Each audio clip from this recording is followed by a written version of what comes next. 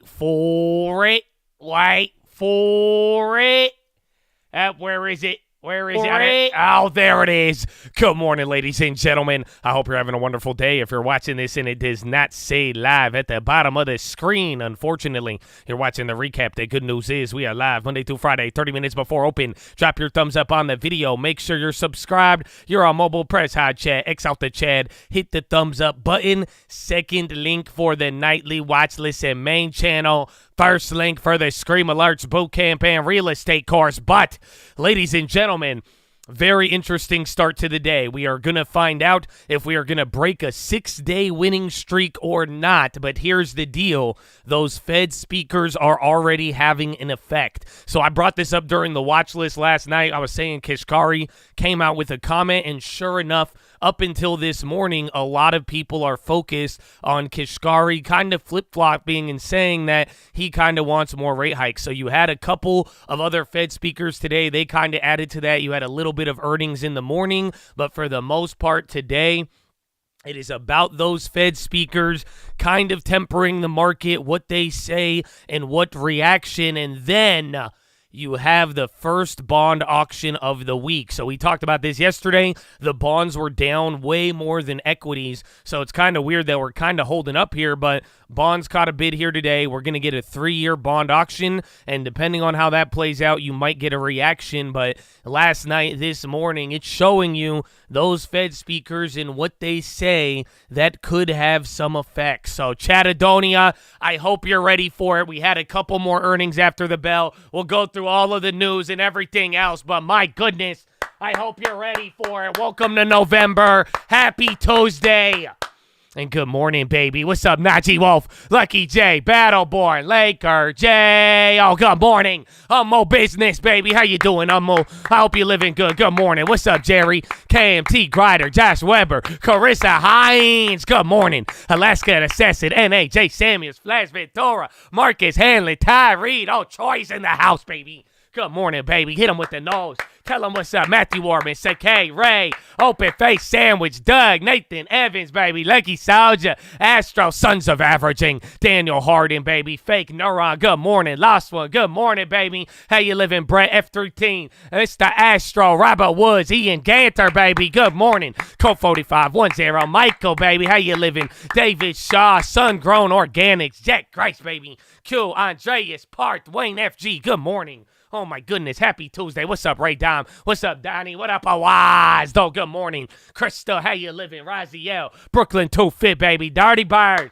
good morning. Oh, Phenom in the house. That's what I'm talking about, baby. What's up? Good morning, Leonardo. Skinny, winning, baby. How you lose it? How you winning, loser? How you lose it? How you doing, baby? What's up, Ephraim? Brooklyn. Bill Quayne, baby. Stafford, Ephraim, Monica, Anthony, good morning. What about the Twitch, baby?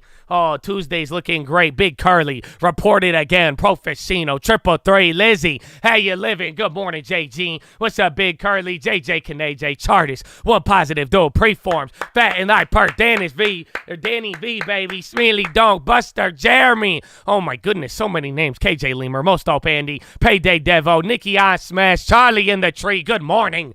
What's up, Toxie? Jake from State Farm Co., GT Pro, Big Curly again, Pinelander, BDA, Cookie Monster, El Coyote, and Nikki on Smash. There's Blazing Bob. We saw him in the morning. Good morning, baby. Oh, my goodness. So, Chad, I hope you're ready for all of it. It should be a little bit of fun here today. I mean, yesterday was an interesting version of fun. It felt a little bit more boring, but we will see how today plays out. But now, stocks fall as Fed rate cut doubts creep in. Hot dog. Excuse me. All right. I keep burping. My bad. You don't think you hear it. I'm keeping it. The volume in check, you know.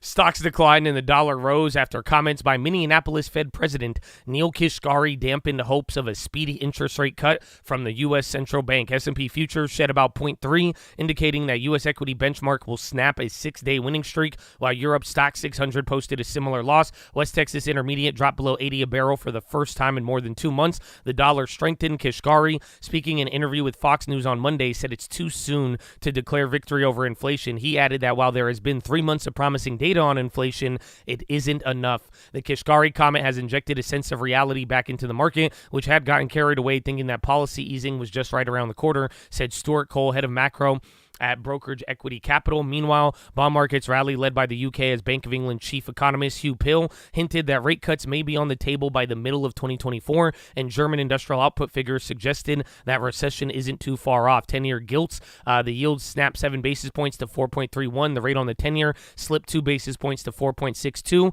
PHILO has kind of gone against the narrative of the B of E message last week that it was clearly better news for bonds. Among individual stock movers, oil producers dragged down European equity benchmarks, with Shell and BP sliding more than 1%. UBS added as much as 5% after reporting stronger than expected client inflows in their wealth management business. Watches of Switzerland Group, the top UK Rolex retailer, jumped 10% after saying they expect to more than double sales and profits by 2028. Earlier, South Korea's Kospi index lost 2.3 after Monday's rallies that was triggered by a short-selling ban. Australia resumed tightening and raised their inflation forecast, a sign that central banks are not necessarily done hiking interest rates. As far as events this week, you got China Forex reserves on Tuesday, Eurozone PPI on Tuesday, U.S. trade Tuesday, UBS earnings, Kansas City President Jeff Schmidt and Dallas counterpart Lori Logan speak today, Eurozone retail sales on Wednesday, Germany CPI on Wednesday, Bank of England governor on Wednesday, U.S. wholesale inventories, John Williams, Bank of Japan, B of E, PHILO, all of that is on Wednesday. That's tomorrow and today. Not too bad. WeWork bankrupt. WeWork filed for bankruptcy, listing nearly $19 billion in debt, a fresh new low for the once high-flying co-working company, which was struggled to turn around its fortunes after the pandemic. It said that it had sealed a restructuring deal with creditors holding about 92% of their secured notes, and that it will streamline its rental portfolio of office space. Ultimately, the expensive leases on its books proved too costly, even after a debt relief pack earlier this year. Inflation fight. Federal Reserve Bank Minneapolis President Neil Kashkari said it is too soon to declare victory over inflation despite signs of recent economic releases and price pressures easing. Let's get more data and see how the economy evolves, he said in an interview with Fox News, adding that 3 months of promising numbers on inflation is not enough. Fear everywhere. Wall Street bosses speaking at an event in Hong Kong said they see financial risk everywhere, from fragile markets to international geopolitical tensions. The mood on the stage of the global financial leaders' investment summer was dour, with executive trading both observations and fears about the current backdrop. Elsewhere, Morgan Stanley outgoing chief executive James Gorman said he will not vacate his post at the bank's chairman by the end. He will vacate the post at the chairman by end of 24, following his departure from CEO post at the end of the year. And he says he does not want to get into politics. And then Treasury yields are lower, stock futures falling, and the dollar is stronger. Traders appear to be waiting on more officials after Kashkari's comments with the Fed and Powell set to speak later this week. Chinese fast fashion giant Shein is said to target a valuation of $90 billion as they lay the groundwork for an eventual IPO.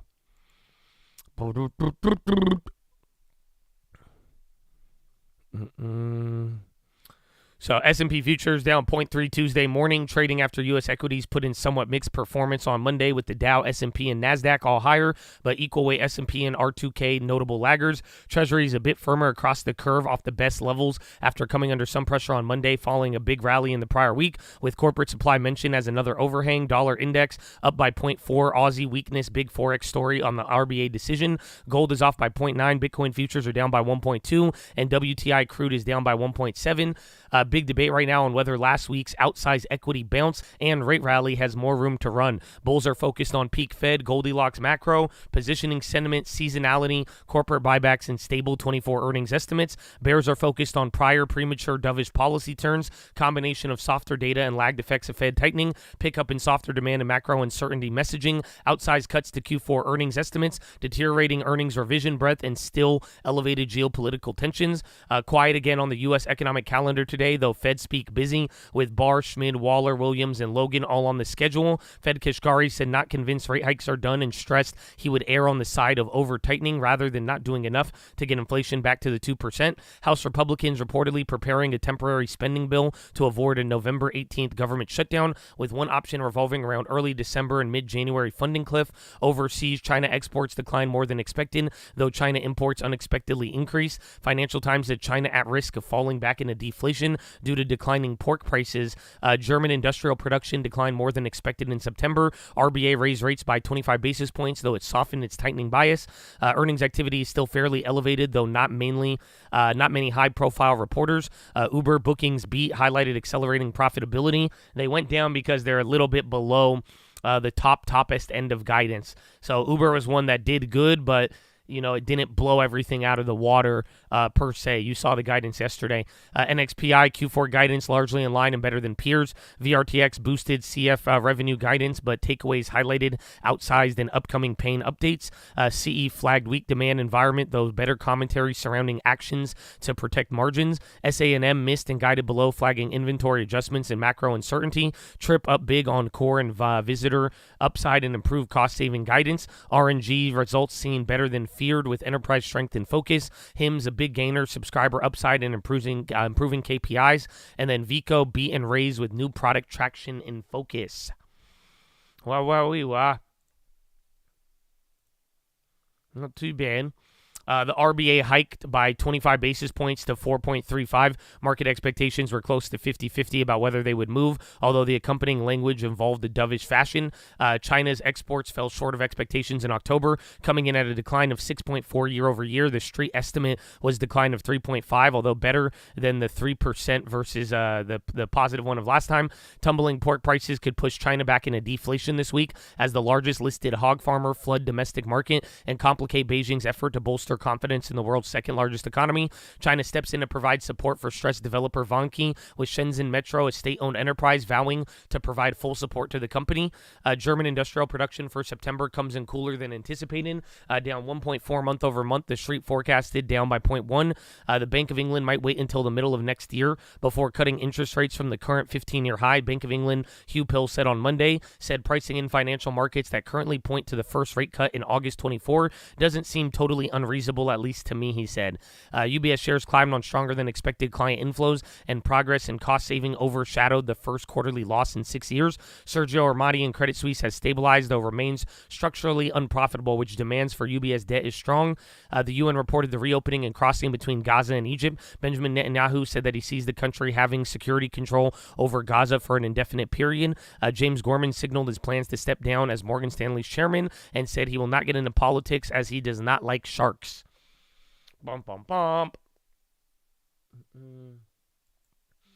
Don't worry.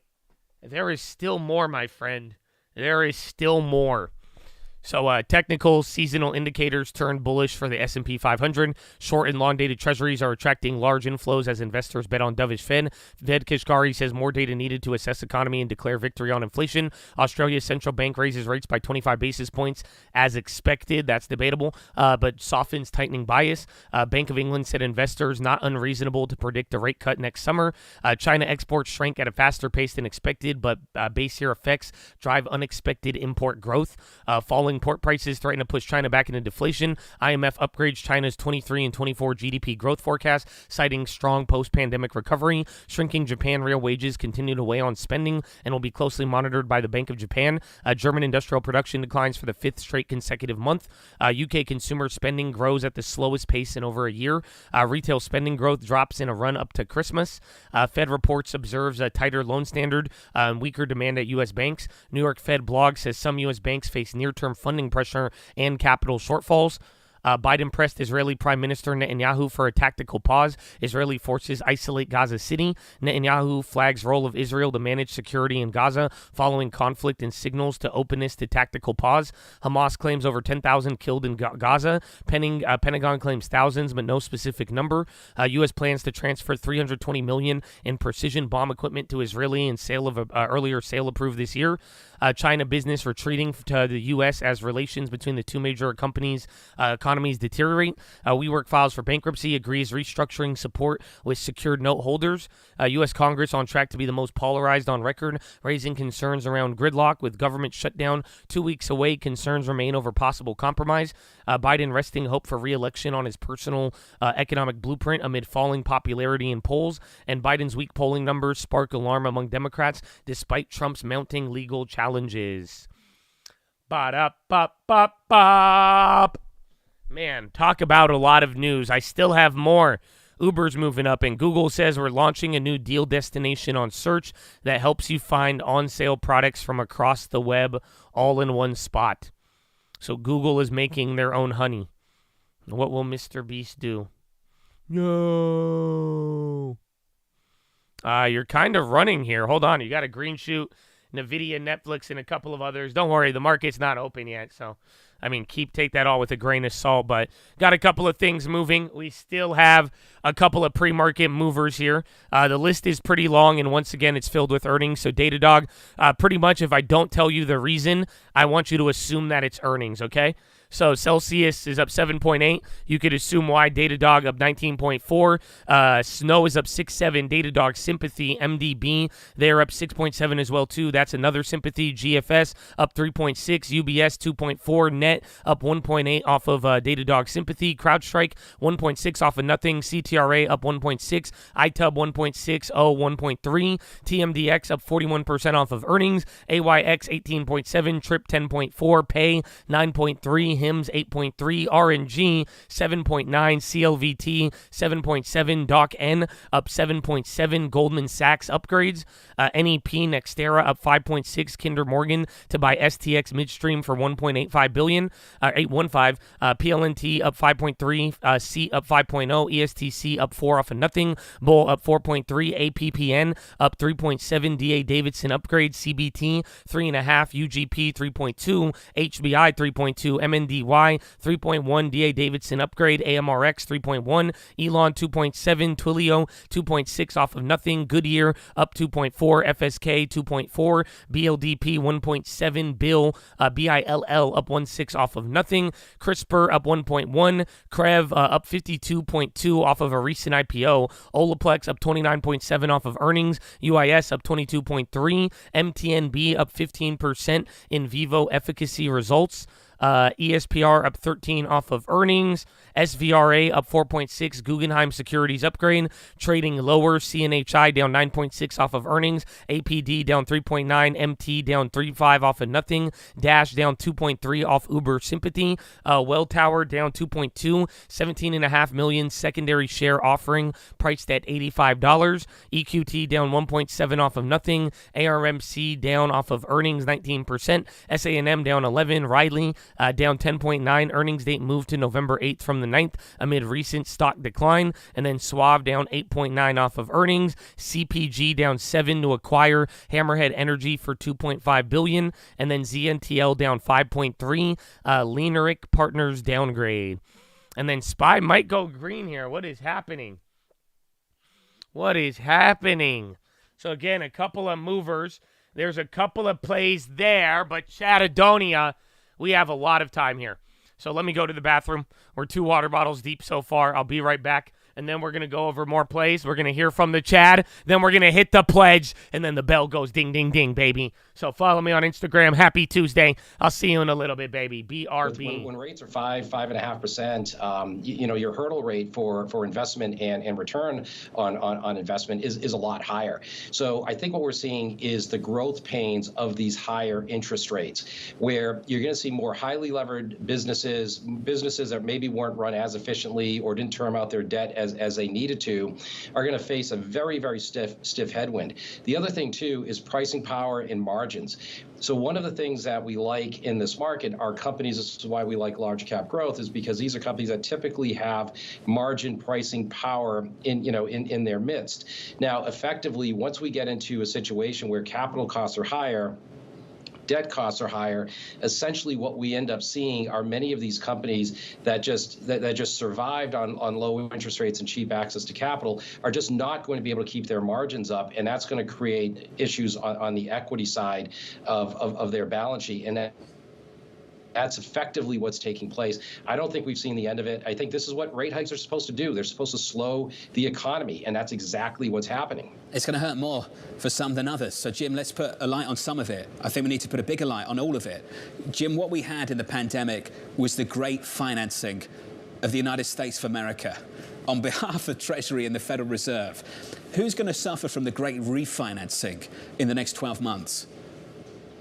Well, look, I mean, I think we all do, right? Essentially, when we look at U.S. government debt and the amount that the government is borrowing and still needs to borrow in 2024 and onwards, this is going to create higher interest rates for everybody. So it's not that if we have a slowdown that I expect, interest rates to rise into a slowdown. That's not what we're saying. What I am saying is that rates may not fall as much as they normally would or historically had. So typically when you get these big moves higher in interest rates, you end up getting lower rates at some other point later on, and then the economy can reset. What I'm saying is that it's going to be harder for rates to come down for a sustainable period and stay saying that low, whole thing we were and saying that they're where going to be Powell, likely to come. even if Powell cuts, it's not like rates are going to drop all the way to zero like some of the other times. Quite interesting. But Chattadonia, how you living, man? How y'all feeling? We got 10 minutes until the bell. You're hearing the people on the news. We went over the pre-market earnings again. A lot of earnings. I said pre-market earnings, not movers, but a lot of them were based off of earnings. So Chattadonia, tell me what you got for the day. We got a little bit of time. I got a bunch of plays I'm going to be looking at here today. A lot of different things, but let's have the Chad go ahead first. What is your first play of the day, baby?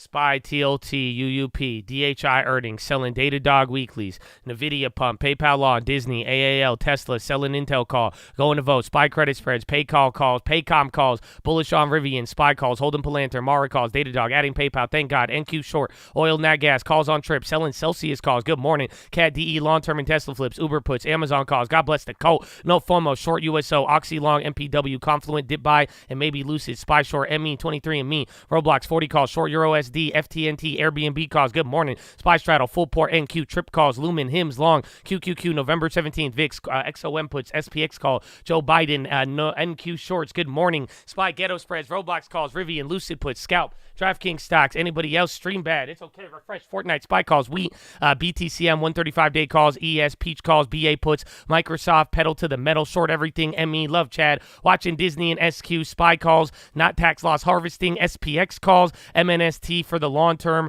MES price action, Spectator Tuesday, sell the 430, grab the 440, FNGD long every day, SPX calls, let's get it, Josh calls on Go Mag 7, SPY calls, no tax loss, Starbucks is dead to me, Chad calls, holding the long term in the final plays.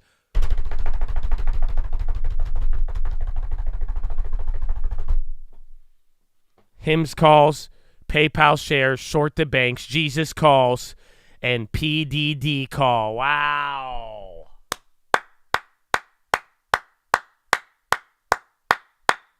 Wow. Look at that. It's kind of a mixed bag today. Usually y'all are like, when it gets really crazy, it's all puts, all calls. Today's a little mixed. I like it.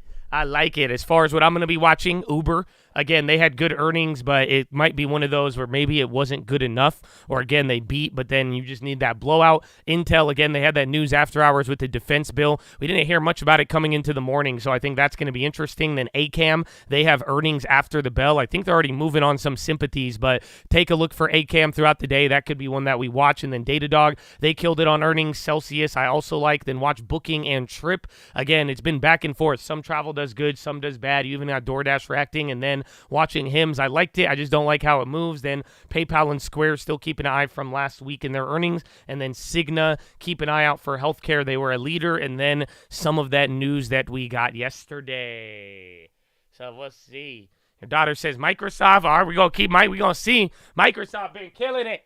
But let's see what Friday is. Not today's on Friday. Today's Tuesday. It's just Powell. You got Powell and these Fed speakers, and then I get all excited. But Chattadonia, we got about 2 minutes until the pledge. Is there any questions you have today? Again, if you're not aware, it's a little bit of a weird day because Neil Kashkari last night, his comments, he brought us down. Remember, we were just listening to Neil Kashkari a couple of days ago, and what he said did not really cause any hesitation. So we were down earlier. Now we're coming back up here. There was earnings that did good. Some of the high flyers like Uber, they did good, but they went down. But that is the summary of today.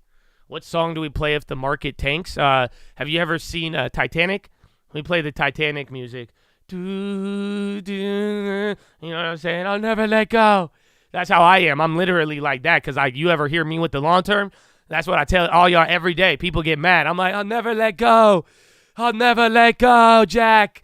I'll never let go. I never let go of the long term. So, but we do play the Titanic music because that's what's happening. You got to hold on to it. You got to hold on to the long term. You're like, no. Every time I raise. You know what I'm saying? Yeah, you know what I'm talking about. We even got a Chad. He start playing the violin. It gets crazy. But anyways, any other questions? If you have one, you let me know, man. You let me know. If you have any other questions, you got about 1 more minute here, 30 seconds. That Titanic joke took a lot of time. Took me way longer to say that than I initially suspected. Anything else? I'm waiting. I'm scanning, baby. Did I change opinion on Intel? I just don't like it as higher priced. I like the news and I want to see for follow-up, but I'm not going to go long-term on it. I just want to see how that news plays out, though. Seems like it was good. Brought them up 1% after hours. Snow for the winter. Well, Snow stock is up today because of Datadog. I have looked at HIMS. I like it. I just don't know if it's going to dump off the opening bell or run up and then dump or then actually stay up, but I like it a lot. But you know what I love even more? Oh, yes, baby.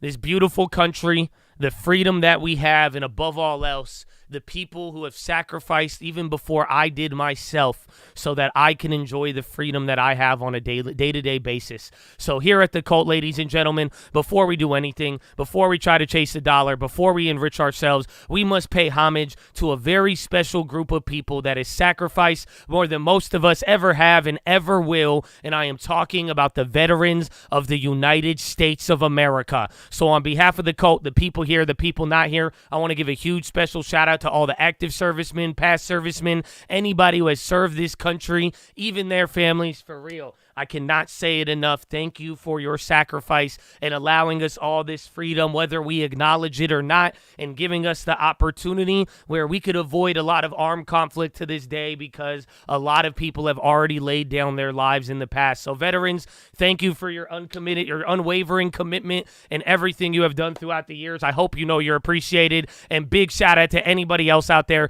giving back to their local communities, all the doctors, nurses, teachers, firefighters, police officers, coaches, janitors, anybody helping make things run, baby. I hope you know you appreciate it as well, too. But ladies and gentlemen, please rise. Place your right hand over your heart. Say it with me. I pledge allegiance to the flag of the United States of America and to the republic for which it stands, one nation, under God, indivisible, with liberty and justice for all, baby. Send the digits!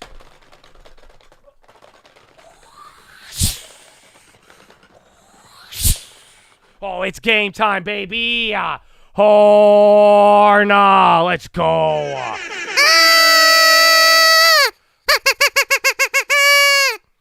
Oh, good morning. Good morning. Portugal Prime Minister resigns amid police probe. They got him. They got him. They got him. Oh, they got him. Hype AF. All right, man. Yeah, daylight savings, bro. It's like 7, 8 o'clock right now, but we just started, so it feels great. Celsius dumping. Again, I think they did good. So, Chad, get ready. We got about 1:20. I already told you the plays. There's a lot of different plays out here. Again, you have the earnings. You got post-earnings, the ones from yesterday. You got a couple of the chip news stuff. Again, even Intel's coming back down. You got travel doing good. You got people talking about banks. Again, there was kind of a surprise rate hike there in Australia. I do believe the dollar is moving around. And then you still got a couple of Fed speakers on the schedule for the day. So we'll see. Pumper Sandler, they did not come up on anything today. So usually they do, though. Usually Pumper Sandler. Today was D.A. Davidson. I saw like 3 or 4 of those upgrades today. Say that was it. Yeah, Berkshire and Buffett, they've been killing it, man. They've been killing it. He is, again, it's us four straight quarters in a row of selling U.S. stocks, but definitely has a lot of cash. So Chattadonia, 30 seconds remaining. Drop your thumbs up on the video. Make sure you guys are subscribed. Call out any plays. You got any info, you let me know. Any questions, we could work together and see where it takes us. So Get ready. Today would be 7 days of green if we close green. Otherwise, if we don't close green today, you will snap a 6-day winning streak. So we've already had 6 green days in a row. Today will be 7, and we will see what happens. 3, 2, 1. Round 1. Fight.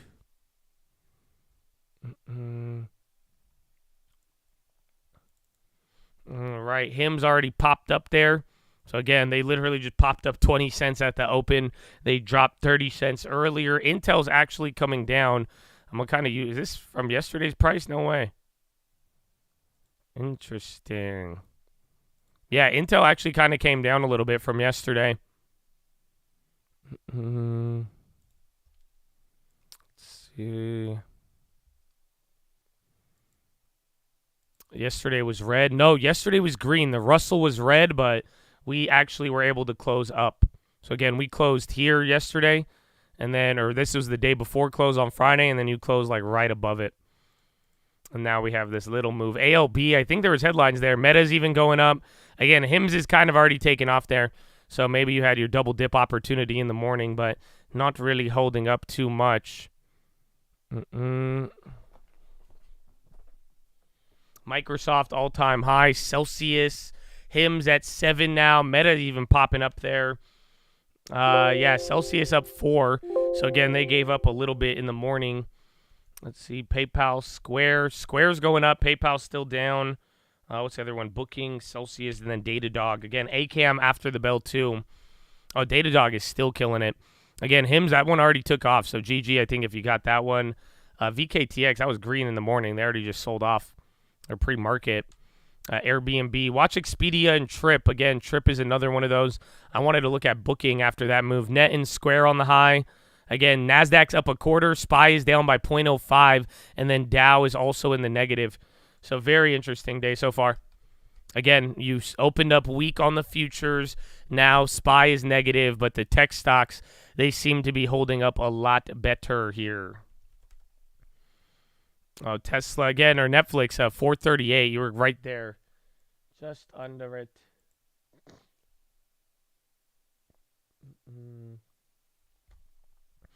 Shorting Datadog, light for now. FGen, 21%. Apple kind of popping. It seems like all the big tech. HIMS, that one just took off, bro. You got 13% in 3 candles. That thing was break even off of the pre-market play and then just took off right there. Unity going up there. Again, they're up 1.5. I don't remember. Roblox, I think their earnings is in the morning. So keep that one in mind. Pinduo Duo. China Plays, not too hot today. China Plays are actually going into the lows. Banks down by 0.3. KKR on the high. XLY is on the high. Where's Uber? So Uber's trying to come back up. Again, Uber's earnings were good. The only problem, they're just up a lot. So they missed on the very tippy top of the estimates, but everything else was a beat. Again, but they just moved up a lot in the last couple of days. But, yeah, Uber is making that move. I think DraftKings, again, they were hitting 52-week highs. SPY, another low. So, again, you had that little lift in pre-market there, and we are now just coming back to where we started. So, again, pre-market, you were down, and then you had that little pop there right before the bell. So, very interesting for now. NASDAQ still in the green. SPY and Dow barely red. Datadog on the low now. So, shout out if you actually took that short right there. Yeah, Datadog still up 22, though. KRE, big cheek leg. Kind of. They're down 1.1. XLF isn't that bad, but you definitely have those moving. And XLRE is down 0.48.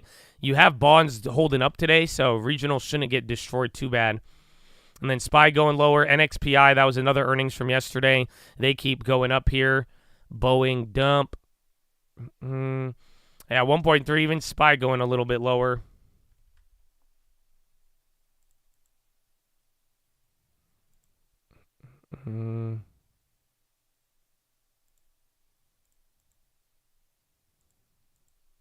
Let's see. All right, HIMS. If HIMS comes back down, we'll take another Ganda at it. AV's driving. Where's young Tesla? Apple, too. Apple's break even. Again, I feel like Meta and Google were moving more. They actually came back down here, though. Amazon, Netflix even slipped. Again, Netflix was just at like 437 pre-market. Disney playing games. shop clap. I think everything. Again, you just had your first little bit of weakness here in the morning, and then you kind of just brushed it off there leading into the bell. Then we hit right into the green, and then you just sold off right away. So you're getting a very interesting move now. Snow short. That's this other sympathy for Datadog. NVIDIA's on the low now. AMD, PODD. Intel's holding up. So that news is actually holding for them. And then Uber's kind of chilling here. Mixed bag of fun. I think HIMS is still moving up. Yeah, that one is unrelenting. What about Trip? Nope, Trip still holding 7. HIMS again on the high ticker. That keeps showing up. It just hit 720. Bank of America on the high. Interesting. They're down by 0.4. Again, big banks aren't doing as bad. Regionals are. The regionals don't make any sense, though, considering, your rates aren't doing as bad as they were yesterday. And now you're back to 43.58. No shit. So, again, yesterday you literally had this weird little run up into the close. I mean, you're right back to this level. Remember, we've been bringing this up a couple of times. This is its own little range. Even then, even between here, this is the real heart of the range. But even from yesterday, 4358, how we held and tested there, that was pretty important. Uber's starting to go up now. Disney, a couple of other things are waking up now.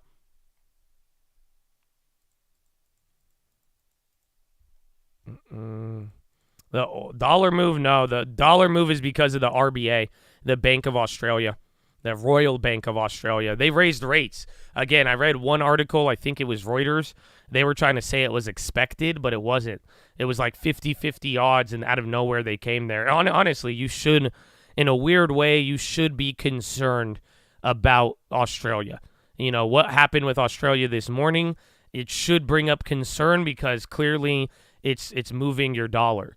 But again, lately in the last couple of weeks, the main theme was that all these central banks are done raising rates, right?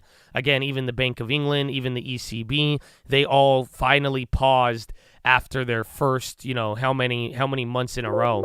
And then all of a sudden now you wake up today and one of your central banks, Australia, they just decide to raise out of nowhere. Yeah, exactly. They had 4 months of pauses. So it just, none of it in the grand scope of things, it's kind of a signal that, hey, maybe, don't be so excited about rates staying where they're at there. Again, kind of a little reality check, mixed in with what your boy Kashkari had to say. Crikey. Apple's starting to move up on the bottom. I put that up there for you. Again, we're still at the low. Tech is just doing great, but just like yesterday, I believe equal weight and everything else is just getting smashed. And bonds are going up, though. But like I'm saying, some of these interest rate sensitive, even the Russell, they're not really responding to this rally that you're getting on bonds. So, again, you're holding the level right now. Equal weight's already down another 0.3. This thing just dumped right from the get-go. Barr says Fed still weighing prospect of digital U.S. dollar. Fed has strong interest in regulating stablecoins. Fed Barr says private sector stablecoins can become private money.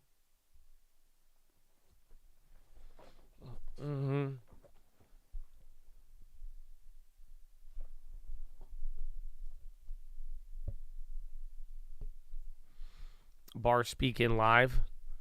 I don't know, but is it the thing about Michael Barr? He's like a voter, and he's hella important. Life W's on the high again. That's from yesterday. But the thing about Michael Barr is that he's usually talking like bank supervision, and I hate it. So that's the only issue, is that when you do finally hear him, it's usually just about banking stuff.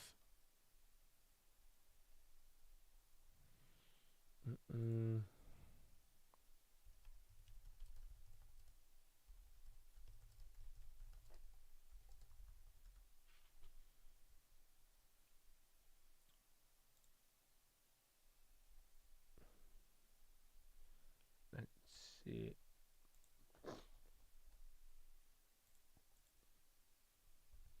Apple, Snow. Again, Snow's related to Datadog.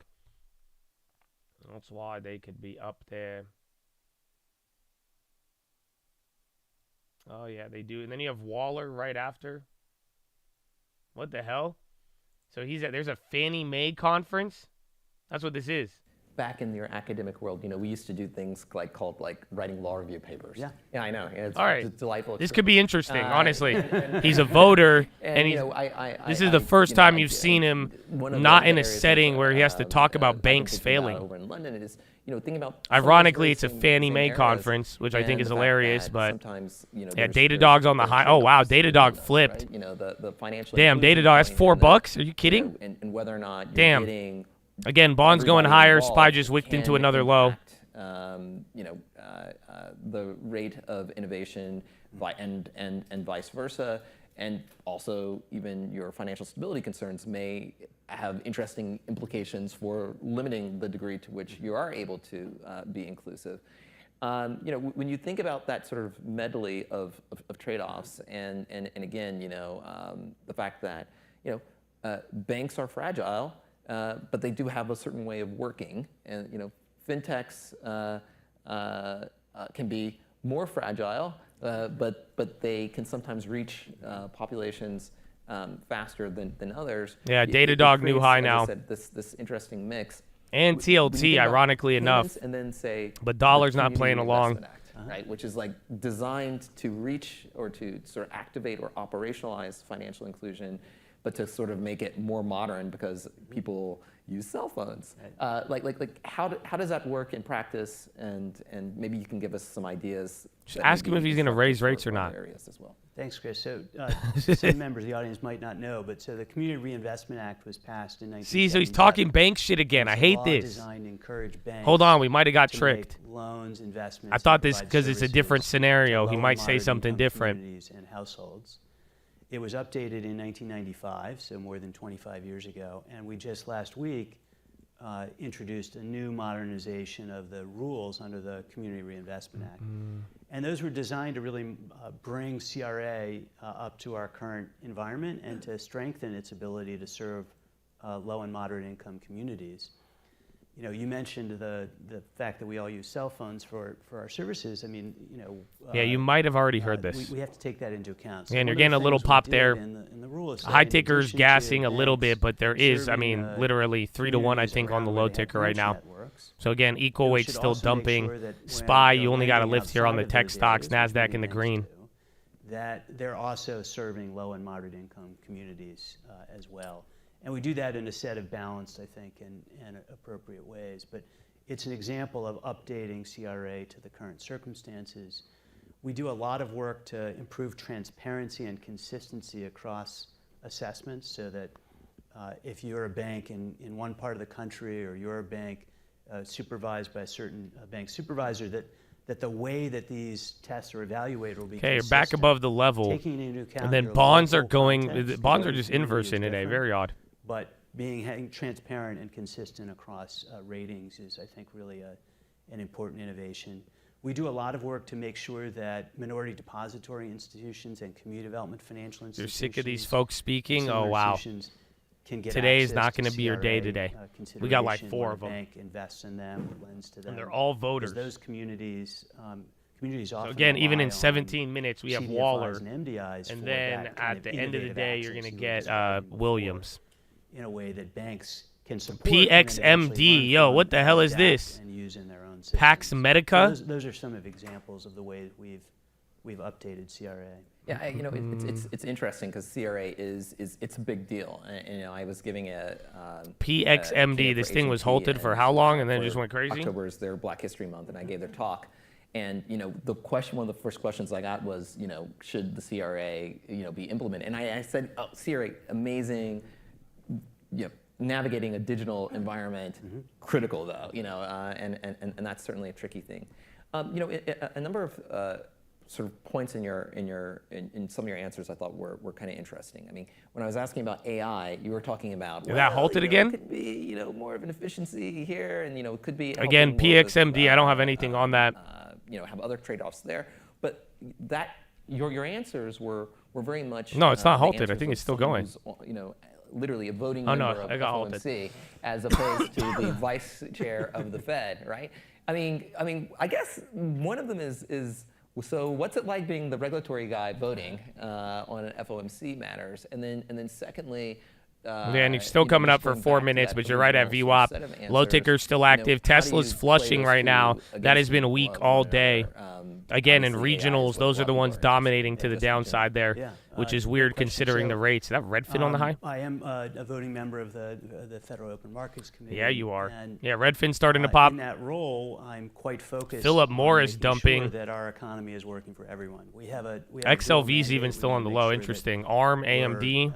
Maximizing employment. Yeah, they're going up. So is Amazon. Cart on the low now, so that was in the green. And right now, that one we're just flipped. in a situation where Oh, inflation NVO. has been very, very high. It's still too high. We've moved. Iraq oil minister quite says significantly oil to raise exports from rates southern in order fields to, increased by make progress 350,000 barrels a day. inflation. We have been making progress over the last number of So a little months, oil but there's supply still, increase, and more oil's work already to at the do. lows. See what that And says? It's a really baby one, critical but that related to we Iraq. Continue to do the work necessary. Argen, Datadog's make on the sure high we get again. Some of you were inflation asking down about 2%, snow. because They're stable not moving prices as much, are but really the Datadog just keeps bedrock ripping for into the economic highs. growth. They're the bedrock for stable employment over time, and so we're really quite committed to making sure that we do that. You know that we've PXMD was a currently in the biotech. place of taking a close look at the data as it comes in. We're going to continue No to shit. do that. So I think that's a really important part of my job as a governor and as Yeah, vice nothing chair. he said has hit a headline yet. I'm like How do I think loosely about How listening. those things relate?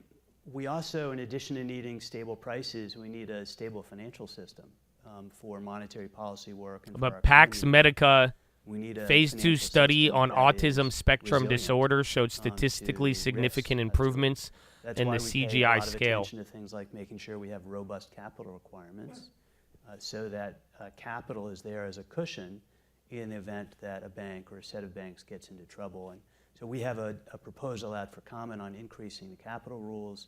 We're taking comment on that now from the public, but it's a part of our overall frame for thinking about how do we have a resilient economy and a resilient financial system that really works for everybody. Uber's on the high Well, now. just Snow's 10-second about to question. take off. You've spoken a lot about Again, the like, low ticker's still diversity pretty of- active, of- though, which is of weird. I'll give you the services. breakdown here. Fed's Right now, been actually. in the diversity conversation for Yeah. quite a little while. What are you most proud of in terms of your achievements in the last year or so? Well, I would say. let me Okay, just kind of start coming with down. this, that PayPal there's on the always high, more work. ACMR on the low. So I don't think anybody should be in the position of touting where they are. There's just always more work to do. So again, to you make got our country 18 more names of inclusive, red on the Dow, and 12 in the more green, diverse, and NASDAQ 100, 49 diverse. red, And we 51 take that very green, seriously at the and then Federal Reserve. S&P 500, The Federal Reserve 333 Board red, currently 168 believes the green. most So diverse Dow in and history. NASDAQ are kind of matched up, That makes, I and think, then for better S&P is the decision-making. drag When here we on the sit day. around the table with each other on the board, or when we're meeting with our Snow's on the high, colleagues more broadly PayPal in as the well, too. FOMC, having that diversity is really quite essential for good decision making. And as you know, there's lots of research that demonstrates this in lots of different domains. I certainly feel it on a personal level that I'm really glad to have that diversity around the table. We also have made progress in diversifying regional Federal Reserve banks.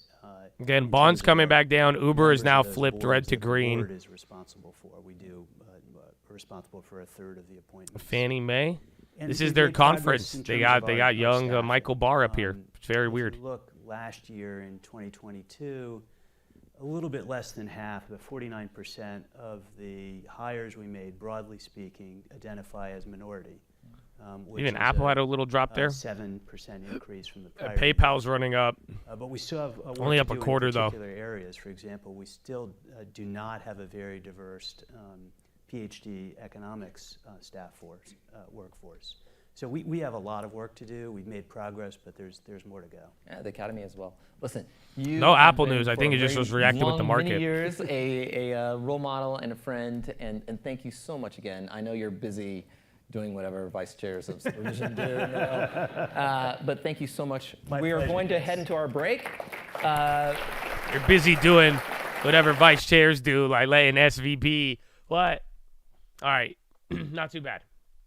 Yeah, he had like, you guys even called it out. He had like one statement getting into rates, but it didn't even hit the wire in the sense, like, again, I think Goolsbee and a couple of other Fed speakers, they're not, yeah, Goolsbee's a voter. But they came up today, and then, their headlines at least came through the wire. But if anything, everybody's still kind of just in shock. So, again, you were just saying how you don't want to hear any of these Fed speakers today. Well, unfortunately, what started off this morning was Fed speaker comments last night, and now the rest of the schedule today is there. So, honestly, in 10 more minutes, we have one more person coming up. So, 10 more minutes, you're going to get Mr. Waller on. So keep that in mind. But for now, we're still kind of in the same setup from the morning. NASDAQ's still holding. SPY, Dow, Russell are all down here. Ironic, though, because, again, yesterday, markets held up in the green. Bonds ended up going down 1%. Now you got the bonds up here today, and then the market's down. But this time, the dollar, we were just talking about that before he came on there. The dollar and what happened in Australia this morning, that kind of had a negative effect here. It's still playing out on the dollar. The 3 lines on the top of the high-low ticker is velocity. So the bottom line is 30 seconds, the middle line is 1 minute, and the top line is 5 minutes. So you can see here, there's more momentum on the upside 5 minutes ago, but in the short term, 1 minute, 30 seconds, it's kind of falling down there a little bit, and then you got a little bit more velocity of names coming down here. So you'll watch it, though. You'll see it as it picks up and which ones go back and forth. And again, PXMD, I don't know if is that unhalted yet? So this one, again, phase 2 autism drug that showed really, really good results there. So very interesting to see how it played out there for now, but we will watch. Again, I don't know if anybody got in on that one. There was that one, and then Snowflake and Datadog and Big Pop on the SPY, a decent size. I guess your first decent green shoot candle. Snowflake is on the high right there. Datadog is about to go through another one.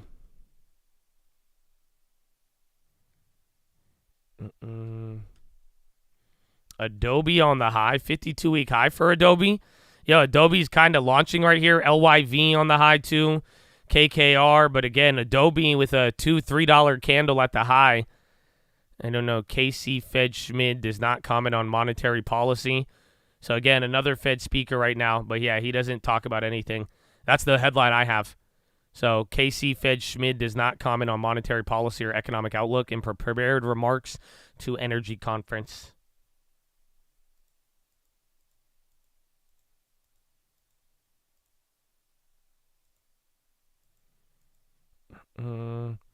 ARKG.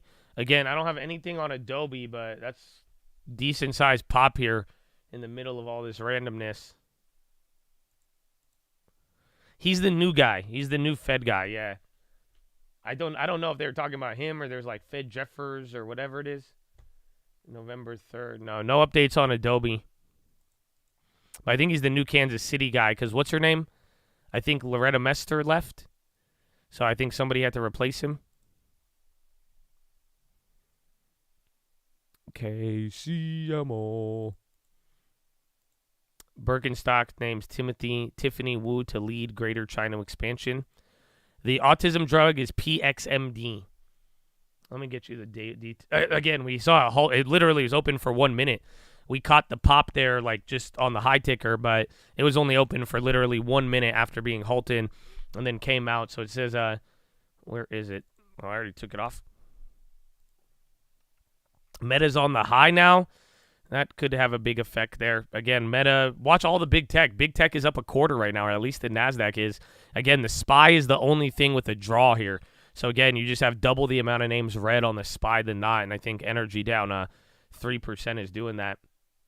So, yeah, Pax Medica study results on autism spectrum disorder showed statistically significant improvements in the CGI scale. They announced publication of research filings in Annals of General Psychiatry. The research led by Chief Medical Officer David Hugh, along with a team of renowned co-authors specialized in autism spectrum disorder. The research explores the potential of low-dose suramin intravenous infusions as an ASD treatment. The comprehensive 14-week randomized double-blind placebo-controlled study enrolled 52 boys aged 4 to 15 with moderate to severe ASD. The primary focus of the study was to evaluate the efficacy and safety of suramin intravenous infusions with 10 milligrams suramin arm demonstrating promising results. The study revealed statistically significant improvements in the clinical global impressions improvement scale among the 10 milligrams compared to the placebo. Full research can be viewed at paxmedica.com. As unhalted. So that's the one I was talking about right here. Pax Medica. Again, they're already up 200%. That's the issue. I don't know. When was the last time we heard of an autism drug, though? Again, and this time it's phase 2. All they have is statistically significant, but I don't know if it's rare. Like, it just seems like you don't really have too many of these worked on. But yeah, there you go. Perfectly unhalted. I don't know if it's going to get halted again. We'll see. By doing the long term, oof. It'd be tough. I could get behind it, but it's definitely, it's like, it comes with its problems, I guess. So it's like, it's kind of a red flag. It's like, you gonna marry the red flag still, and which I'm not saying maybe some of you have, but at the end of the day, it really depends. It really depends. That one's tough. I wouldn't be opposed to it, but it wouldn't necessarily be my favorite play, to say the least.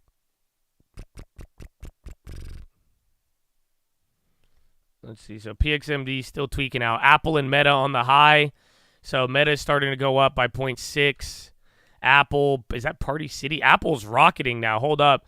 So you're getting back up here to the opening candle. Remember, we were lower pre-market, and then we just kind of brushed it off with the bonds here to start off. Then we opened up the day, sold off, and now you're getting back to near where we started here in the morning. Did PXMD get halted on the way down now? Spot Palladium down 5. Intel shares up 0.5 as Wall Street Journal reports lead for defense. That was the news from last night. So I guess they're still saying that's what Intel's up on.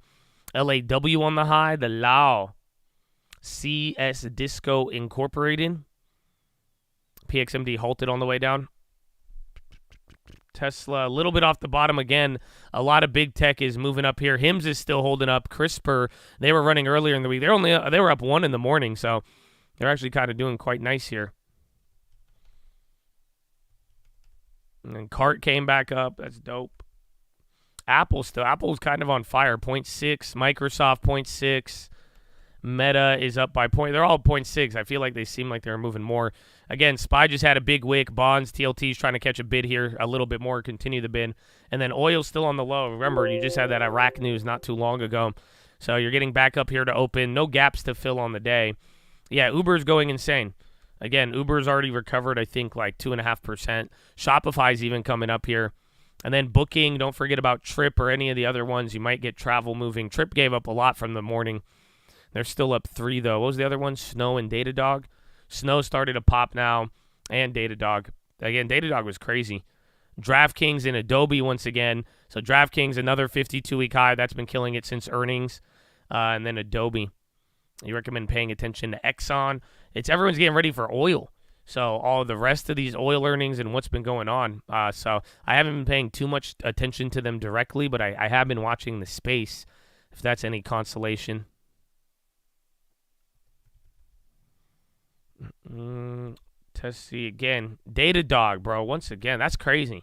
I thought that short was looking good when you said that in the morning. I'm surprised it just went switch gears. That's insane. Riskbank Flodden says we think that the monetary policy needs to be restrictive for some period ahead. 4365 OMI RXRX on the high. Datadog DD on the high, on the low.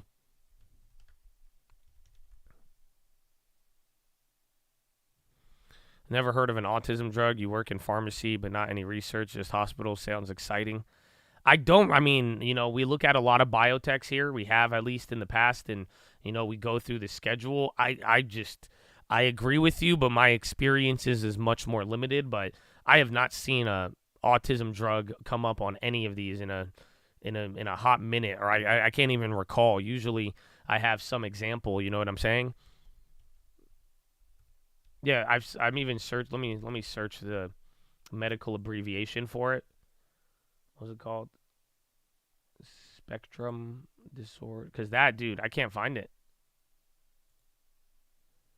I'm looking right now. I'm looking at the next 4 to 6 months of drug approvals, and I just searched one keyword. It didn't show up.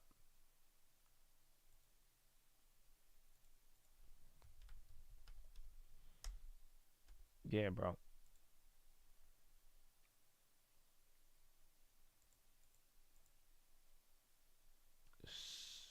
Suramin.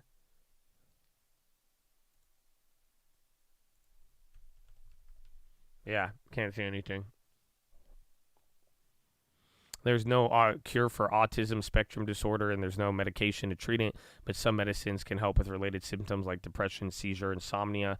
Studies shown that medication is most effective when combined with behavioral therapies. Yeah, it's not. There's nothing like this, though, too. So, again, I just searched, again, I'm going through all the other drugs. I searched every keyword, drug name, anything similar. There's just not anything similar. There's nobody who works on this. Why is PayPal lagging? Because remember, PayPal didn't do the best. It was Square who did really good. It was Square with the one with the really good earnings. People got excited about it, but, PayPal, they kind of just got to ride the coattails. So you're breaking out new high now. So that little bit of downside did not last. Only an hour and a half till Euro close. That's the good news. But for, in a weird way, weird fashion, we opened up weak, bounced up, sold off, and now we're coming right back up. So everything's in the green. If we close here, this will be 7 days in a row, but you still have like 6 or 7 hours remaining. So I'm just giving you an update, but don't get too ahead of yourself. Unity up, Roku. A lot of names are up.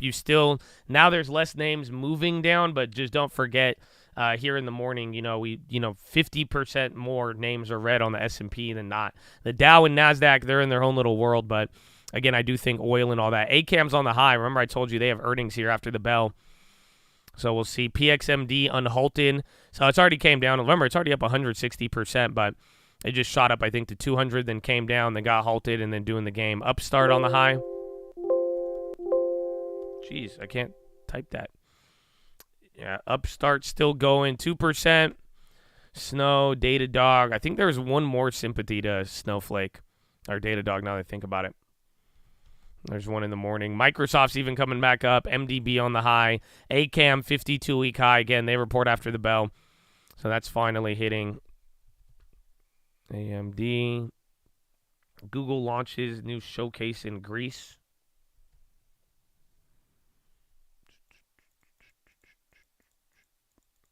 Yeah, the bond auction, that's going to be at 1 or 2 p.m.? But it is the 3 years. So remember, the last time we were worried about bond auctions, we opened up the week with the 2-year bond auction, and then that came in fire, and everybody got excited. Then the next one. So this one shouldn't move us too much, but, we'll see. Anything can happen.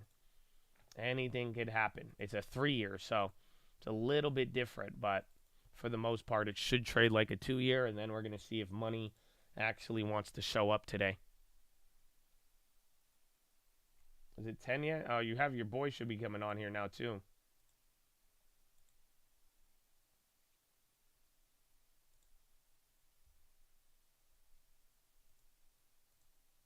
So Waller, they're queuing up Waller right now.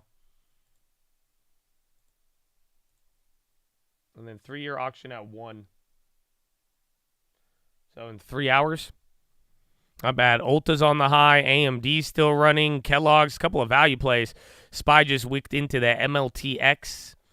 And I feel like a couple of biotechs are still moving around here. Why are we going up?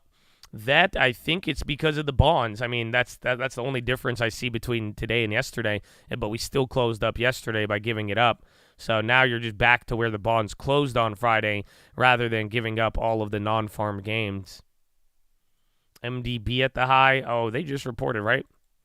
Or maybe I'm thinking of somebody. I think I'm thinking of the African one, Jumia, or the other one that did better. Twilio is the other Datadog. Yeah, thank you.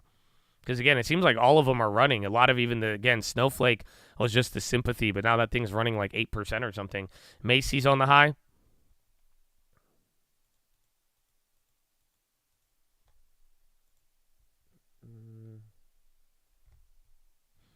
CDLX on the high. AMD starting to break out.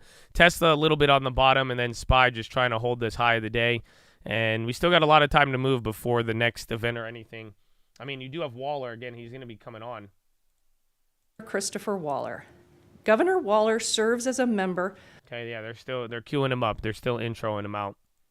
I'll put him on once he hits the stage. Again, another voter. We've already gotten probably like 3 or 4 Fed speakers today.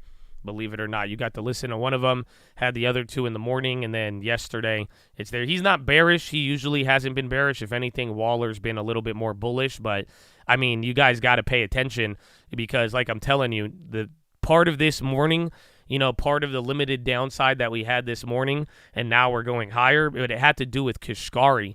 But the funny part is that you heard Kashkari a couple days ago. Remember, he looked like Jeff Bezos' Middle Eastern brother? You know what I'm saying? Like Jeff Bezos' dad had a secret Middle Eastern family, and that's how Neil Kashkari came about. I don't know if that's factual or not, but that's always been my assumption. But Jefe Bezos' father, anyways. But the whole idea is that you heard him a week ago, and he didn't say anything of what he said last night. If anything, he sounded more bullish. He sounded more favorable. And then he comes on last night, and then it seemed like, Powell kind of nudged him to beat the market down a little bit. And it worked for a little bit. Even today, that is a lot of the tension that we're dealing with right now. He spoke this morning too. Yeah, he tempered back what he said last night, this morning. But that headline, again, I was shooting the watch list and I gave you an update on it. But that headline alone was like very, very intense.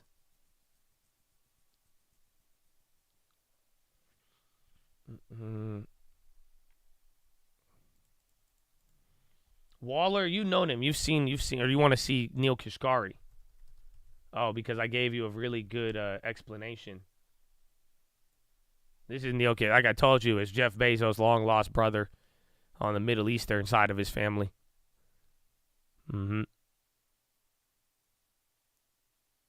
Wait, why did he got 2 wives, but it don't say when he got divorced or anything? Wait a minute. That's some Jeff Bezos right there, baby. He runs in the family. Stop it.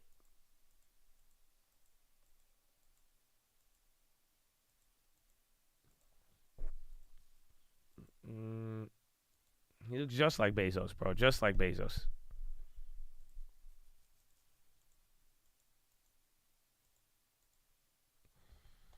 TMDX, bro. Whoa, 69. This was on the runners. I think they had some phase 2, phase 3 data, I believe. Again, TMDX is just going insane though. Dollar General on the high. That one's doing good too. And then I think ARK is killing it. Surprisingly, they're up 1.5, and then SPY chilled out a little bit from that high there. Again, a lot has happened so far in the morning. Went lower, set a new high. Again, you were within 2 points of yesterday's high, which is still, which is what, 1 point of the all-time high of the last couple of weeks. I guess all-time high is a bad word. Oh, my goodness. LBC, baby. God bless you. Hard knock. Where's my... Oh, God bless you, man. Thank you. 10 of them. Let's go.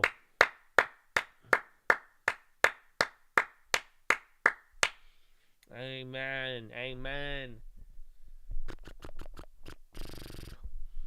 That's what I'm talking about. LBC, baby. It's LBC, right? It could be IBC, but I'm assuming it's LBC. Because that, you know what I'm saying? Like, that has more to it, man. That has more to it.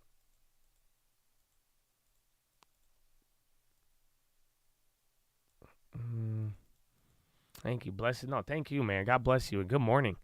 Good morning. I'm talking about, man. I hope you're living good. I hope you got the law term.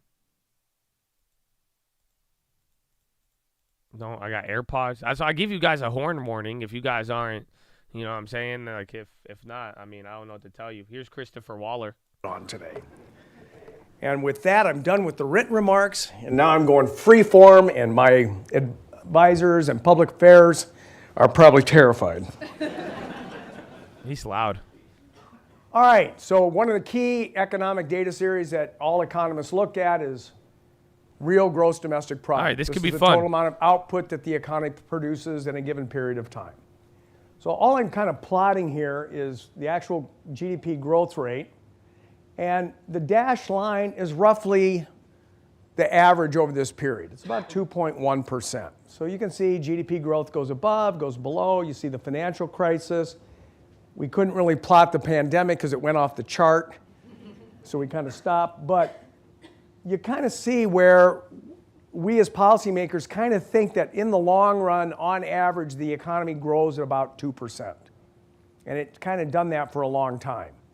So if you were to look at what we call the Survey of Economic Projections, where all the committee members put out their forecast where they think growth will be in the long run, everybody's right around 2%. So that's just kind of the point of this slide, to kind of tell you how the economy evolves. It bounces up, it goes down.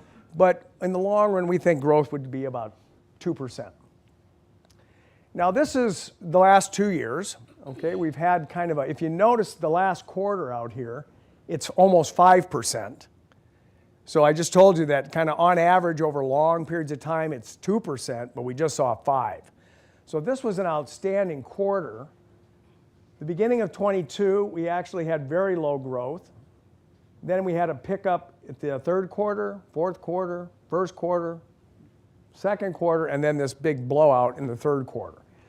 And all that I'm doing here is kind of with GDP, you know, you say you produce all this output, who consumes it or who takes it? Households, that would be consumption. Firms, that would be investment. The government, that would be G. And then you have net exports, which is how much the rest of the world takes of your stuff. So all we're kind of doing here is plotting which of these components is driving GDP. And you can see that, you know, investment wasn't good last year, the green, it was actually negative. Consumption was good, the striped area, the purplish stripe. And then in this last quarter, everything's good. Eli breaking 600. Right, you have some things doing big well. single dollar level some for things him. doing well, but this NVO last quarter, moving too. man, everything was booming. A couple of biotechs on the high now. So this is something we are keeping a very close eye on when we think about policy going forward. The other huge thing that we take a look at is obviously employment. Our dual mandate is AMD and maximum chips are employment running. and price stability. So maximum employment says, guess what you should look at?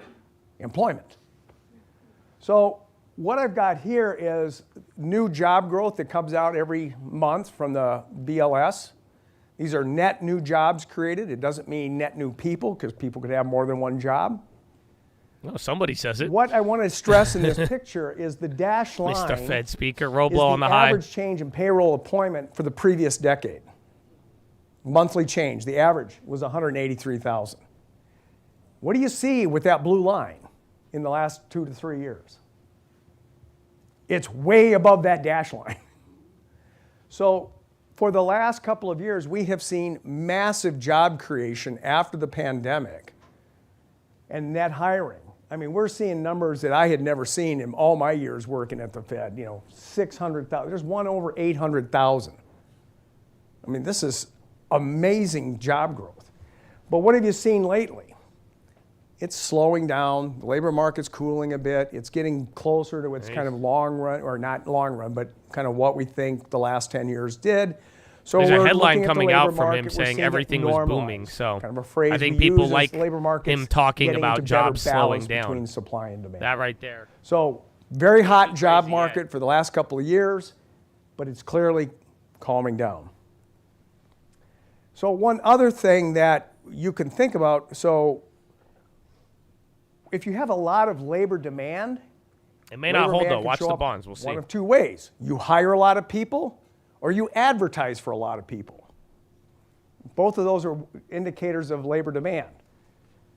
So what I'm plotting here is vacancies to the unemployment. So vacancies, how many jobs are available. The unemployment rate is how many people are looking. So here, number of jobs divided by the number of people looking. And if you look back from 2002, I wonder what his all the way conclusion is out going to to be. the Again, none of this is 2019, pre-written. That number's below That's 1. what he said in the beginning. So kind of for the last 20 years, the number of jobs was less than the number of people that were actually looking. This is and Waller, you can see yes. down in 2008, that number's down to 0.2. So there weren't just any jobs. A lot of people looking and no jobs. What do you see now? You see numbers at 2. So, you know, back in like 2022 last year, there were 2 job openings for every single person looking for a job. So there was tremendous demand for labor. This led to, many of you know, trying to hire people was very hard. This put a lot of upward pressure on wages to compete. A lot of job hopping. People would quit one job, move to another for a bigger salary. But what we've seen is this starting to come down. So about May of 22, I was making an argument that we needed to really tighten policy to get inflation under control. The standard response to me was, you're going to throw all these people out of work. And I said, no, you can just get rid of vacancies.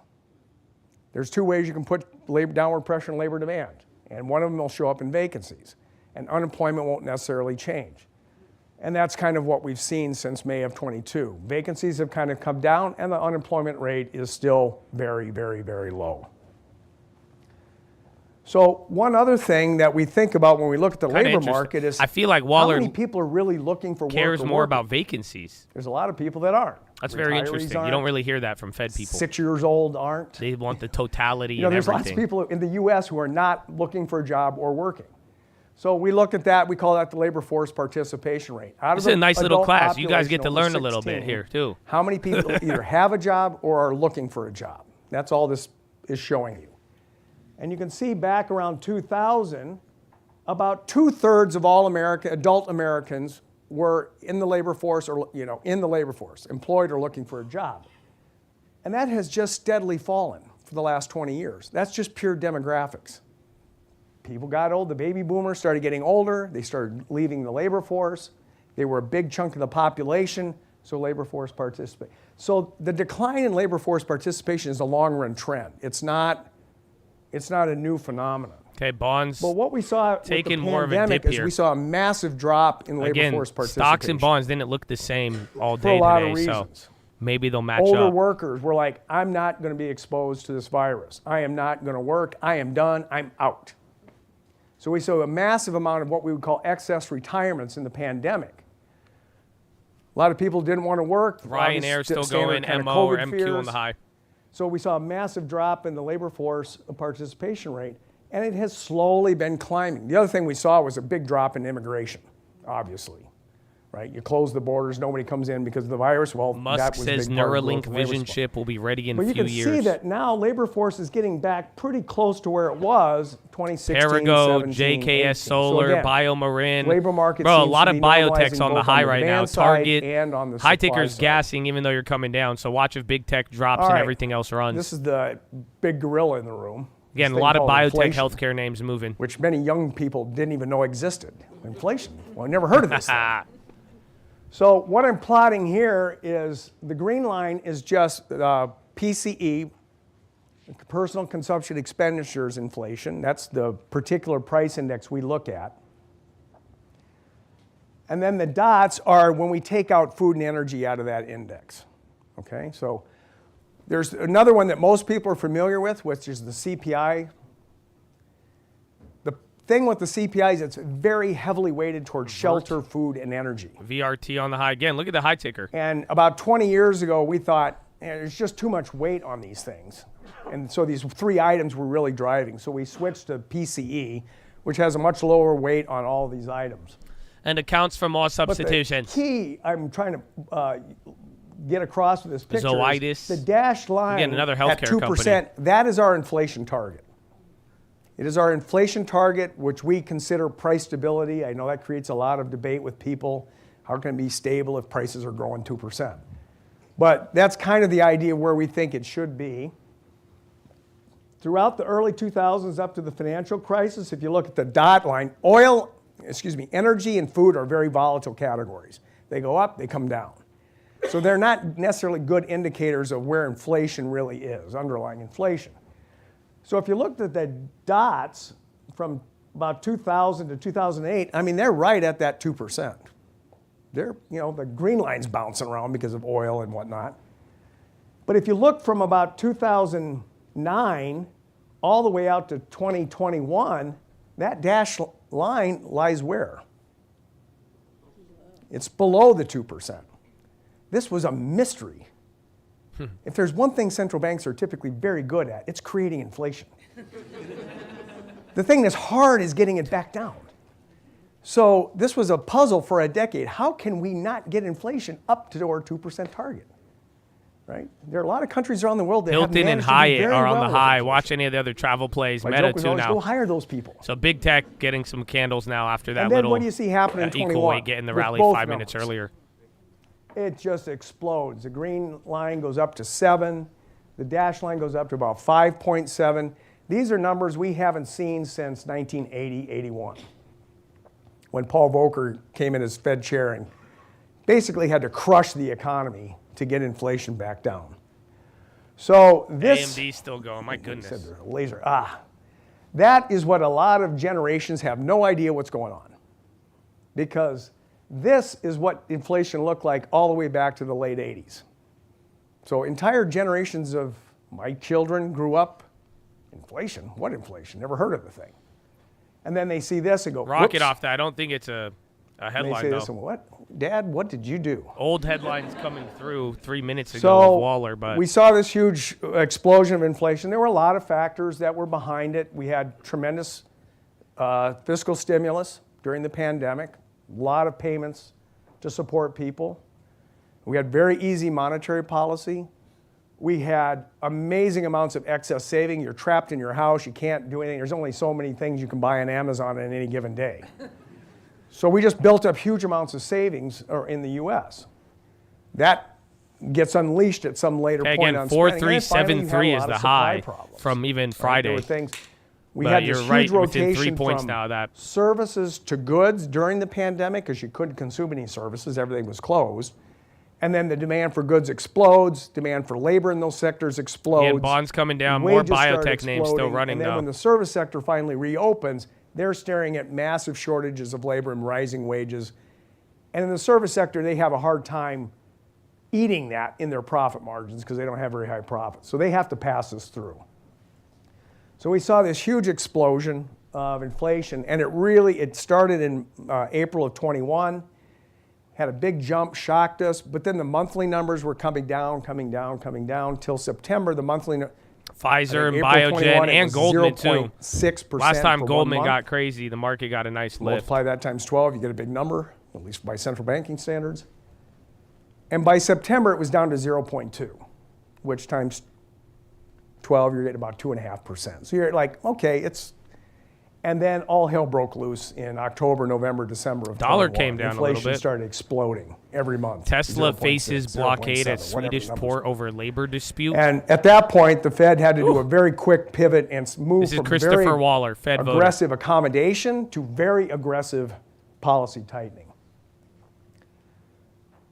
Let's see, what do I get? Oh, this is goods and services. So this is just kind of getting at what I was saying a second ago. So the purple is just goods prices, and the green is services. Now there's two things to notice prior to this explosion out here, and that is what? The purple line is often negative. So kind of a feature of goods prices for the last 25, 30 years is goods prices actually fell on average. They were negative. Prices kept coming down. There's a lot of debate as to what may have caused that. Some of it's a lot of production shifting to China, low wages, low cost, passed through in terms of lower prices. But services, services are kind of hard to export or import. I can't go get a haircut from Taiwan. It just doesn't work. I think he wanted more laughs So on that. services tend to be things that are very hard to sort of trade I thought it was kind of internationally. funny. He's And right. if you look, service prices are always about 2.5% to 3%, and they were down to about 2.5%. And then what do you see in the pandemic? joke. Goods prices, like the It's a good story I was econ just joke. telling you, just explode. And then when services reopen, they explode as well. Mainly, a large part of it was labor cost. So this is me. This is my day job. So the Federal Reserve, the main way we implement policy in normal times is by raising or lowering the Fed funds rate. That's our policy rate. It's overnight rate in markets. It's kind of a Pinduoduo, signal of Roblo tightness going in again. interest rates, and that interest rate And Meta. bleeds into everything else. Dude, Meta's at And you can 320. see that, I keep doing that, sorry. It's okay. After the financial crisis, basically we set the federal funds Sounded rate so to frustrated. It's zero, okay. between 0 and 25 basis points. Because the economy was My cart's ripped apart breaking after out. the financial crisis, and we were trying to get it Cart back has to on go its above feet, and it just took 28.80 a or long something. time and a lot of help to do so. And then finally in 2015, we raised rates in December of 2015 one time. And then we started raising rates in 2017, 18, 28, 19. Pandemic hits, right back down to the floor. And so we were doing very accommodative, very low interest rates. We were doing asset purchases, which is what we tend to do when the interest rate's at the zero lower bound. And then I came on the job. Just kidding. So, but not long after. Yeah. He's like, really though. So, like I said, he let me loves just the go laughs. back. He does. He's this a laugh picture, seeker. He loves it though. Good teacher. Good teacher. I mean, this I feel like I would like was him as a shock college professor. to everybody, not I don't just know about us, a Fed chair, professional but, forecasters, everybody. And it hit everybody in the world. It wasn't just necessarily the U.S. And the way you sort of try to get inflation down is you have to slam on the brakes and push demand down. Okay, we're about to hit You another push high demand off of down, this. there's Let's less see. demand for products, services, everything. For a new high of the in any day. market and then economy that puts high of downward yesterday, pressure on price. 4372. So that's what we did. 4373 is the high, then 4387. And that is what the you next see level. is the steepest, fastest increase in the Fed funds rate in U.S. monetary policy history, except for Volcker, who just didn't care, just let it go, and it went to 20%. So this was basically the way we responded to that inflation is we got to move fast and we got to go big. We got to get going because we have a lot of work to do to get inflation down. So that's where we are now. Policy rates between 5.25% and 5.5%. And that's pretty much the state of policy now. So I'll just talk about this a little bit for anybody that follows the news. One of the things that matters is not just the short run rate. Bud and Coca-Cola on the high too. Again, staples are holding up decent now. 2 year, 3 months, whatever short horizon you want to think Intel about. breaking out at the high. But the 10-year Treasury rate is often the benchmark for many things. Mortgages. Most mortgages are benchmark off what the 10-year rate is. And you can see that the 10-year kind of popped up early in the year up to about 4%, then it came down to about 3.5%. It stayed down there. Pfizer and Expedia Monday, July too. 3rd, around 3.86. I think that's that red dot there. And since the beginning of July, this thing has gone way up, almost a full percentage point. I think in central bank terms and financial markets, that's an earthquake for something to move 100 basis points in that short a period of time. So there's been a tremendous amount of attention to this long-term rate, and a lot of speculation what's driving it. You know, I'm not going to get into a lot of it, but that is one of the things people are thinking about. What did he say? Yeah. And then what I wanted to that chart point was, here dude, is he was just explaining what we just went through. in economics, you can think about the long-term rate, which is the 10-year, Oh, or the he's talking. 2-year Treasury, which is more short-term stuff. We talking yield And you curve? can look at the difference. All right, new high. Now, normally, if you're going to hold, say, a Treasury for 10 years, there's a lot of stuff that can happen in years 3 through 10. So you typically, investors, they want some extra compensation for taking on this kind of longer-term risk. That compensation comes in the form they pay a lower price and therefore earn a higher interest rate on their asset that they're holding. So normally, and that's kind of what Listen, you see y'all here can learn from back this. Keep here, listening. This is great. The 10-year is well above the 2-year. You're paying a we call it the term premium.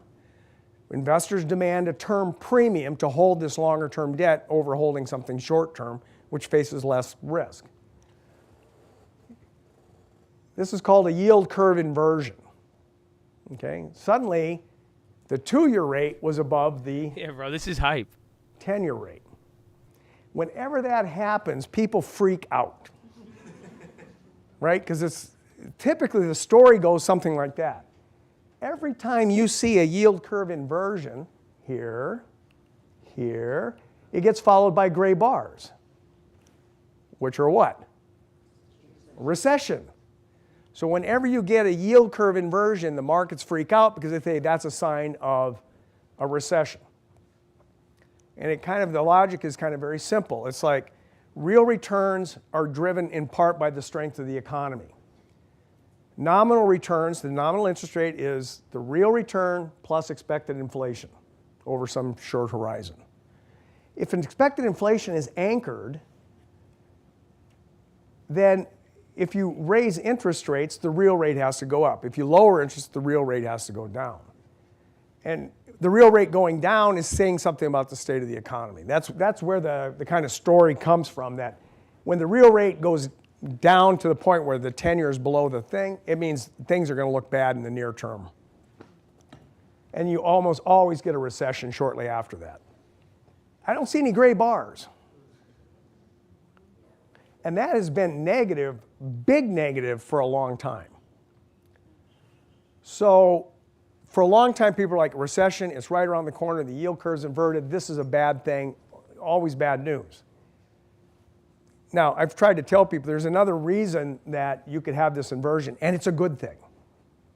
Because if you think inflation is going to come down in the future, you don't need all this compensation for inflation if you hold a 10-year. But inflation's high in the short run. So you need that compensation in the short run, so the short rate's above the long rate. But it's good news, because what are the markets thinking? Inflation's coming down. The Fed's going to do their job. That's a good thing. That's not a bad thing. And so far, we haven't seen a gray bar after this big, long, extended yield curve inversion.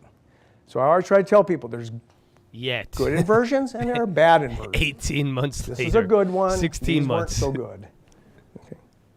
President Biden's public approval so rating what falls is the to big 39%. Problem with data. So Lowest this whole thing is since about April. data. I'm just trying to look at data, explain how we use it, how we New think high about on the how things market. are We might be different breaking out. in this post-pandemic You period. did. No, you're above now. This is a new high The from problem Friday. with data is that we So get next data. level, we have to make 4387, decisions in real 4388, time. then 4400. We don't get to say, let me wait 6 months and see what the data is over 6 months, and then I'll make a decision. No, every 6 weeks I got to make a decision. There's no kicking the can down the road. Yes, there is. You do it every time. What is the problem? I have to make decisions on the real-time data. You Whatever say. data is released, that's the data I have to use. The problem with data is it gets revised. Those first releases are first releases. As you get more data, they get more time to look at things, they collect more stuff, they can get a better idea what actually happened. So what I'm simply trying to put here is a situation that happened in 2021 with jobs. So this was the initial report in August of 21, that there was 235,000 new jobs, new hires. But then it dropped to 194, then it was 531, then back down to 210, 199. So when in real time, you're looking this going, the job market's okay, but it's not really great. So you might want to be a little cautious about tightening policy. And that was kind of the debate in 21 was, yeah, inflation's high, we got a problem, my but platform's inflation's not loaded, coming my down, E-Trade and the just labor market's not disconnected. looking that great. And then they revised all the data. 428, You're running now 363, again. 250, 10 400, more points, almost but the 400. breaking again. People thought you were going to be red today. So when you look back, you're like, oh my God, the labor market was You're a only lot up a quarter, though. stronger than it Nasdaq's was almost indicated by 1%. the release of the data at the time. So, this is where this thing about, were we late? Yeah, when you look at the revisions, maybe we were late, but in real time, maybe we weren't so late. So this is the challenge of doing policy in real time. Here's another one. Inflation. Inflation numbers get revised as well. So you look in 22, this is the really ugly number.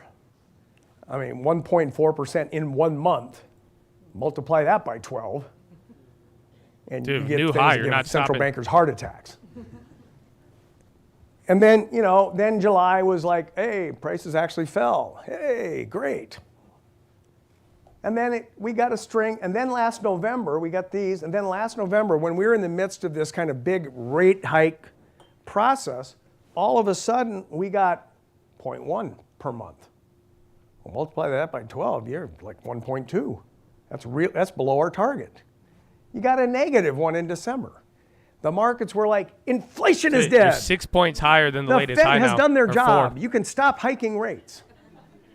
Yeah, and then about 2 months later, this is what happened on the revisions. Right? Yeah, this one came down, this one went down a bit, and then these all came up. So we were sitting there in real time thinking, hey, inflation shockingly, looks like it might be back under control, and we can slow down. And then we get the revised data, and they're like, oh, no, it didn't go away. It's still there. And then these numbers Billy continue gaining to be revenue like has downside 0.4 risk. Morgan Stanley. for the Billy. next 6 months after that. Bro, So my we had E-Trade's this not kind of loading period at anymore. the Again, end I don't of want to last switch the year charts. where The we high thought, ticker's still running. hey, Everything's still gassing. I just can't load up anything. And then it turned out we didn't. So that's the problem with doing policy in Again, real time. 4378. You're this. still pushing into the high of the day now. Banks are doing good Sure. as well. How long after the period is the revision done? Is that Depends on the data. sorry? Depends on the data. So Someone like the asking jobs, about- this the is jobs dope. report, your initial one, like the one that just came out last week, it'll be revised next month and revised again. And then once a year they go back and they do a full revision of all the data. And prices are the same. Now some things are never revised. The So unemployment they'll revise rate it is 3 never times in 12 revised months. because it's a household And then survey. he didn't You just talk ask about people, the "Are you observation employed or not?" period, which takes 1 to 2 Okay, years well, as well. What are you going to do? Go back and Very ask weird. them again? Just to Very make weird sure? shit. No, so there are some series that are just never revised, particularly that kind of survey. But New like high. the new jobs data are revised. So I think it's once a year they match up all the unemployment insurance payroll data that comes in, which is the full universe of jobs. And then they say, okay, what did that say? So there's this annual kind of revision in these jobs, which I was just showing you. So it just depends on the series. Some are never revised, some are revised like once, some are quarterly, some get revised every couple of years, to try to get the most accurate data number you can going forward. So anyway, like a good Fed person, I have to document everything I say. So all New the high stuff on the I bonds showed you, this too. is where it is. So again, There. it's a Thank mix you. of what he's saying, but mainly I think the market just was taking it off. Everyone keeps talking about weak job, bond market, all that. He just went on to explain everything, but he didn't get too Right, nitty gritty in policy. Have some time for questions, and I am going Let's to see take those. the It was a liberty of very taking good the first speech. one. So, since I knew you as the director of research, and now you've been to the FOMC. And by the way, the stuff that I was her boss, What a comedian. I worked for her most of the time. This is not true. So what surprised you joining the Board of Governors or the FOMC? It's kind of what were things you didn't expect? So I'd say there was 2 things. One was when I was here and I was running the research department, I had about 100 people that I managed. Plus I was on the management committee that ran the bank and then system stuff. So I did a lot of management. I was sworn in as a governor and realized Right. I don't manage anything or anyone. Chad, I don't manage this is still anyone. the same process. We're getting back to the 4-5 So or I got not. sworn in, and then So the watch next out day for I that was range like, still. now what do I do? I didn't really have much to do because I hadn't had any committee assignments from Chair Powell. I had a couple of briefings. I did a lot of reading, but it was like I went from high energy, high frequency management to 0, and that I wasn't really expecting. Now, once I got more committee assignments, Jay always laughed when I told him I have nothing to do. He goes, just wait. Just wait. You'll wake up one day and say, I can't breathe. I got so much stuff to do. And I'm getting there now. So that would be the one thing. The other thing that surprised me, and I guess this All right, is just so watch. me given my background. If we get near as 4 or 5, that's monetary going to policy get. person, Today wasn't supposed to be this when you're a bullish. governor, I mean, there's you're a still it tremendous could still amount of flip, but supervision, remember, if we break into that legal, 4 or 5 regulatory and flat, stuff that's going to be a good day that for you have to everybody. do. So when I showed So you're up, still they said, rocking "Oh, it by up the here way, now. you We're have going to the vote next on, like, level. 250 You're about to 300 7-8 things a points year." away. Like, what? What is all this stuff? I mean, I understand monetary policy is 8 times a year. Excuse me. So that was what I realized was there's so much of my job was stuff that I wasn't really anticipating. So one of the things I TXMD talked to explores say with what? the heads of divisions of the board, I said, look, I need somebody from legal to help me with legal stuff. I need somebody from supervision to help me with yeah, that was supervisory older. stuff that I have to vote on. And so I have somebody like part-time. Like I have a lawyer who works with me like 1 day a week, a supervision person 1 day. I have a full-time monetary policy advisor, public affairs. So I have a team. There's no guarantee And I they've guess it been was just this awarded the idea that PRV, I had though. to vote That's on the problem. things. I was like, what is this? I have no idea. One of the first things I had to vote on was kicking somebody out of the financial industry. Wow, you get to do that? I see those posted. Scott? Governor Waller, thank you for being here. I'm curious about, based on your time in the classroom or your time on the FOMC, if you've encountered any sort of common misconceptions about inflation or economic data more generally? Yeah, I mean, the hardest one, I mean, like I kind of leaned into it, that we say price stability is 2% inflation. People are like, that doesn't sound very stable. It's still going up. So there's a lot of debate and argument about why you wouldn't want zero, potentially. Kind of one of the arguments is, throughout history, whenever we've seen deflation, really bad things happen. So some of it is like there's measurement issues. Deflation. There's biases that you don't account for. So, true inflation is actually lower than measured inflation. And we also don't like this getting near, deflation, which always seems to be, it's not clear why, but historically, SPY's still working. A couple of names topped out there. And then so bonds we kind are of giving pick up 2%, a little bit, but kind of we'll the see if simple argument equities I keep do running. on that is, look, you want Again, high takers still inflation's just kind of a gassing tax. full speed. It eats 30 away at second, your 1 real minute, income, 5 your minute. real wealth. If you keep that tax really low and stable, people don't really pay any attention to it, and that's good. It's when it gets to 10%, they notice it and they get really angry, which is kind of what we saw. So I'd say that is one of the misperceptions. My colleague Lisa Cook made a very nice point in a speech yesterday that there is a misunderstanding about disinflation and deflation. Disinflation is Hunter just the Biden rate of prosecutor inflation testifies falls behind from, say, closed doors 8 to House 6 Republicans. to 4 to 2. But prices don't come down. They're just going up at a slower rate.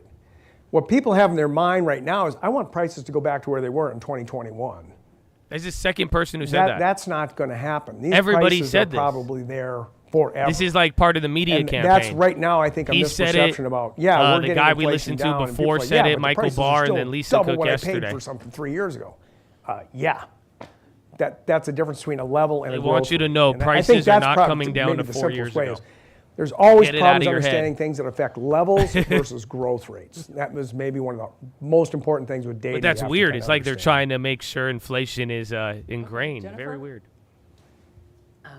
They want to make sure you know that. Right now, it's hard to get new data products created or accepted or funded. But assuming there is no restrictions with funding, I love worlds in where there are no budget constraints. I wouldn't have a job. Yeah, me what too. is on your wish list? Because Fuck yeah. the world has changed since Sell the more bonds. 1970s when Do all it, of Yellen. this Do data it. was being created. Sell a trillion, another What trillion. is Do on it your again. wish list that you One more time. wish there was One more data time. Come on. for? Fucking And sell a who 20 should year, be 30 year, 5 year, 2 year, 4, 5. Sell them all. I would say what's interesting in the last few years is, the data we get is very discrete time. We get GDP once a quarter. USO oil on the low We get now. jobs report. So once that's a interesting month. because, again, But I the do think economy's that can constantly, hold down the every SPY. day is moving. So there's increasingly a demand to kind of see real-time data. Is there ways we can do it? Now, the beauty is, with a lot of what's happened in the last few years, that data is actually being collected in the private sector. Arm on the high, 12 names red So on the Dow, 18 people criticize, green. for example, the JOLT survey on 29 job on the vacancies. red saying, on the it's NASDAQ, 71 unreliable, green. blah, blah, blah. You say, okay, well, there's this company called Indeed, S&P and they have vacancies 50-50. daily. And they see the whole universe. It's not like, we Cigna have on to go the measure low. and Remember survey they had people. headlines No, they just see yesterday. it. And if you plot their vacancies, it looks Yeah, Cigna's kind of flushing. like the JOLTs, just not as jagged and volatile. So that's an example of something where you can look at the private sector data on a daily basis if you want. We see it with Zillow, other rents. Like one of the big issues has been rents, housing services for us in the last year. We can kind of follow what's going on, what Zillow sees, and then we can see what's happening kind of in real time rather than waiting for the BLS to come out with it. There's a Billion Price Project, which was scraping websites and prices, billion prices. Now it's mainly goods, but they can tell you what's going on every day to prices on average across any segment you want. So I think that's where a lot of data is going, is it's more real time, but a lot of that's actually not government provided, it's actually private sector provided. No. We think we have good controls on the government data to make sure things aren't getting biased, but the private firms have incentives for their data to be right too, for all the money they're investing in firms. So I would say that's it. We just need more and more real-time data. And the beauty of if there's a government shutdown in a couple of weeks, we don't get any data because the government's the one that collects it and publishes it. But the private sector's still functioning. So you may just have to rely more on private sector data if something like that were to happen. What about new industries and new reality that people aren't traveling to work, that, you know, the AI is going to be more influential? Yeah, I mean, we get a lot of, I mean, look. Meta, another candle. Bro, high taker's still gassing. Data on things. Like we might have to make that move towards the 4887, 4387. Tell you what's the fastest way to get home. So again, you're a couple points from here. This kind of technology and that massive leads into the amounts of next data, one. you know, big data. This is really changing our lives and the way we think about things. You know, think about measurement. I've used this example many times before, but you know, there used to be a thing Even called TLT the new high. Photography industry. Nothing happened. I think Do you all see it the anymore? It's gone because the easy way I would explain all of this, I think after this is one, you know, when they got like one more Fed speaker today, I think a lot of people thought they were all going to sound like Kashkari after his little surprise, but they don't all sound like Kashkari. So there was a little bit of a pop when he was talking about things, but for the most part, I do think this is just now everybody kind of like dodging a bullet in the sense that only Kashkari was the only Fed speaker that sounded like he did in the last 24 hours. figure out what is output, what's its market value can really become challenging. One last question. Go ahead. Okay, so I was wondering. Can you turn on your mic? Oh. Yeah. It's a button. Right there.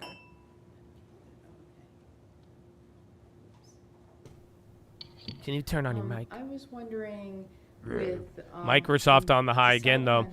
Bonds are kind of topping out here a little bit. Did this twice, and now SPY's going down, even though the high ticker velocity is killing it. Invested in treasuries, and I was wondering if you consider that when you're making decisions about interest rates, because you know a lot of banks had invested in treasuries, and then that created some negative consequences for them. So I was wondering when you're considering increasing inflation, the inflation rate, if you. So I always try to make it very clear. Congress told me what to focus on. Unemployment or employment and price stability. They didn't tell me to worry about banks' balance sheets. Now, the view is, look, banks have to deal with interest rate risk. I don't know. Is he a fan of the bank failures? It doesn't sound like every week. This is not something new. Now, does that mean that a bank can't get themselves in trouble by taking a certain portfolio position that gives them a bunch of losses, like Silicon Valley Bank? Yeah, it can happen. But my job is to think if there's issues with that leads to financial market instability, I have other tools for dealing with that. And then after the Silicon Valley, we set up a term bank funding facility. You keep going. It's not even Euro access close to banks. If they need a liquidity, you got 40 here it minutes is. till Euro Come close. get it. But the interest rate is still done for macro objectives of our dual mandate. So financial stability stuff, we have other tools for that. We kind of, I may not be the only. I might not speak for everybody, but my view is we have tools for dealing with that. The interest rate is not for dealing with that. Interest rate is for taking care of our macro Even objectives. China names are running up now. Achieve our dual mandate. Yeah, Microsoft's going nuts. 1.4. We do have a little doubling gift up for you. Apple. I know. It has to be under $20. It is. Oh, thank I God. worked so hard. It's a Snickers bar. No, we have new Fred swag. Hey! Okay, So love it. This is really loud, sir. Really loud. Oh, It's fantastic. a good speech, though. I liked it. I Thank liked Going it. right on my desk. I hope so. And like when you're on TV. All right, thank you. Enjoy the rest of the day. Let's go. Stop. Drop. That's a Rough Riders roll. Oh, I thought that would be his outro music. You know what I'm saying? Like, what if they played it like the NBA and he had outro music? That was good, though. Honestly, that wasn't – I kind of like Waller a little bit more. That was nice. That was informative. He didn't say much. Again, he did talk about a couple of things. He was bringing up the yield curve and rates, but he did he stuck to more education. He threw in a couple of, like, his comments here and there, but he wasn't necessarily it was about monetary policy, but it wasn't. That's where the weird part about that was. But like I was saying there, I muted him for a little bit. I think today, if you don't get it by now, I think how we moved up. Everyone's asking why. It doesn't seem like you had much headlines. Again, we were negative a little bit in the morning, and then we moved up here, then we came down, and again, it was Kashkari and his comments last night, and then I think by this morning, hearing all the other Fed speakers, and then that big conversation there with Waller, essentially they stopped sounding like Kashkari. Pretty much only Kashkari sounded like Kashkari, and I think the market kind of picked up on that, didn't get a shock, and then not to mention the opposite of yesterday. Yesterday, markets were green, and then we sold off intraday because bonds were red. Today, the bonds were green, and now they just keep going up. So we'll see. But yeah, today got big again. You got woken up with a little bit of caution from Kashkari in the markets and all of that, but then when you're looking at it now, I mean, you just broke the highs of the rally. This rally from last week is continuing. If we hold up green now, this will be 7 days in a row of green, which I don't know when the last time that happened was. But then also, too, you're approaching this level now. It's a one-way shot. You're 5 points away, and you've done way more. You've done 30 points almost on the day today, but 5 points away. We hit this level. If we could break it, we're going to go to 4,400, and a lot of people have talked about 4,400 breaking any sort of downtrend. So we'll see if it gets there or not, but for the most part, I do think this first couple of hours is kind of defined by not all the Fed speakers sounding like Kashkari, and that's easing some things up. We will have John Williams here in a little bit, and don't forget, you got a bond auction. 3-year bond auction can still change how all of us end up here today. So nothing is set in stone until that comes out, I would say. So we will see.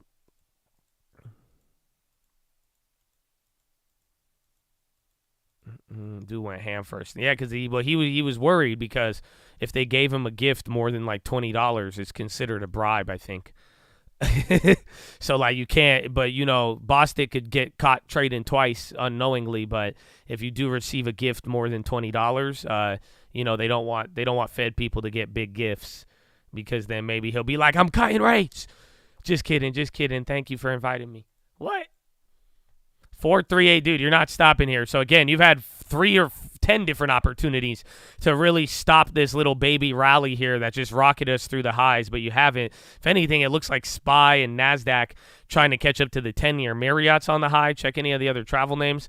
Expedia was running. Even Airbnb got a little bit of it, but they're still at 120. Again, NVIDIA, AMD, and Intel chips kind of been on fire this whole time.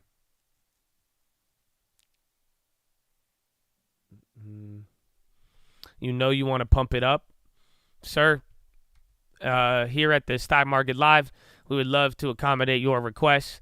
Upon looking at your bank account, though, it says you are shy about 217 points for Pump It Up. It looks like you have a deficit of 217 points. No deposits are available. Your account is restricted until we reach 4,600. If you have any questions, please like the video and contact us at tradingfraternity@gmail.com with the house you have that you would like to sell. Thank you and have a wonderful evening. Beep.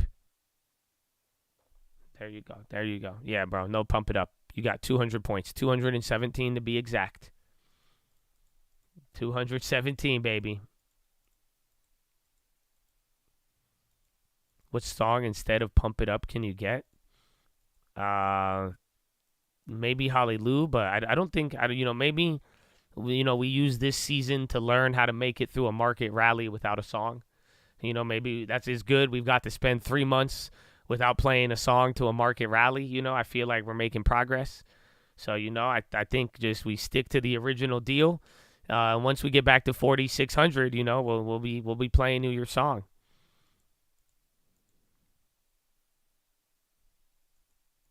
Little do they know when he opens up the Snickers at home, it's made of pure gold. What if it was, though? What if that's the whole plot? They're like, it's just a Snickers bar. A 24-karat Snickers bar.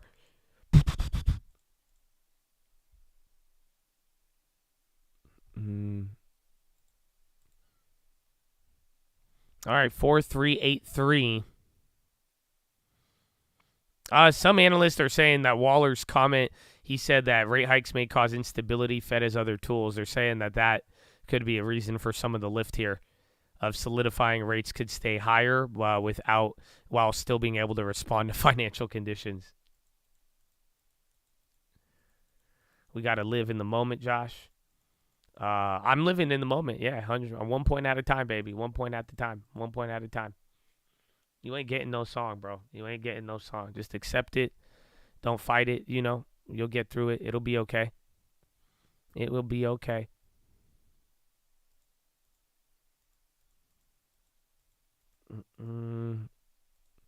Tesla creeping back up. Biogen. Tesla ain't really moved too much. There's a lot of other movers right now. And then again, a lot of biotech, pharma names. They're doing very good. And then obviously your big tech, except Tesla and Netflix. Actually, Netflix came back up here. Again, they were 437, 438 in the morning. That's their next level if they get above there. But still, see, yeah, Cigna's been getting murked. Quite interestingly enough. You got UVXY puts that came to light. Oh, puts.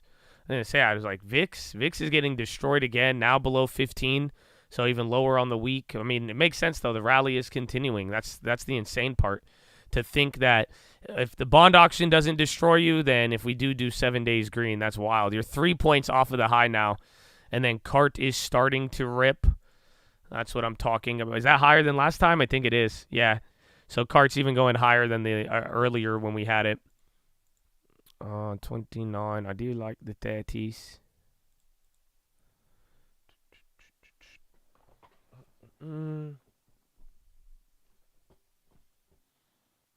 What Target wants to run?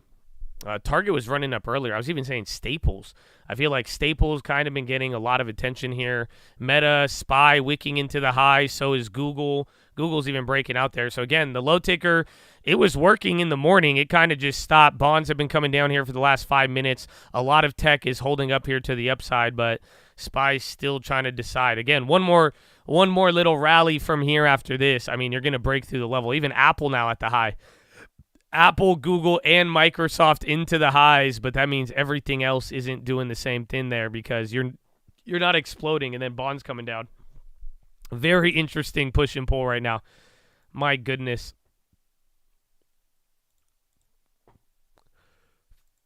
4385.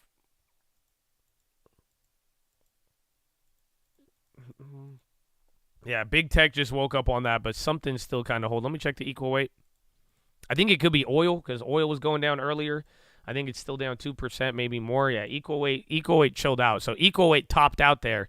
As you can see, those last like 3 minutes here, that's why the high ticker was going crazy. We didn't rally. Equal weight dropped, but then Google, Apple, Amazon, and everybody else just started taking over. So again, you could kind of get an idea there. Everything's just taking turns every couple of minutes. But then oil, though, I do think that's literally at the low, down 3 now. We'll see. We still got a couple of things. You still got bond auction on the way. We've moved a lot, but just mind you, it's early AF. You have 30 minutes remaining until Euro close.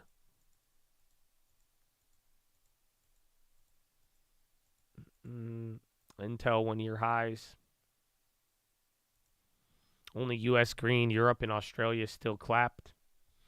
Did the dollar come down? Because again, that Australia was weird this morning. Dollar did come down, but you know the dollar should be red today if it wasn't for Australia. That's the thing. But then again, the yen is clobbered. Yen, honestly, you better get some yen intervention soon. I feel like yen's already trying to make its way down. So that's not good because, again, bonds are still holding their rally, but the yen is not. A little bit of divergence between those two. All right, now you're finally coming down again. That sign of life there was all on Apple, Amazon, Google, Meta, but again, equal weight's coming down. You're now 4 points off the high. Still very impressive. Again, the high of Friday was 43.73, and then we literally went up 12 points after breaking that. So we'll see how that plays out. Good morning. How are you, man? Welcome to Tuesday. Very wild day. We started off a little calm. People thought the 6-day rally was going to end. Kind of negative Fed speakers, and then the rest of the Fed speakers didn't sound the same. Then we just started moving up. Surprise rate hike in Australia. Other than that, we are now waiting for Powell tomorrow, and you got a bond auction at 3, and then consumer sentiment at the end of the week.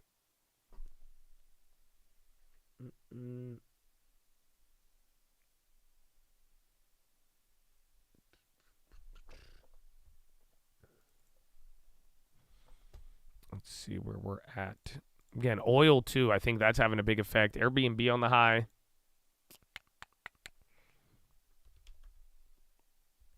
And then wheat. So do you guys know that wheat has hit a 20-year low in terms of exports from the Mississippi? I don't know. I don't think I brought that up on the watch list yesterday. I had a cool chart.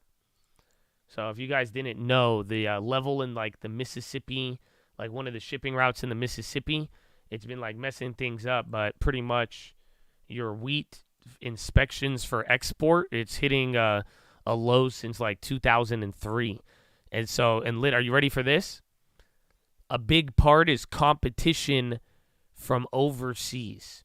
So with everything that's gone on in wheat, literally these Americans are having issues exporting their wheat, and then everybody else is just buying their wheat from everywhere else around the world because it is so ample. So very, very interesting one. Again, but I was just looking at oil. I was like, let's check wheat. I forgot about that news yesterday. MCO on the high, Zeta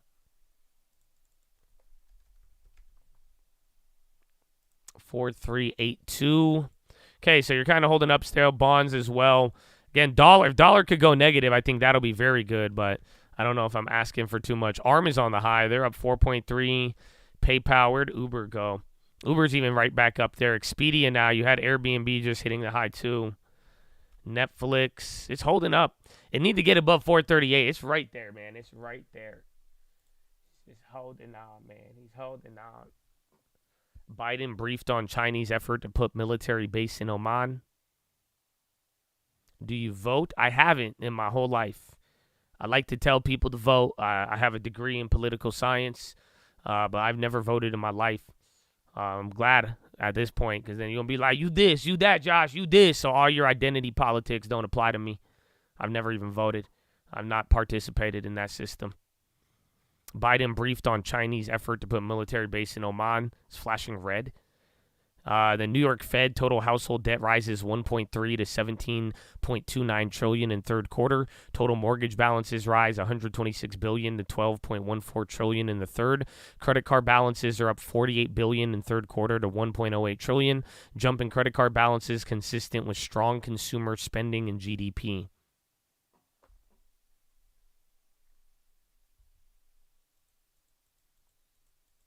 You should vote. I know. I mean, my theory, I think it's better to motivate people to vote. That's what I learned in politics. But at the same time, too, like, I genuinely mean it when I say I don't support both of these sides. You know, if you're asking me what I vote for, I don't pick between the worst or not. You know what I'm saying? Like, just because I don't like Trump, I don't vote for Biden. Just because I don't like Biden, I don't just vote for Trump or whoever they tell me to. Honestly, I think it's a damn shame that RFK, like, I kind of liked RFK, but I don't know if he's even gonna have the the other side. But yeah, I mean, it's more likely, my impact as a vote, if people collectively all vote, it has an impact. Again, that's why I think social media has made a lot of changes. So I do think all of you should vote, but, I'm not going to lie to you and tell you that I do and that I support and believe in this and that when I don't, and I never have. Again, I love this country. I love the veterans, the people that fought for it, and the people that are good people and make this place great. But I studied politics. I have a nice affinity towards it. However, I've never had an affinity towards any politician in my adult life where I've been like, yeah, I'm down with this. So I have not voted. Mm-hmm.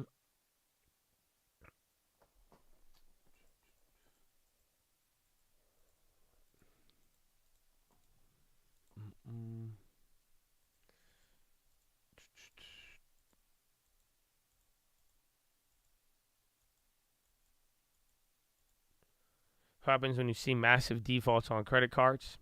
Well, here's the thing. Unemployment. Everything boils down to unemployment. So whether or not you see credit cards default or not, how it plays out will depend on if unemployment goes up before or after that. Mm-hmm.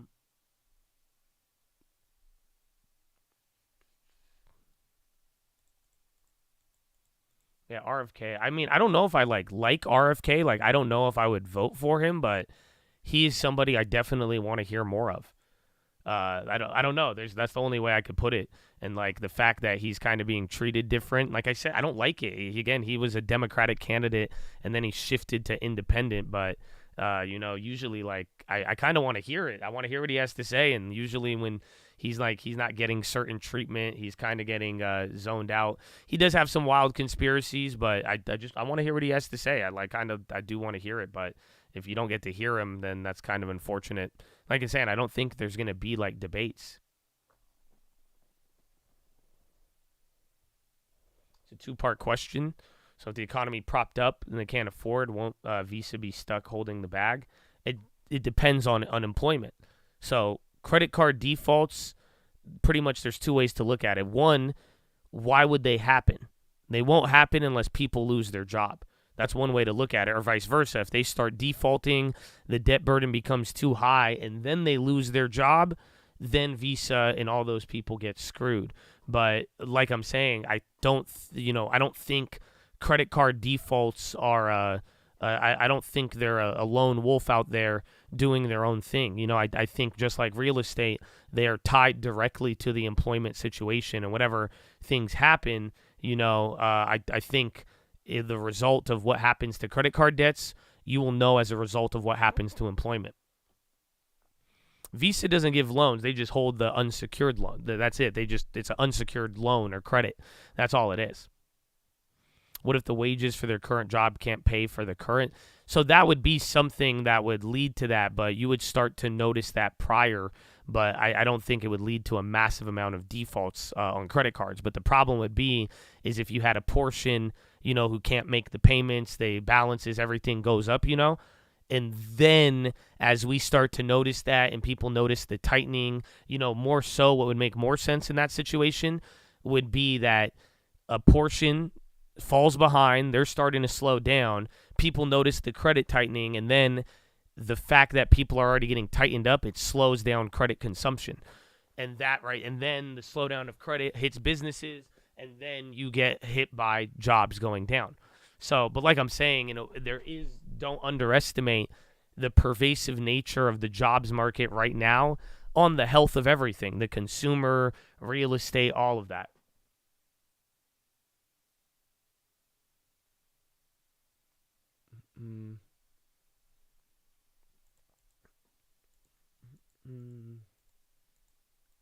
Never voted either. I feel you. I kind of want to vote this year, though. Again, I'm just we do, like I'm saying, I encourage you all to vote, and we just see it all. I'm like, man, at the very least, I didn't vote for any of this over the last couple of years, but still, my goodness, so it's a weird world. I feel.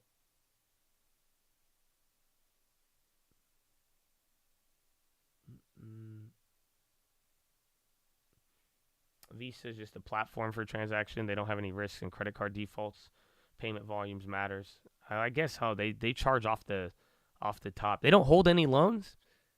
I feel like they have to carry some debt. But I guess if Visa, I'd have to double check. I mean, if that chat is correct, then yeah, Visa wouldn't get affected. They would just, again, credit consumption demand would be the thing. But I think they got a little bit.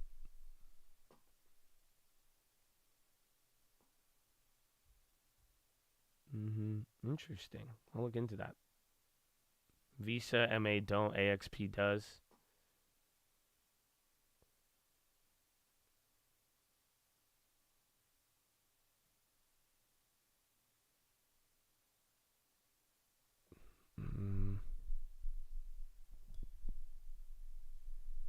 Total household. I think we already got total household debt. We had Fed data just recently. I read over that not too long ago. Netflix going up. SPY didn't dump. So, again, we found a way to hold it. Microsoft is on fire.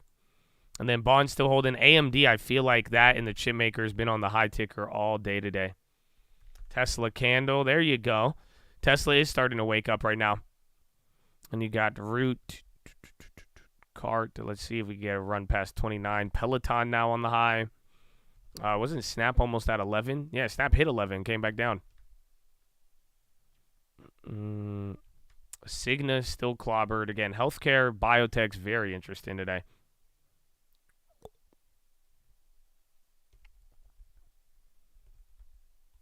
NVO, Eli, they were doing good, but they came down. Guild on the high. Now Apple's running again.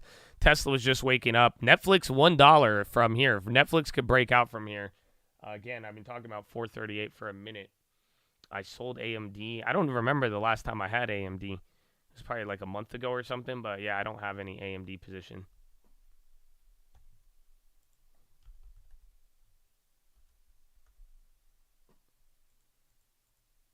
Amazon at 142. It was 105 3 months ago.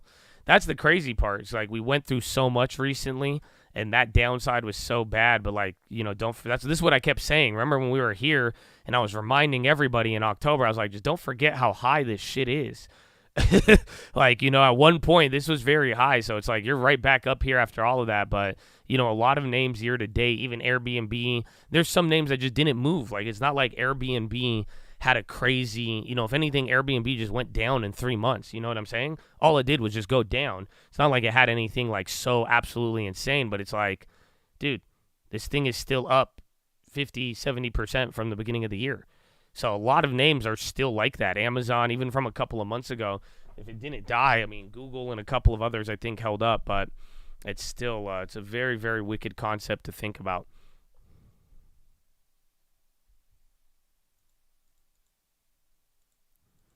Moon Lake price target maintained 86 a share by Wedbush. And then you had a little bit of movement there, but it did not hold up. So again, you're getting those candles back to 43.80. Again, low tickers starting to catch a little bit of steam here. High tickers claim to fame right there is the 5-minute velocity, but 30-second, 1 minute, 5 minute, all picking up on the low ticker. Again, I gave you the breakdown. We switched from like 50-50 or 60-40 in the day to like you have more names green now. And then NASDAQ only has like 30 red.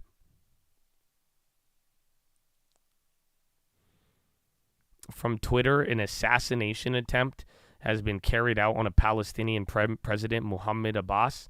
Also has a video? No way. Tag me in that one or DM me it. Let me see it. So you got a rumor, Chad. Potential assassination attempt. It's on Twitter, though, so take it with a grain of salt till we get more. I don't see that on any of the other reports. You saw the headline? Was it on here?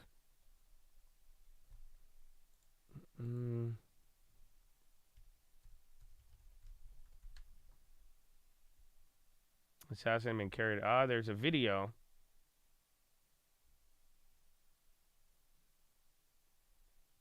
Eight minutes ago. So yeah, I don't know if this is this the one? Let me double check what Troy sent me. I found one already.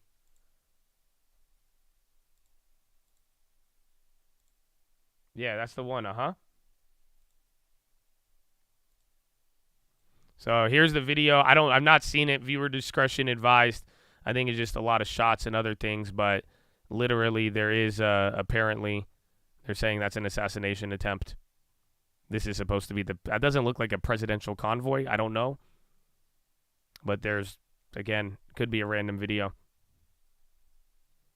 That's 8 minutes ago. That's just only sources Twitter. Of the president of Palestine. Potentially.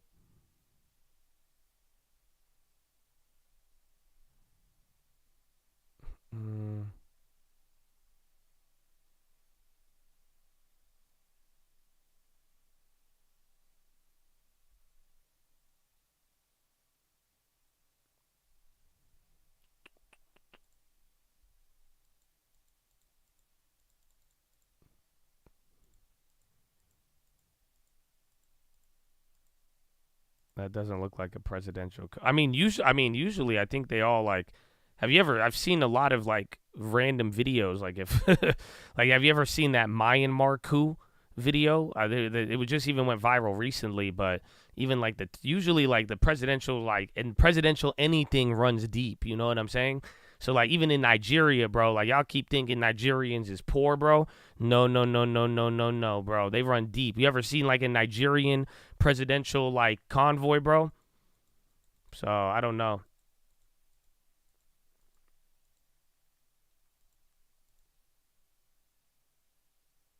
It says a boss was given 24 hours to respond to Israel and didn't, so they attacked his convoy.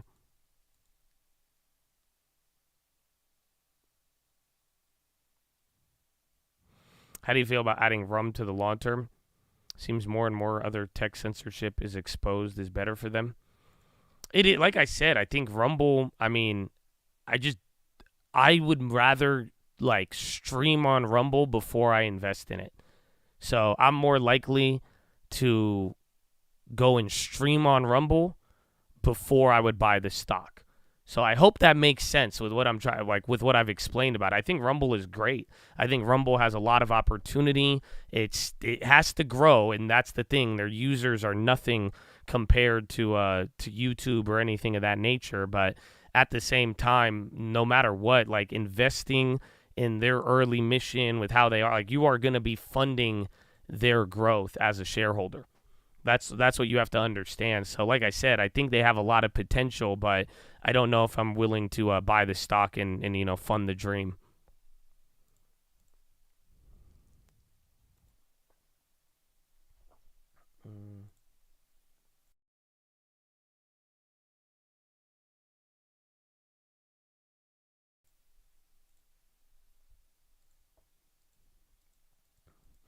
Yeah, Uber's on the high, 49.27.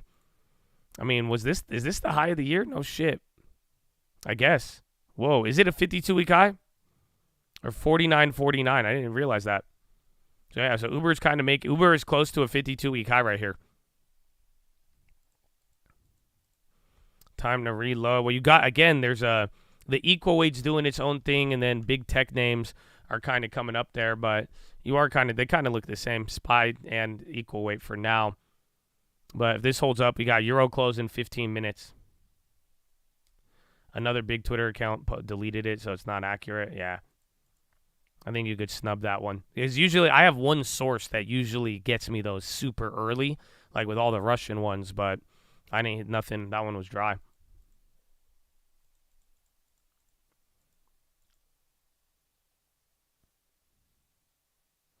Just to be clear, what you're saying is RUM has the potential to dilute early investors while they seek capital and grow. Yes, I think, and I don't know how long that'll be, let alone I don't know if their success is guaranteed. So like my man said, you know, the situation and how things move, it makes them more favorable, and I agree. And you see a lot of people going there. Like even yesterday, there was like information that came out regarding like a tragedy not too long ago, and like literally the only place you could get if you didn't see it early, if it's not on Twitter, like, you know, Rumble is the only place you're going to see, you know, certain things that wouldn't be allowed elsewhere. So it gives them their little advantage there. But like I'm saying is like, again, a lot of things can work in their favor of, you know, the world wanting that freedom of speech and everything else. But at the same time, we don't know if that success is guaranteed. And in the meantime, you know, they have a high potential to dilute early investors while trying to get that capital and accomplish that mission. That's why I'm not really about that.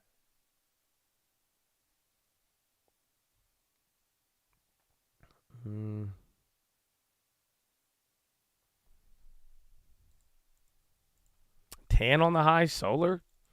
EL, Estee Lauder again. Why does Estee Lauder with the bad earnings run more than ELF? You have other countries trying to ban Rumble? Really? I didn't know that. Who's trying to ban Rumble?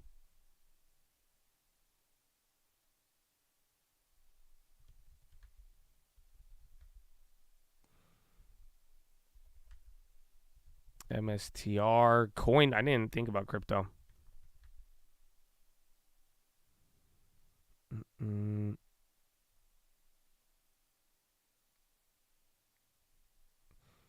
Those sites should get this. Does Rumble have gambling ads?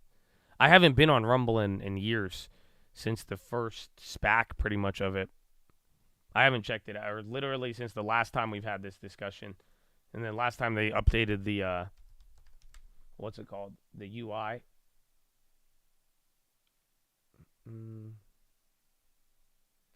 It looks a little better. You know, they updated it a little bit better. Not bad. It still looked just like, it looked like a weird YouTube live leak. They got UFC, podcast, viral. What's this? Cute dogs and babies. It's all like conspiracy videos.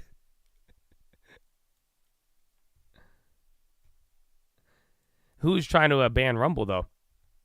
The EU?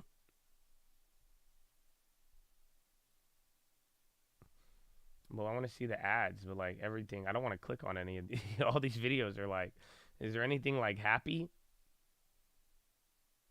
There's a video game. Let's see. Yeah.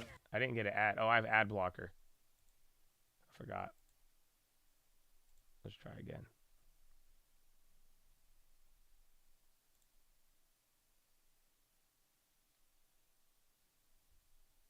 I don't see the ads.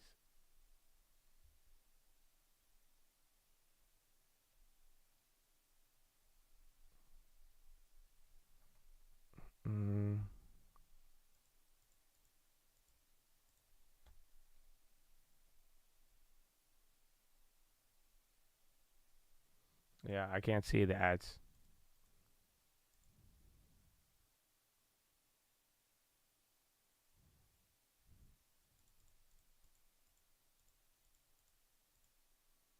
The bond auction is going to be at 12 Eastern. So 10 o'clock my time, I believe. Yeah. Or no, 1 p.m. So 10, 11, 12, 1. Yeah. 10 a.m. my time. So in about hour and a half. Hour and 40 minutes. And that will be the next thing. Yeah, then Euro close, literally 10 minutes away right now. That'll be our next one. The bond auction, I love explaining it. It's fun. We do this every time. We could go over how to buy bonds too. I think we did this last bond auction. I explained the bond auction, and then I showed you how to buy them and participate. So I think you might still... Oh, damn it. My TD of marriage, let me see if I could do it through Schwab. I've never done it on Schwab, but... How the bond auction works. Again, last week they told you how much money that they needed to raise, right? Oh, wait a minute. Oh. Chad. They gave me a chart now. It has a chart. It just doesn't update. It just doesn't update, but we have a chart. Beautiful. But what ends up happening is last week they tell you how much money that they wanted to raise. And then this week, they're going to do the actual auction. So everybody's going to come together, both the dealers and then any private investors who want anything. And the Treasury's like, we're offering, I believe today is like $20 billion or something. I need to double check. Let's say, hypothetically, they're going to say, we have $20 billion of 3-year bonds that we're trying to sell. Here's how much it will pay out. And then they offer it up. And then depending on how many bids and come in to buy it, and whether or not they're at the offering or if there's not enough demand, they will raise and lower the price depending on demand. So at the result of the auction, they say we came to sell $30 billion at 4%, and given the demand, it was equal or higher or lower. They'll say what the rate was actually, the results of the bond auction. And then that lets you know about the demand for that type of bond. So don't get too confused about it. It's very simple. There's a number that comes out, right? So there's a number going into it and then a number that comes out at the end. That's all you need. So the when issued number, it tells you what the yield was before the auction, and then as a result, you get the yield as a result at the end of the auction. So if that yield after the auction is higher or lower, it tells you about the demand. And then that's it. All right, Trey, let me see. I've never bought a bond on Schwab. Oh, I have to sign disclosures and statements. I agree.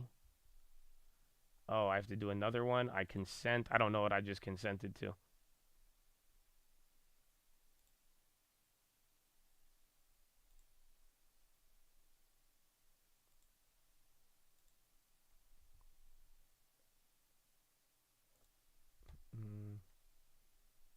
Hold on. I can't show you guys, though. It's still, bro. Schwab just be putting all my info everywhere.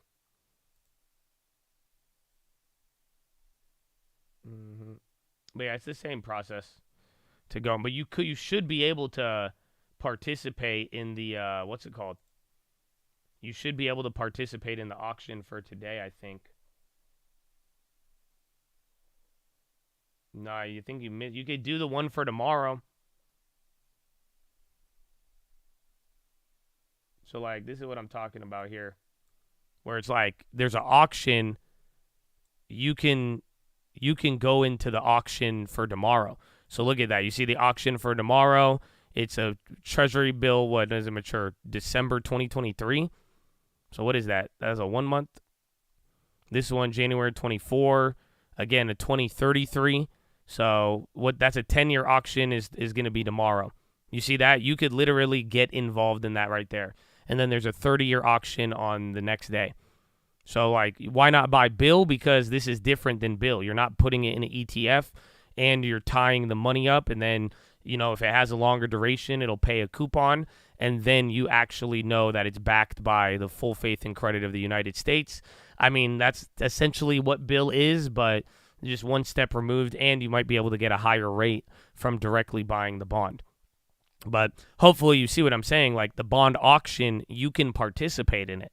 So this is why we look at it as a market, because it's like the big banks as well as individual investors. As a result of the auction, we find out if the yields are higher or lower, and that's letting you know if people are buying it or not. You could buy on the secondary market, but you have to wait, but no one's going to be selling you the new issue. So you see what I'm saying? Like the bond auction that comes out today, the 3-year, after it's sold, I mean, you're not going to see that show up on the secondary market until maybe a couple months, a couple of years, somebody needs the money. But usually once you miss the new auction, I mean, before you see it, it'll take a little bit before it shows up. There's probably other bonds from earlier auctions a couple months, a couple years ago that are there. I don't think it's tax-free unless it's a muni. Municipals are the only ones that are tax-free.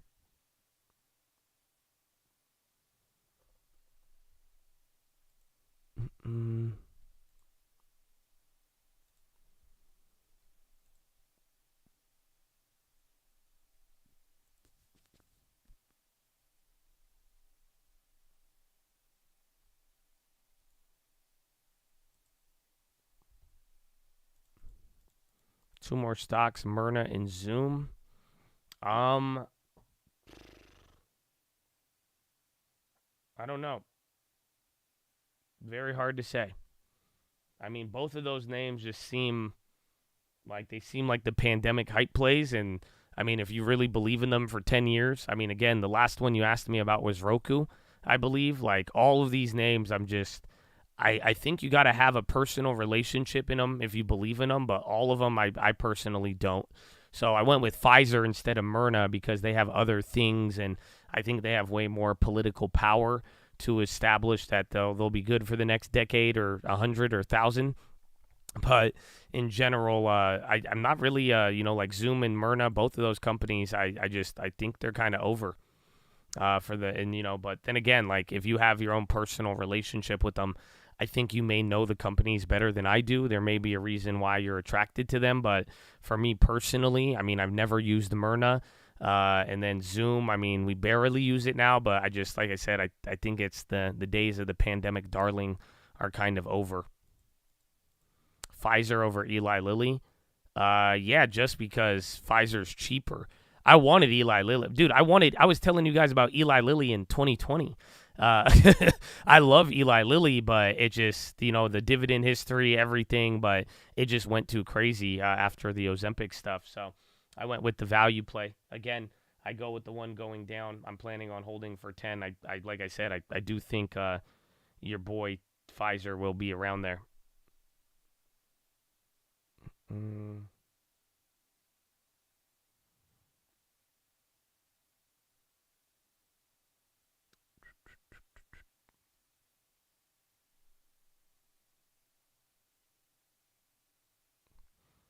About Pfizer, yeah. That was a couple months ago, actually. So you could get it even cheaper now, but yeah, I did get that a couple months ago. Impact of Euro close, the baton gets passed, and now we're able to see how the U.S. market trades without outside influence. I mean, I think it's weird we're even up right now because overseas we did have issues with Australia, but they closed a lot earlier. But in general, usually Euro close now will be the final market open up until the rest of the world wakes back up again. FTC challenges more than 100 patents listed in FDA Orange Book. Yo, DraftKings is insane. DraftKings back to 35? Oh? Yeah, that's actually insane. So DraftKings is 52-week high. It's getting back to when they started dipping in 2021. So, dude, this is like the low when we made that. Remember that play where I got clobbered and then I came back on it? I'm pretty sure that was the same time. That's crazy. DraftKings is back to October 2020 levels. Someone was assassinated. I think it was fake.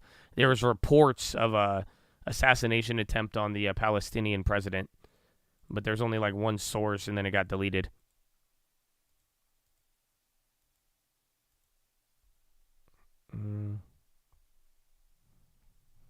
Yeah, that's crazy, dude. DraftKings is making a move.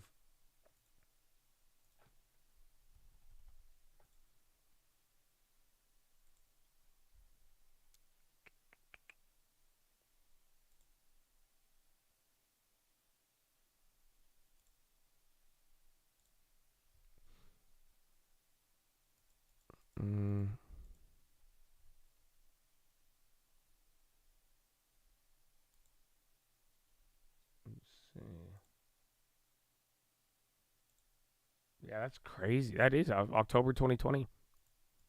You remember that play? You blew up your account on that? Oh, I'm sorry. That play, we ended up green. I mean, I closed that play green, but I do remember that play was awful in the beginning.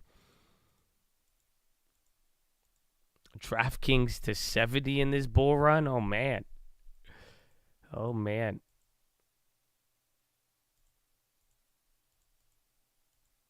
Your source from Combat Vets cleared the assassination attempts as possible misinfo. Yeah, there's only a Twitter post. Not too bad, though. I'll take it. Amazon's killing it. Again, they're near the high. Did Netflix get to that 438? It's hugging it right below. And yeah, Euro closes right now. So bonds have came down, though. That's the interesting part. Part of this rally, stocks rallied, then bonds rallied. Again, the bonds were leading, but watch out here. I mean, if Euro close, I wonder if anything's going to pull the other way. Now let's see if the dollar even does something. Dollar's off of the low, but definitely not near the high of the day.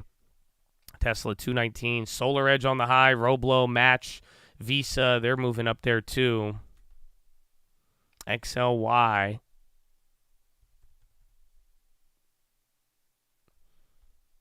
Court. It keeps hitting 29 and then coming down. DraftKings, bro. DraftKings is running. 35.67.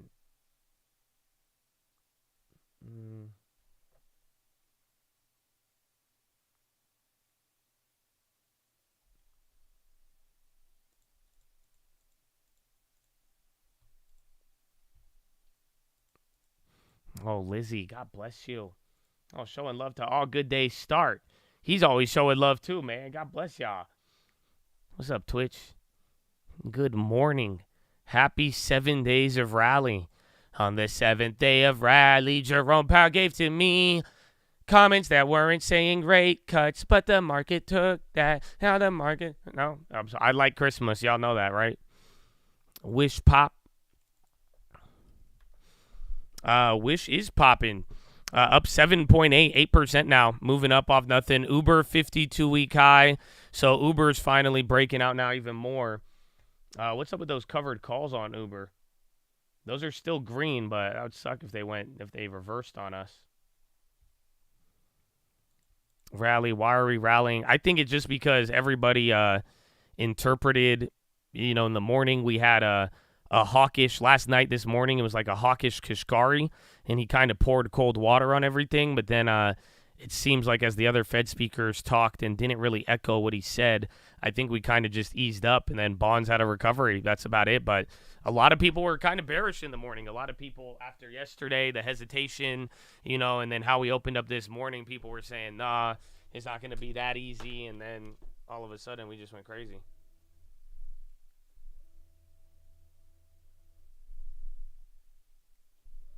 My desk is tweaking out. Yeah, but ladies and gentlemen, boys and girls, we're live 30 minutes before open. Drop your thumbs up on the video. You're on mobile. Press high chat. X out the chat. Hit the thumbs up button. Second link for the nightly watch list and main channel. First link for the Scream Alerts bootcamp and real estate course. But Ladies and gentlemen, we've been here for 2.5 hours. You got 4.5 hours left to go. Sitting is the new smoking. I need you to get beside your desk and do 10 push-ups. Can't do 10, you do 5. Can't do 5, you do 4. Can't do 4, you do 2. Can't do 2, you do 1. Can't do 1. Get on your knees, do a push-up, plank the worm, anything. But get the body moving. Then optometrist recommendation, stare at an object 10, 20, 30 feet away. Go blink, blink, blink, blink, blink, blink, blink, blink, blink, blink, blink, blink. Blink, blink, blink, blink, blink, blink, blink, blink, blink, blink, blink, blink, blink, blink, blink, blink. Oh. Feels good. Relax those eyeballs, then chest to the sun. Flex the core, tuck the hips in, and boom, baby.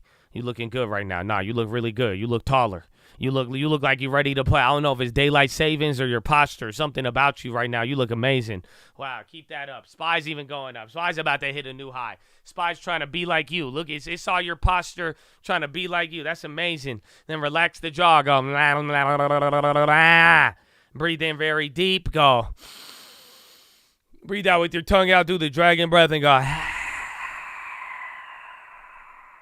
FTC sent notice to AbbVie and AstraZeneca over patents. Well, let's see. I don't think it'll be bad unless they take like a couple fat red candles. AbbVie reacting. Oh, you guys relax the jaw. You do the dragon breath. All right, God bless y'all. Let me get my resistance. Everybody in the 313. Neutrala on the high. Yeah, Uber's going to make a nice 50 test. I think it could go. Uber has some nice breakout points above 50. I think that's why it chilled out last time. Yeah, bro, Uber could. You get 50, you're borderline guaranteed like 52, and then 56. 52 easy, and then 56 will be the hard part. Then you get above 56. Uber's going back to the 60s. We'll see. One step at a time. I got to do my stretches now. SPY's about to hit a new high as well. Constellation. Watch AbbVie and AstraZeneca on that news. And then GoDaddy, that's been killing it.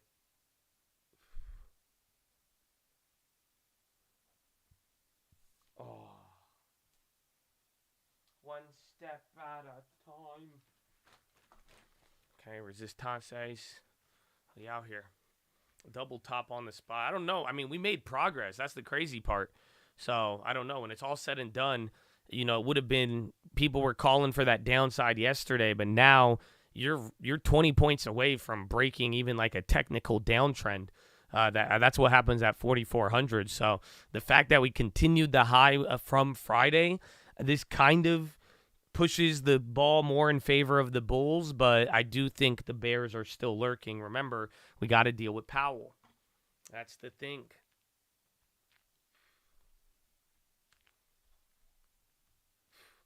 See a birthday? Oh, GoDaddy's birthday. Would you put more MO to the long term? I would. I'm not really. I'm really not gonna mind holding that one over the next couple of years. I like the dividend. We're a little bit down on it now, but like usually that was the most stable company in the long term. Like it just stayed. Like it moves up and down, but like usually every year, every other year, just right back to break even or up this dividend, and then you also get to compound the dividend. I don't know if Nikki T will be there for Powell tomorrow, right? Without Nikki T, that conversation would have sounded a lot different.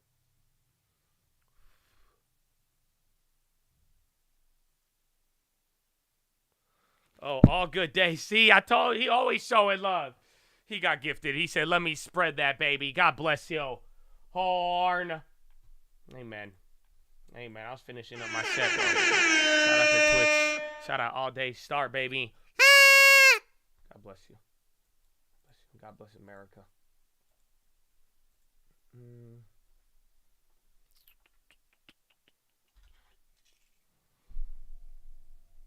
Outlook. Outlook is weird. I don't know why. I mean, there's a lot of analysts who like the company for Outlook, but I guess maybe they're not worried about competition, but people keep buying the dip on Outlook, which is weird considering, it seems like Outlook's going to be 1 year. So we'll see. I mean, I might be down to hold it depending on how we perform by the end of the year. And once I finalize everything, if I don't need to sell it for the loss, I won't because I still have other ones, but we'll see. But in a weird way, I mean, people are still getting very optimistic, and that definitely surprised me. The bond auction did not happen yet. No. I believe that is going to happen at 10. So in about an hour 20. We just had a euro close 8 minutes ago. We ran ahead of euro close and then calmed down a little bit like the 30 minutes prior. And then right here at euro close, we just started taking off another 4 points. You're 1-2 points off of the high and then about 5 points from the other one.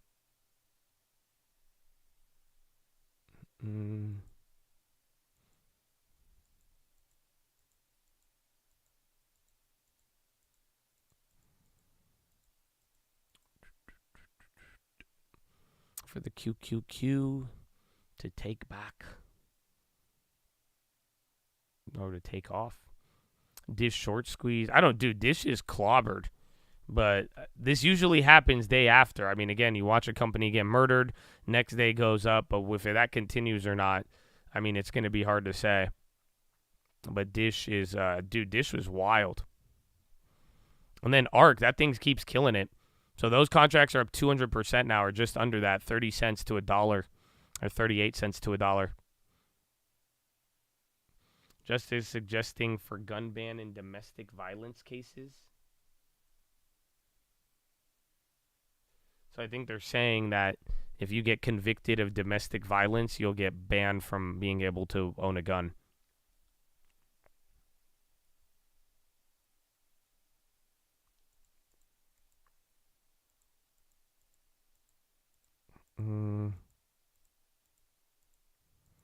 For Chad's, Josh, and country, amen, my friend. God bless Chattadonia. Are our buyers exhausted? I think that's too hard to say. I mean, look at it. We've been squeezing. You've been doing this. You usually just don't see 7 days in a row. But remember, there's so many things happening right now. If I could ever say anything, it's that. It's literally look at the bonds, look at what's going on with that, the policy. Again, you're waking up to surprises. Still got to even juggle a little bit with what's going on with China, but it's like as far as, this is high year to date, still a big recovery. People may like certain things, but then it's like every single day, the bonds are influencing people's decisions. And that's where I think it gets even like wilder. Oh, pray for us, baby. I didn't even know you were coming in with the dono, baby. I thought you were just shouting out the chat. I was like, amen, bro. I like what you had to say. God bless you, bro. Thank you. My goodness. My goodness.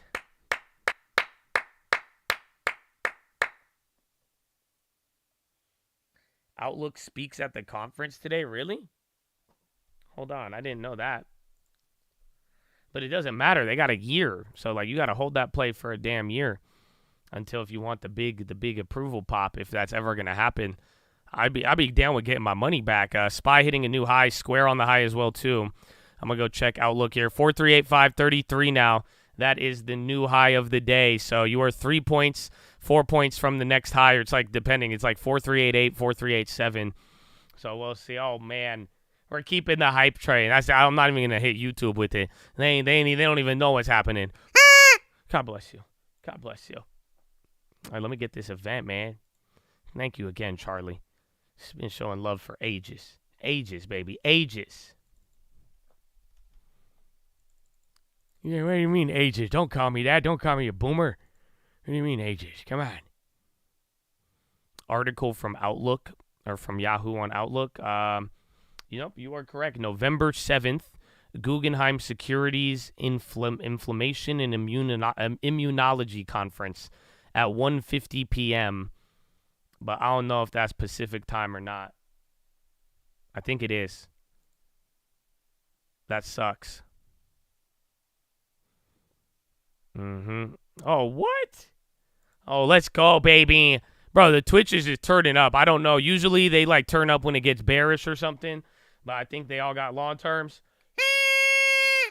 God bless you, Tasha. Or Maximus. That's who got it. Mellow Maximus, Charlie, Preforms, and then All Day Start, man. And then it started off with Lizzie, so God bless you. Amen. Amen. Always the law term. Always, baby. That's what I was saying. I was like, wait a minute, Twitch, the market's going up right now. And then Twitch throwing all these donos out here, but I'm like, wait a minute. It's because they got the long term.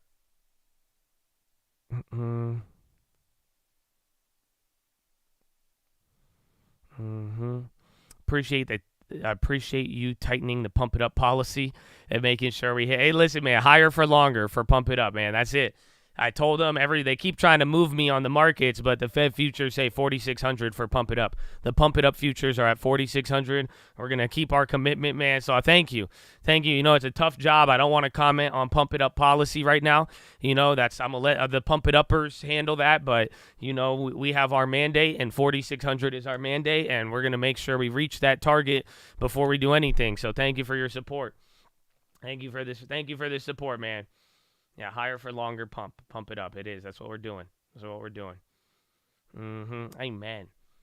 And you know, Twitch, I just love you. You get one of those. See, Twitch, you don't get a warning because you guys appreciate it. That's the word on the street. YouTube will get violated by now. They knew how many horns I just put up without giving you a warning. They wouldn't know how to react. God bless you. Oh, Mello. He said long term. That's all I see on there, baby. Let's go.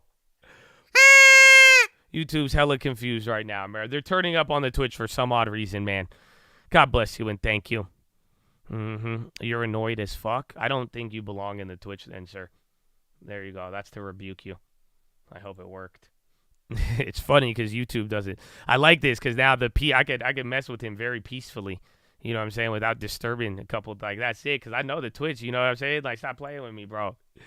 You know what I'm saying? Because mostly the Twitch, it's a Twitch thing. They love it. They love it, bro. So you can't take the culture away from them. How are you trying to do it like that? Stop it, man. Thank you. Thank you for the love, Twitch. I love y'all.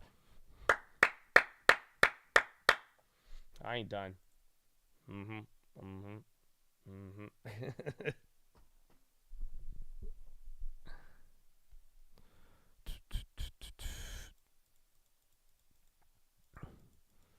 Where's the bottles?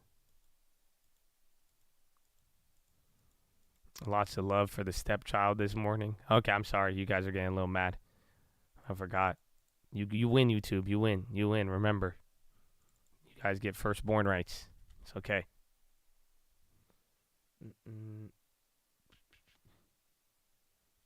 You have to delete the channel. Bro got annoyed. It's okay. Have a wonderful day. We love you. Get a long term. It's for the good of the nation. Oh, they keep going. They keep going. It's good, though, for now. I think all of the Twitch antics have brought the market down. You were looking very rippy right there into a new high. And then Twitch started a hype train, and then now we're off of the high. So I think their plan worked, now that I think about it. Whoa. Is that another one? Damn. Wow. Okay, let's go, baby. Nah, they're doing it again. I just tripped out. I thought that was the final one. I was like, okay, we got it. I think, the market started coming down. Then he just dropped another 10 or something, bro. What the hell? That's insane. God bless you, man. I need to go order backup horns, though, right now. This one's about to lose. I could already tell it's about to lose it.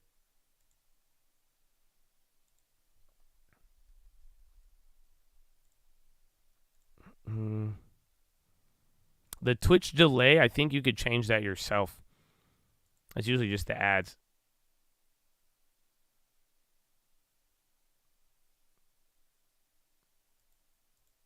It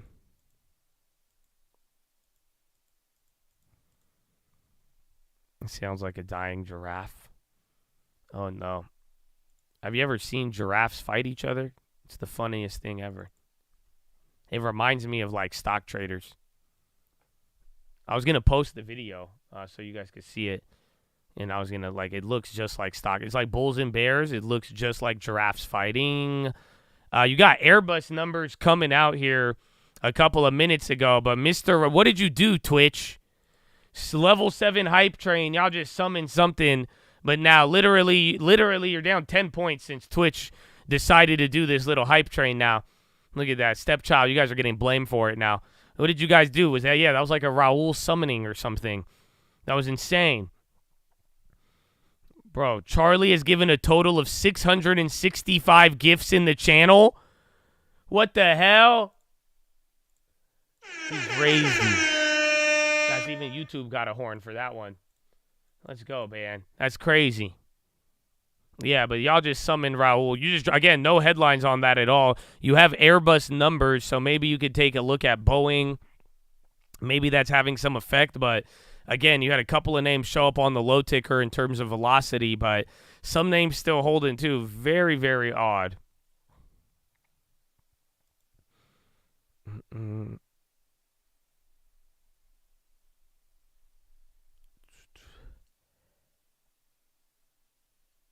That's crazy. Father Charlie, bro. He's the original father. And then there was Father Edgar. And then there was Business. Then Preforms and Jake from State Farm and All Good Days. There's a lot of people who've let it be known. Forgive me if I'm forgiving any of the early fathers of the chat. Airbus had 26 cancellations in October. Airbnb PE ratio at 14. Depend, Habibi, depend. So Airbnb's PE ratio is 14 if you look at the one-time exclusion that they had. So again, whatever happened to Airbnb this quarter, it was like something with taxes or like an exclusion, and it allowed them to realize, like, again, their net income was like $4 to $6 billion or something like that. But that's only one time. So if you look at that on a one-time basis, their PE ratio is at 14. Otherwise, I do believe it's back to the 30 to 35. I might be able to double check for you. By far the best 12 months being a part of the chat. Brian, I felt like you've been in the chat for way longer than 12 months, man. God bless you. Hard. Shout out all the chats, bro. The donos. They got a level 8. I think that might be, I don't know, level 8 or level 9 might be our record, but everybody turning up. Y'all showing a lot of love on a pretty awkward day. I don't know if this is because you're long-term going up. Y'all feel the vibes, the love. Again, the Bears and Bulls. I mean, everybody, just yesterday, the Bears thought they were still in it. Now today, it's throwing you back and forth, but you're just getting the awkward melt-up. So thank you for all of the love. I don't know what is inspiring it, but we will see. We will see.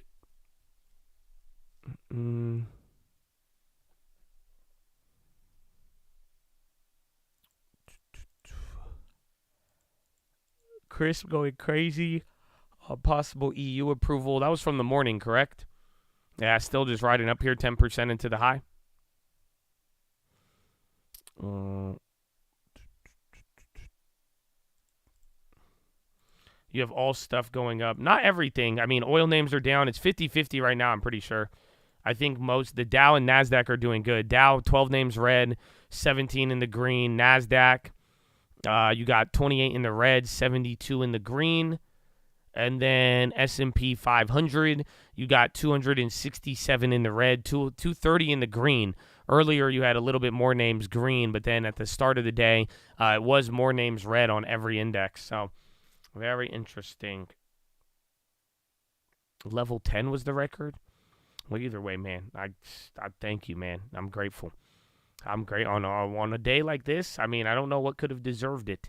But, you know, the chat always showing love. And like I said, man, just thank you for always showing respect to your other chats, keeping them in the conversation, you know, not trying to flex on them, not trying to sow discord and trying to bring out anger. You know what I'm saying? And vibing and bringing some good things, maybe. Bringing some good things.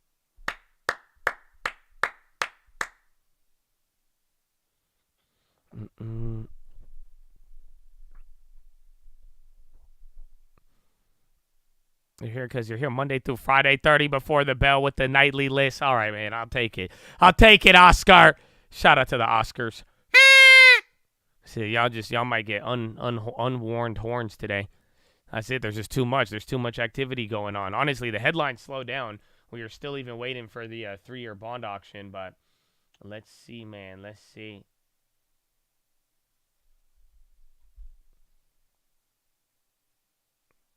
The bond auction, that's the only X factor. Again, yields are already up, but, I mean, the market's relationship to all of it is a little bit weird.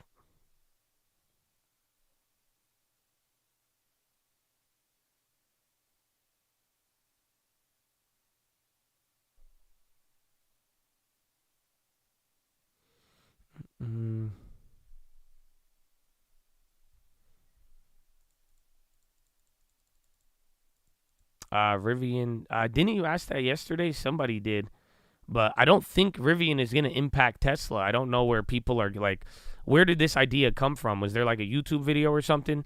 Because I've been asked this question way too much. Like way too. Whoa. Speaking of way too much. Again, bro?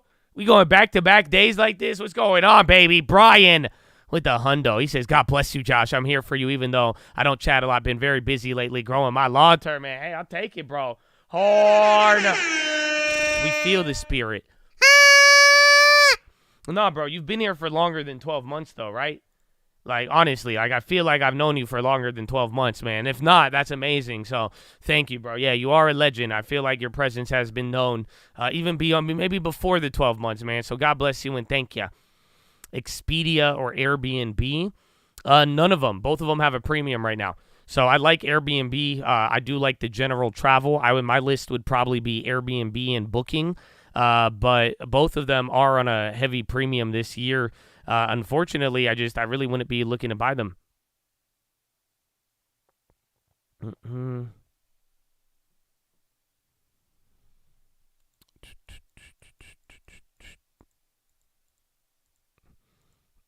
You've been watching her stream for 15 years, said the guy who's #1 proponent of Weeble. That's all. I'm just going to highlight that with all of your weird comments now. So when you say something like that, I'm just going to highlight #1 Weeble. He says he's been watching for 15 years now. Thank you. No, I won't mess with you too hard. If you don't like me joking about Weeble, let me know, okay? If that's too harsh, don't worry. I won't make the joke. You know, I don't know. You know, you're Twitch. I don't know what type of skin you got. I don't know. You know what I'm saying? Thick skin or not, I don't know, but you know, don't let me be a wee bully. Hey, I won't wee bully you. Oh, good, you love it. All right, man. All right, word. You're starting to see yes for war signs in Arizona. What do you mean? People have that? Like they put that on their lawn? And it says yes for. That's insane. I would never door knock a house like that. Maybe I would, maybe I wouldn't. I don't know. I'd be like, so you just like support bloodshed like that on your lawn? Like you just really, all right, man. I guess that's what every Ukraine bumper sticker is anyways, now that I think about it.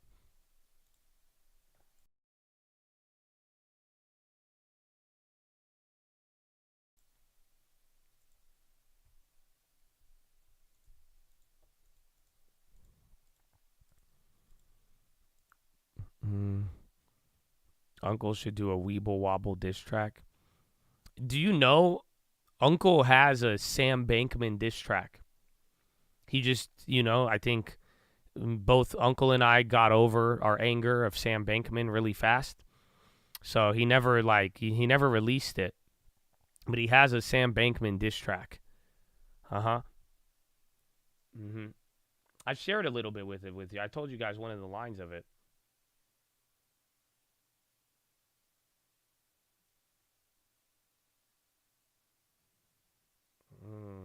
Yeah. Oh, yeah. Is it here? Yeah.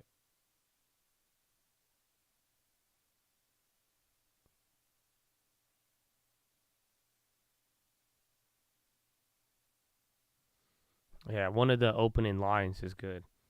He says, built like Big Bird, bitch like Squidward. How the hell you let a effing vegan rob the third world? It's a great intro. I love it. So Uncle showed me that. I was like, damn, that's fire. But then again, he just got over a lot of it. So I was like, wow.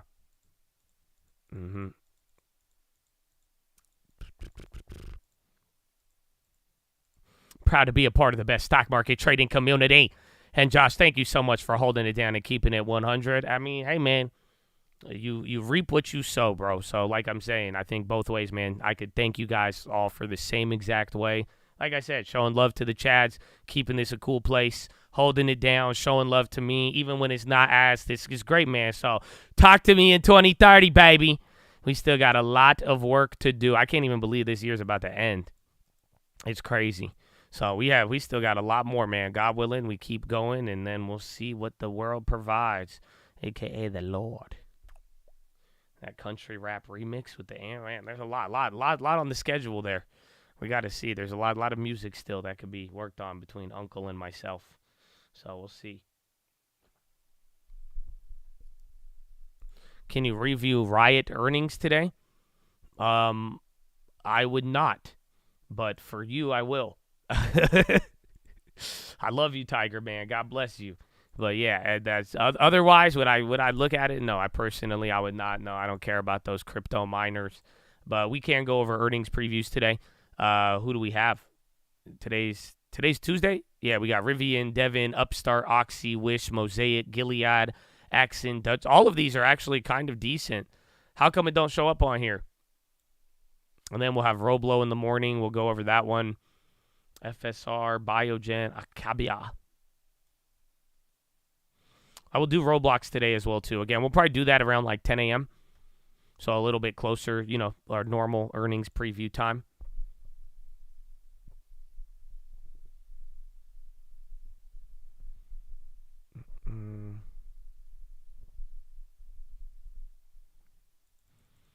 Our gifted subs, thank you. Hey, man. Shout out to Chad. They went off in Twitch, too. So, yalla, Kupang. We'll do all of them when we get there. I'll queue them up. So, like, the next, I think we have John Williams later. But I don't think we have any more house speakers. You got, what's it called? Is the Optimism? No, that already came out. Household Debt's already released. I think all we have left is, you got Fed Williams. Oh, no, you got Fed Williams starting now, actually. I don't know if Fed Williams is going to be live, but you have Fed Williams. I'll queue up the earnings previews, and then hour after that, we're going to have the bond auction, and then I think after bond auction, we'll go over earnings previews.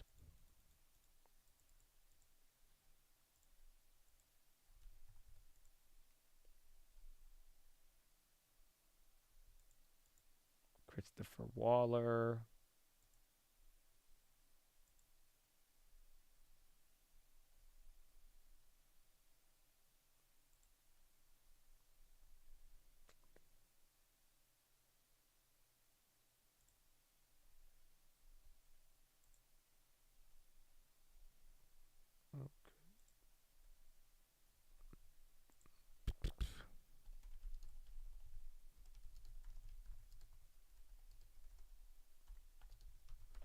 And then you're making another candle down. U.S. Financial Protection Bureau proposes rules to regulate big tech's payments in digital wallets like banks.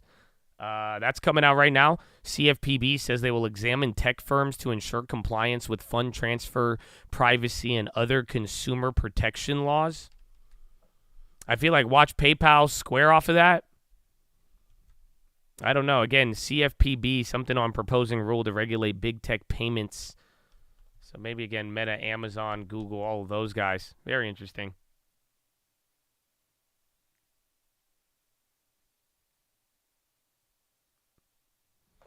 Let's see.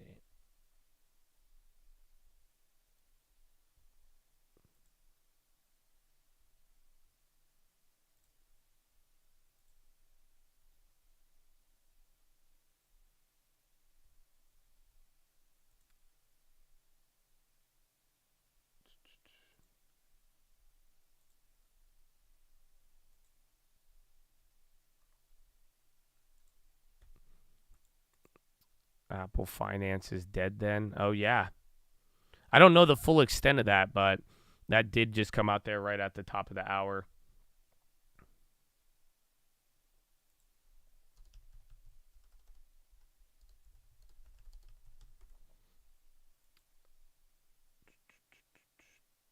Where is it? November.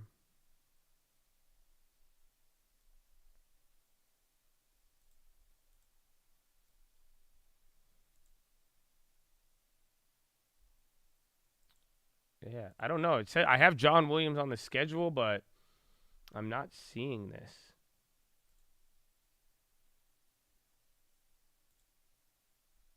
Speeches, statements, events. All right, maybe we don't. There's a Treasury Market Conference November 16th, so he might be there. CLF price increases. Zoitis on the high, too. That was running. Cleveland Bruce prices for steel exports. They're popping. SPY is coming down. So, again, epic rally here, but now you are back to the highs here. This was the first one. Actually, you still got 2 more points, and you'll be back to Friday's high here, but you are now 10 points off of the high of the day, which you just hit. only a couple of minutes ago. I mean, again, this was like 15 minutes after Euro close, and now we've been about 30 minutes since Euro close, 33. Meta and Apple at risk of increased regulation of digital wallets. So there's your winners and losers on that one. It's not really reacting too much, though.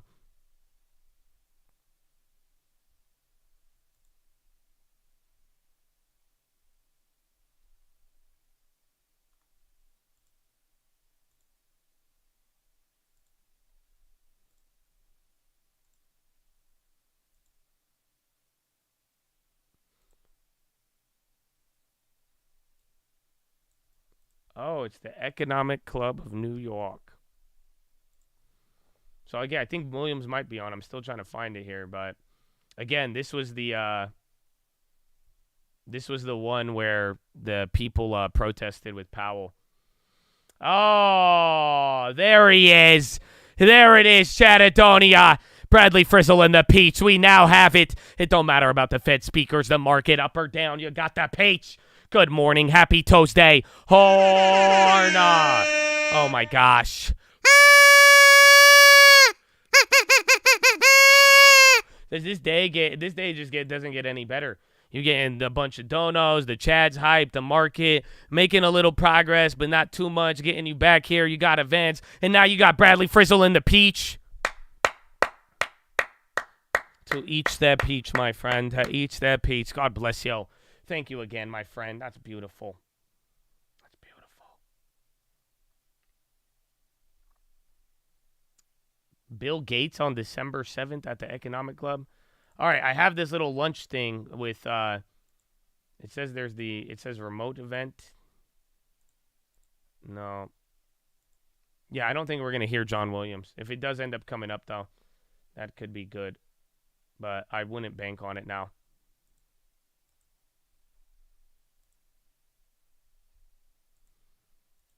That's weird.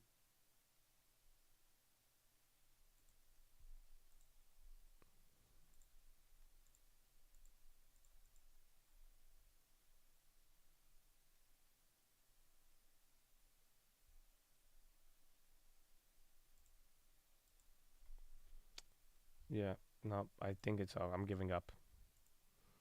Williams at 1 p.m. I see he's at the Economic Club, but I'm on their website, and they have somebody else listed as the speaker for today. So we'll see. Maybe I could be wrong, but by the time he gets up there, sometimes that happens.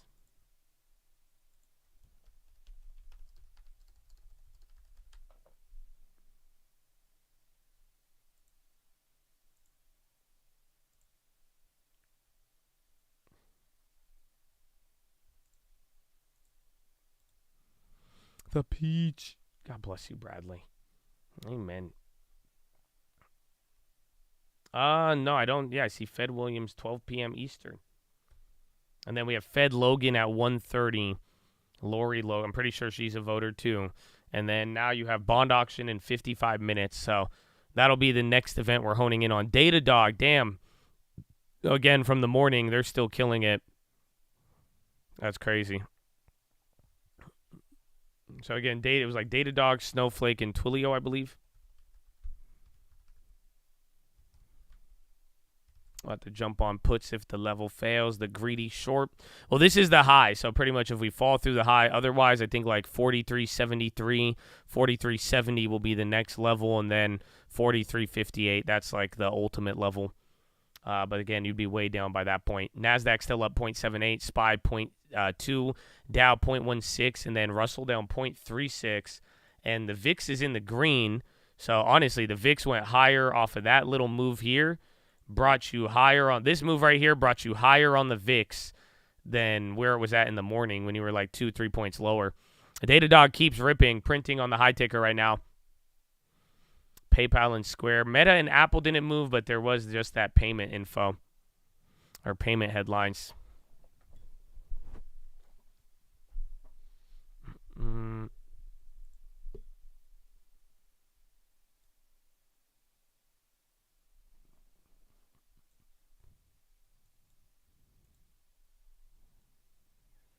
Yeah, Roblo before the open tomorrow.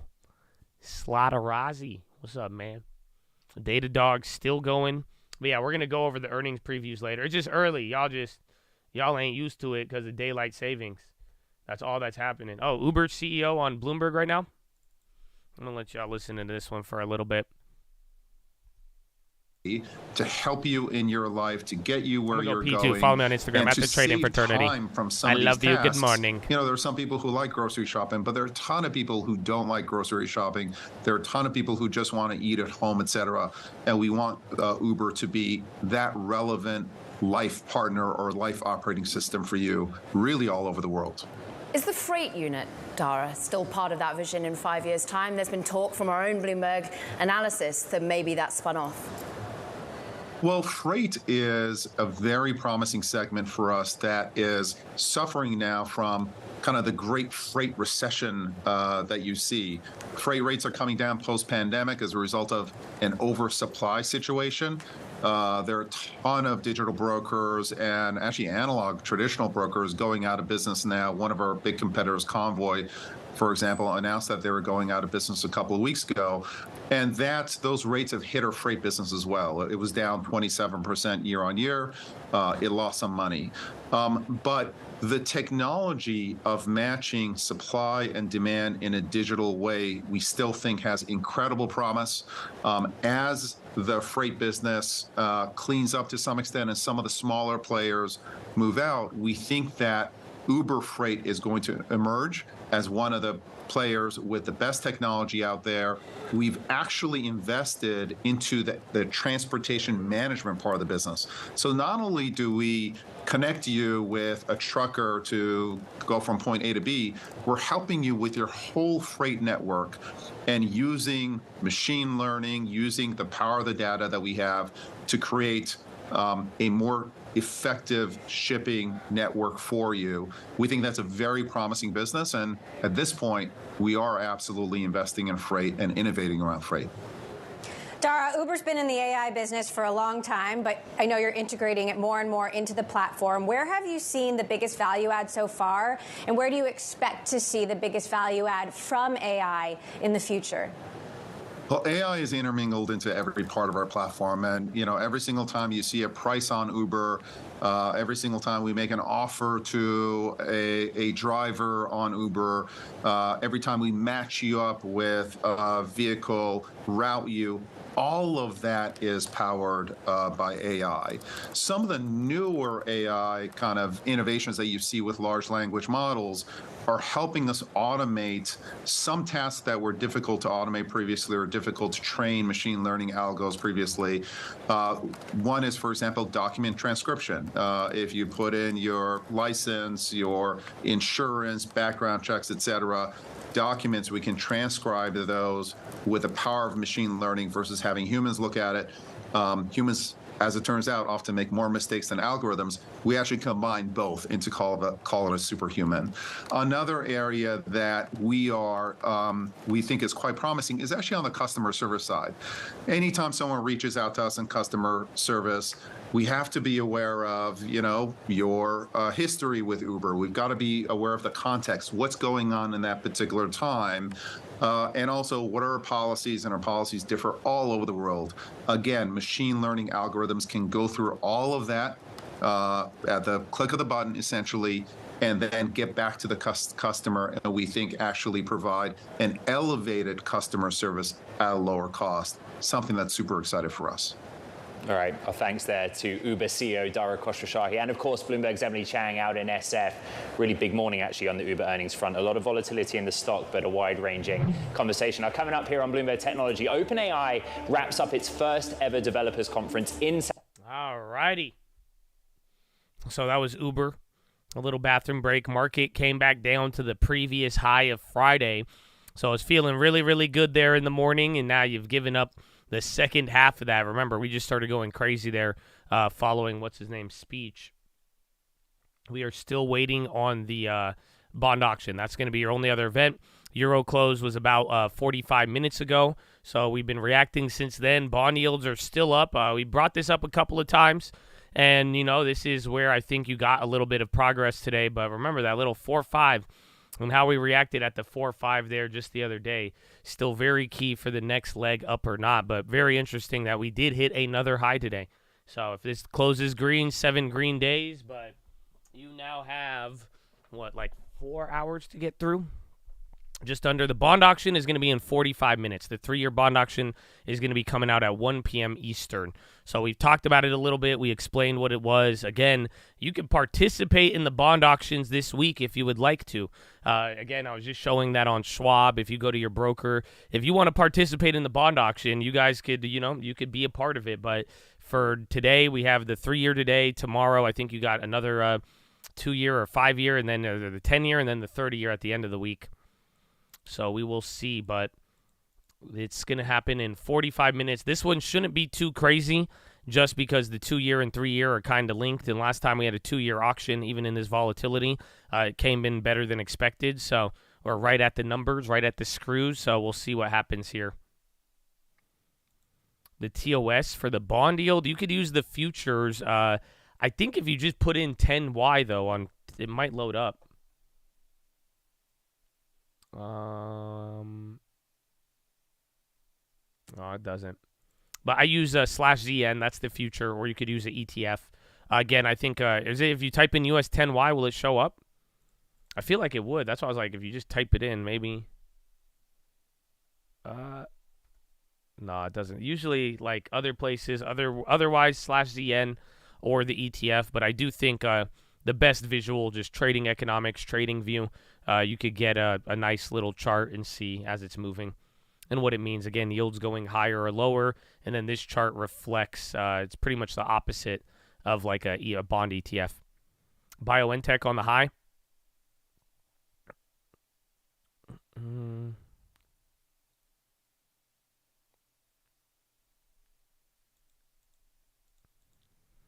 TNX, it's all of it is still, what's it called? So this is still like a index, right? So like if you enter in like DXY on what usually it shows up. Hold on. I think it's money sign DXY. It would just show you like the cash index of like the dollar. Apple delays work on iPhone, Mac software to overhauls to fix bugs.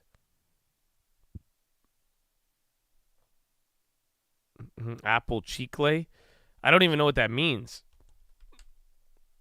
They went down out of any headlines to go down on Apple. That's an interesting one.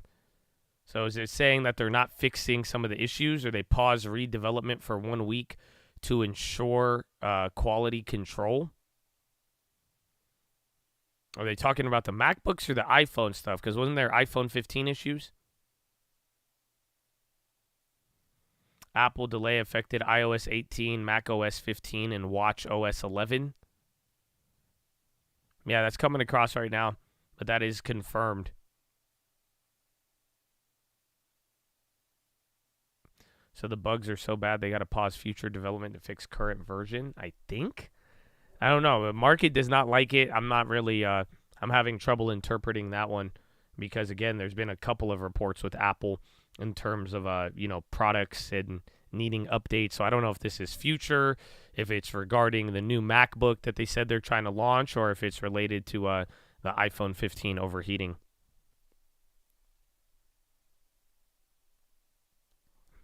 Pushing the high. I mean, you're testing it right now. I think you're a little bit below it, maybe.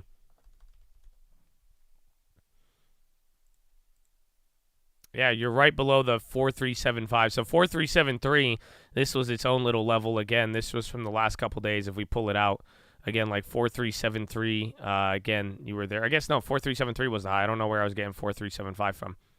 And then 4372 and 4371, that was right here. And then the day before, 4373.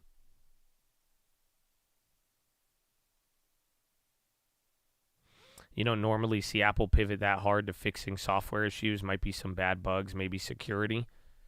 Oh, maybe. That makes more sense given the to justify that reaction. Bond auction is in 42 minutes. Right at the top of the hour, 1 p.m. Eastern. Close Redfin cover call. Good work, baby. I feel you. You could close it, write it out, and then if it rips again, resell. Kind of down with that. Good idea.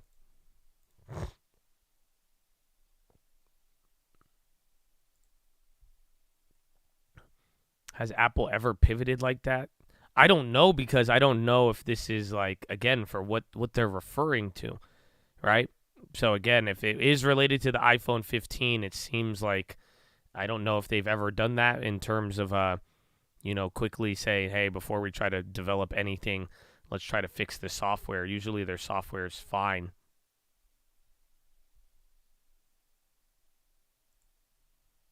I'm checking the Redfin covered call now. Let's see what it's at. Good idea, though. I like it. We have 96%. So yeah, it's worth $3.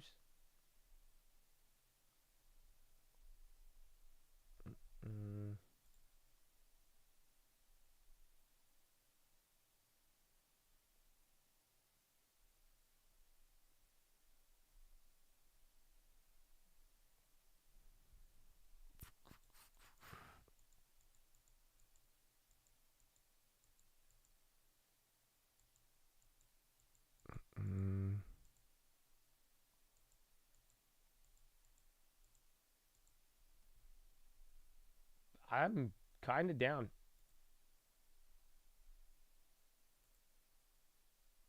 Let's see how this works.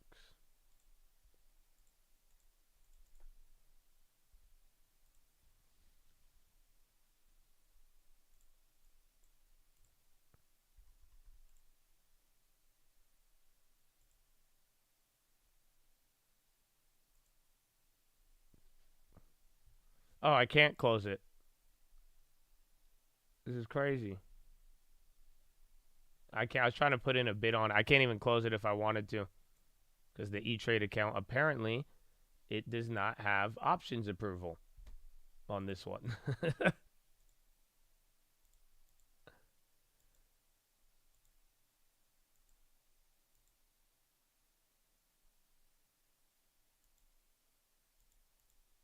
Wow.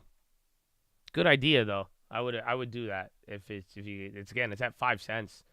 So then even if they rally, it'll just free you up to sell anything else.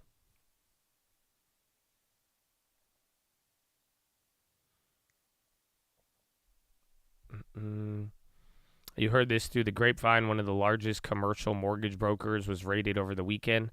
Heard through the grapevine, one of the largest brokers was raided. Or fraud was found in loans they sent to Fannie Mae.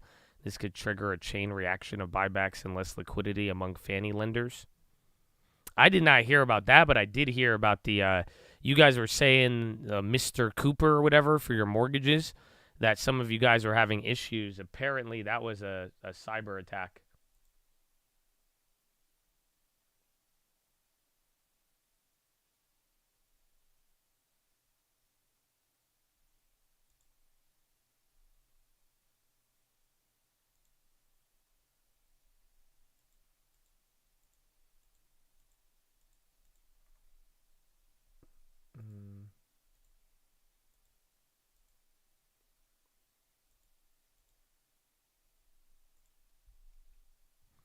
E-Hang report contains untrue statement, misrepresentations. That's EH. Wasn't there just news on that recently? I think off the morning. You have an option but no approval? Yeah. Apparently.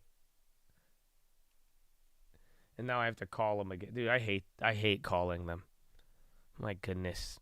What's leading up the market? Mainly tech. Tech is, NASDAQ's up 3/4.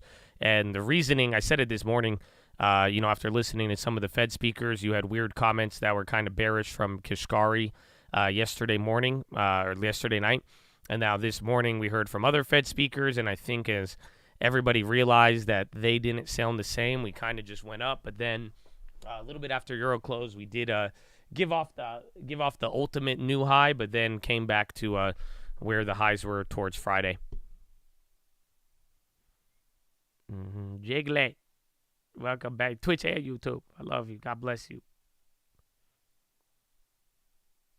So that is my theory for the day, though. I just think we were a little bit spooked off of young Kashkari, and then as everybody realized it wasn't like, Nobody else sounded the same. They got kind of optimistic, and then we didn't run up too much, but I mean, we still went 10 points above the high and then came right back to it again. 4373, this was the high just a couple of days ago. But the cyber attack thing was this, there's a mortgage broker. People were having issues with like payments, and they said that they couldn't, but they got apparently it was a cyber attack now. That's why they got limited. So that's the only thing I've heard about any sort of weird like mortgage lending stuff. But somebody in the chat just said there was a fraud in some Fannie Mae loans or something like that.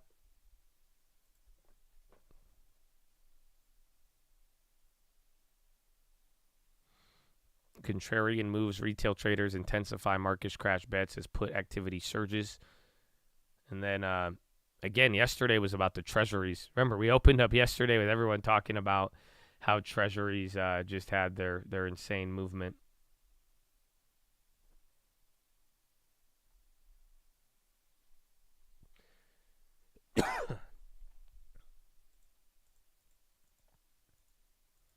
That happened with your loan. I think you're good. I think you're not getting charged any payment delays or anything if you're with Mr. Cooper or Mr. Rogers or whatever. But it's just there's a cyber attack. So I mean, maybe your information is probably exposed. Unfortunately, you'll find that out later, but for the most part, I don't think you have to pay your your mortgage, not even until you could get there. So yeah, Mr. Cooper suffers cybersecurity incident, locks down systems. Investigation is ongoing. Company assures customers that no penalties or fees will be incurred due to lockdown. So they were the target of a cybersecurity breach last week, leaving a mortgage industry giant system locked down for days. Originally described by the company as an outage in a message sent to customers on Halloween, the incident has yet to be termed a cyber attack in official Mr. Cooper verbiage, although it acknowledged in a filing with the SEC that an unauthorized party gained access to certain tech systems. The company posted a notice on its website of the incident, announcing that it immediately initiated response protocols, deploying containment measures to protect customer data and shutting down certain systems. As a precautionary action, law enforcement was notified, and an investigation with assistance from leading cybersecurity was launched. As of November 5th, the notice remained online, pledging that Mr. Cooper is at work, keeping customer-sensitive information secure, and if they are affected, they will be notified. They are not able to process payments with the systems remaining down. And then rest assured, you will not incur any fees, penalties, or negative credit reporting related to late payments as we work to fix the issue, the notice said.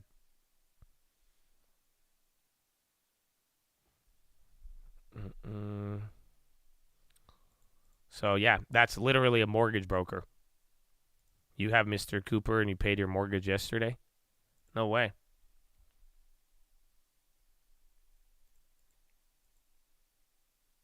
PXMD on the low. Oh, well, there you go. That was the autism one, I think. The ASD one from earlier. 20. Again, their PRV is not guaranteed.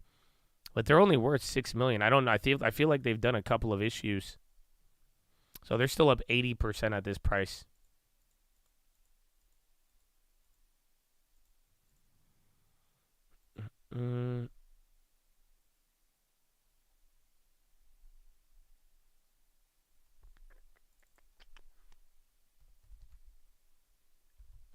PXMD. Anthony Vergara, baby. Florida real estate. What's up? What's up, baby? And good morning. The volume on the SPY reel, probably not. Yeah. But then again, we've seen a lot of things. Volume yesterday was low, only 67 million. Today we're already at 30. And we're already at hour number 3, 10 million an hour, a little bit more. So volume's kind of active. Ulta's on the high. And then ALDX.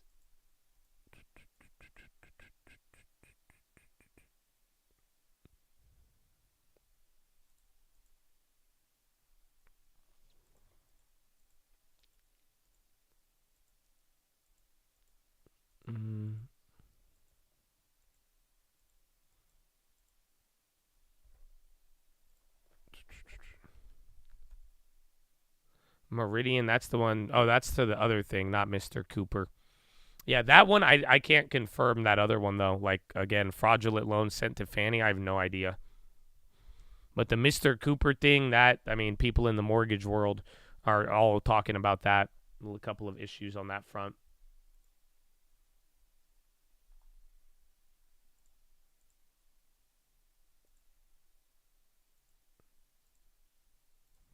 Where's Adobe? That was running in the morning.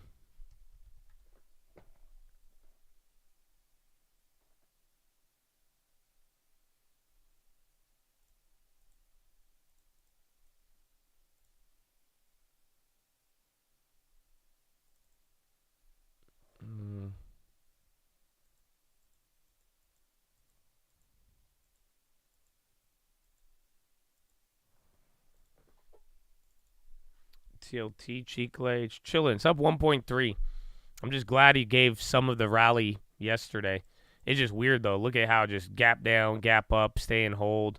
Just like right here, bonds are still like kind of precarious. They still need to find their answer.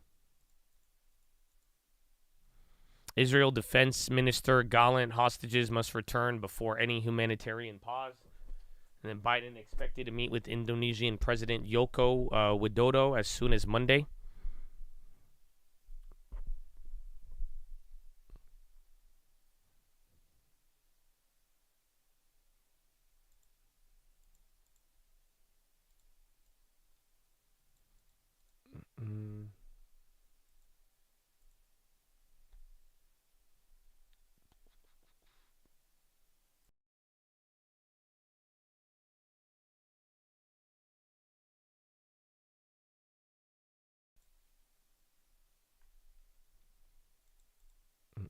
That was just for you guys.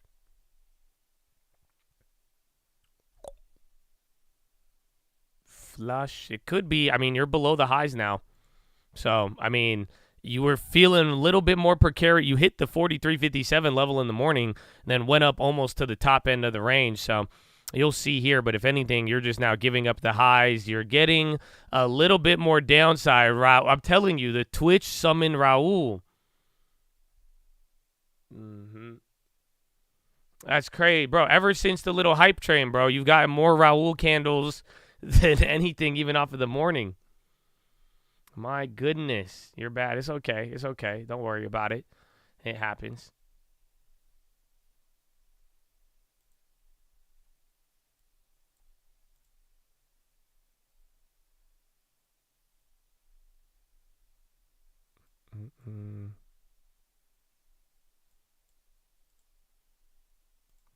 KRE, U.S. regulators lay out plans for major changes to FHLB system. Oh, this is either going to be really good or really bad. Whoa. So again, the FHLB, that's the Federal Home Loan Borrowing thing.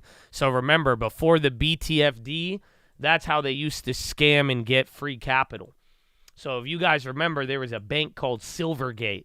In the process of so many banks going bust, you forgot other banks went bust. That was also part of your crypto Sam Bankman thing. That's why I always say you got to watch out for it. But here's the deal. That is what they used to use before there was a facility. So before the Fed made the BTFD, the FHLB, it was only made for like distressed home loans. But if you were a bank, you had access to it, and it would allow these banks to put up shitty collateral to get a loan at a lower interest rate, and it pretty much offered them emergency funding. It just usually, it wasn't supposed to be used for emergencies, but then again, these banks and they didn't have mortgage issues. It started with crypto. They started tapping that. So yeah, if FHLB faces new rules to curtail loans for struggling banks, I hope a lot of them have got off of it, but that's just wild. Again, it all depends on how much money's there, who is actually still utilizing it and all. I don't know if they all utilize it. I think a lot of people switch to the BTFD, but at the same time, the devil is in the details on that one.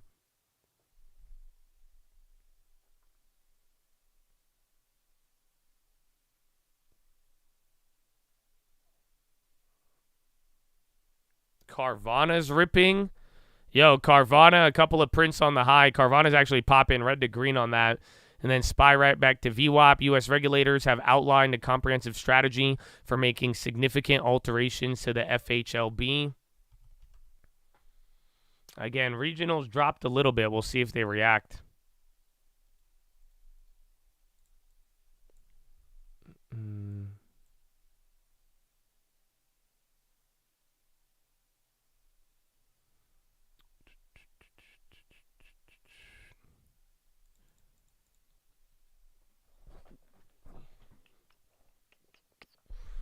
My goodness. I mean, if the banks bounce off of that, you're going to get hooked up off of it if people like it. But if you did want a killer on the day, I mean, a little bit of regional headlines and, again, a big change there to their liquidity, that would be a big deal. But like I said, the devil's in the details.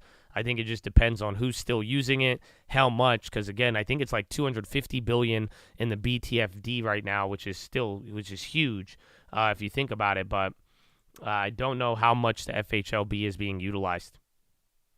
That would be the only X factor.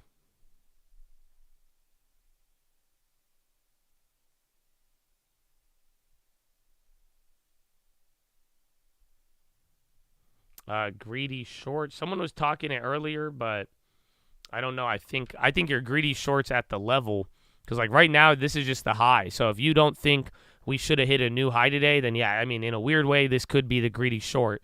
It is its own little level, and then really, I think 43.58, but I think you can go for a greedy short here.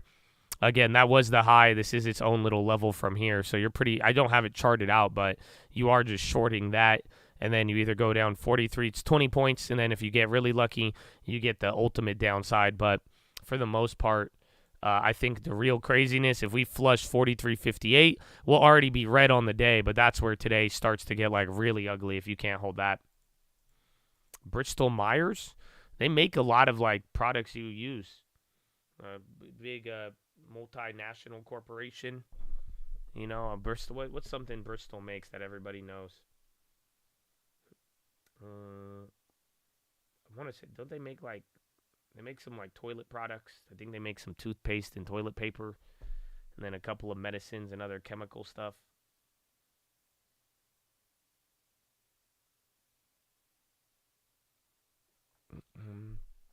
What do you think the solution is to the housing problem?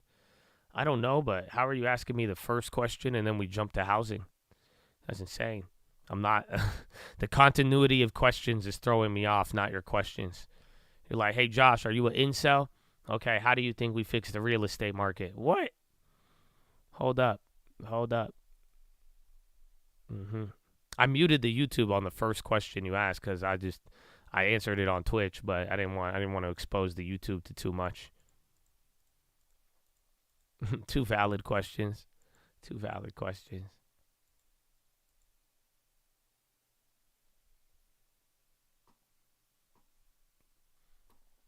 Micron on the high again. Chip makers have been going off today.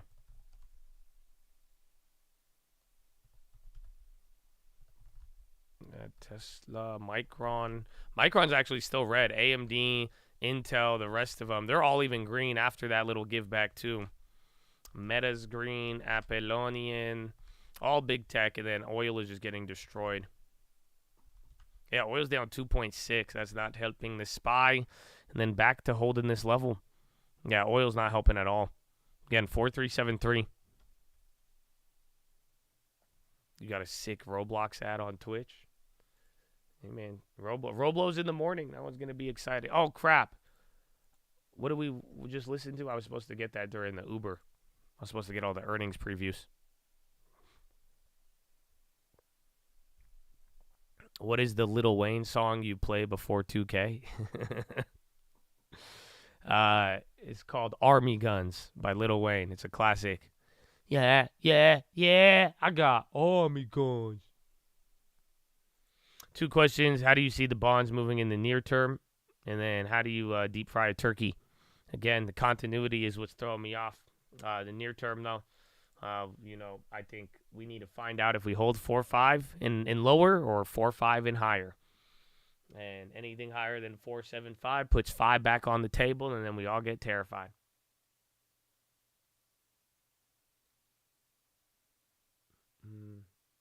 I've never deep fried a turkey. I don't know what that's like.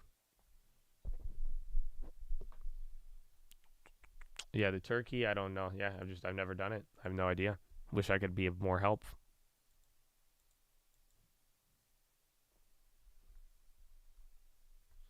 Micron's still going again. They're still red. SPY now from your kind of greedy short level, depending on how greedy you wanted to be with it. You're back a little bit above it again, 4375. This was the new high that we hit yet today, and then we started taking off. But it's either it gets quickly batted down or we make a move up, and then you're right back to the plan. Dollar did come back up, though, again, and Australia was a big part of the dollar being up today. Remember, they had a surprise rate hikes. Yeah, KRE's coming back down, though. That's very weird. That's in the top right. So, again, you just got new loans on that. Coinbase strengthens its Global Advisory Council. I don't know what that means, but KRE is coming down, so watch. That might be a little precarious. So, if KRE starts flushing, I don't think the bounce will last too long.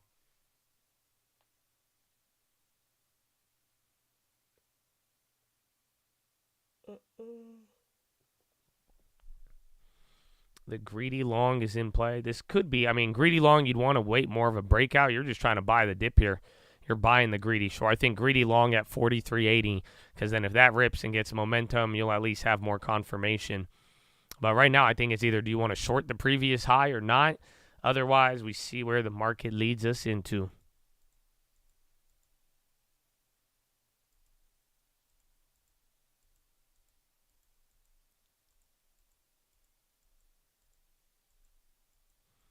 Hi, Josh. AC here with the Daily Bugle. 2 questions. 1, do you eat your apples with the skin on? Of course I do. Why wouldn't I? It's weird. And then 2, on a microcellular level, what is the square root of inflation? I think I could answer that with pure confidence that the answer is transitory. So we're good to go. Thank you for the question. I appreciate it. I love the composition of these questions now. I'm learning.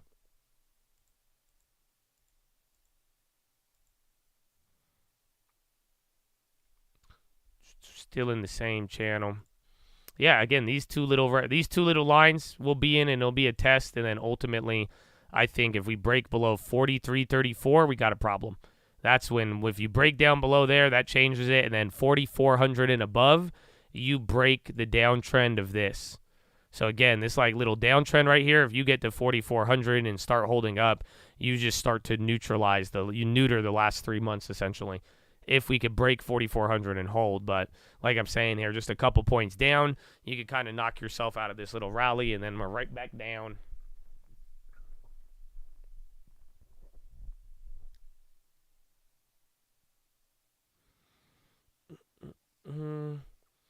Who's your favorite, the YouTube or Twitch? Anybody who has respect for other people. That's about it. Like I said, that's probably been my theme this year, is just how other people treat other people is kind of how I've been viewing them. I try not to judge people and other things, and people have all sorts of behaviors and habits, myself included, but I just look at how they react to people. Like I said, how do you treat somebody who disagrees with you? How do you treat somebody who's different than you? It's so easy to say, but and we talk about it, but you should really pay attention to that. It's actually mind blowing. So, my favorite is whoever lives by that. You know what I'm saying? And that's the thing where if I've ever gotten more affinity to people as of late, or noticed people and other things, it's been along those lines where I'm like, damn, they show love. And again, how they treat other people, you could see it, and it makes sense.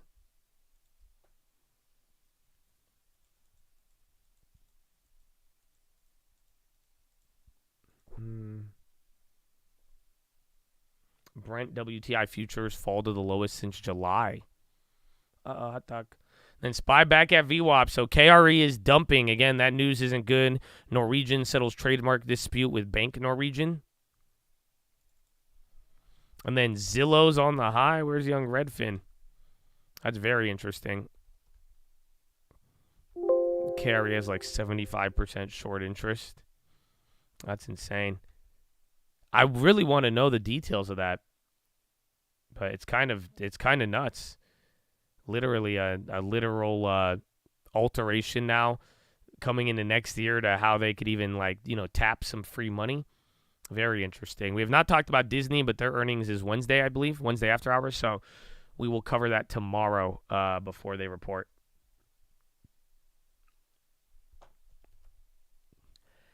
Disney, they're still green.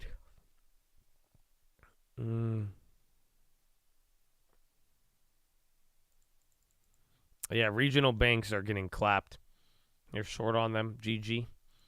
I mean, if you were short even into August, I mean, it was a nice return there, but this is, the market was not pretty when we got back to the gulag, and I don't want to keep seeing this. I feel like bonds had their little pop and came down from this, right? You don't want to see pops and drops on different asset classes. That's why it's good the bonds are still holding up here, but even in general, I mean, if regionals get back to that low SVB level, none of that was good. And then SPY's trying to curl a little bit here, but you're still just doing this same movement right at VWAP, right at the previous high, give or take a point or two. Yeah, Datadog was nuts. We saw it at 23, thought it was going down, and then it just rocketed another 7 intraday.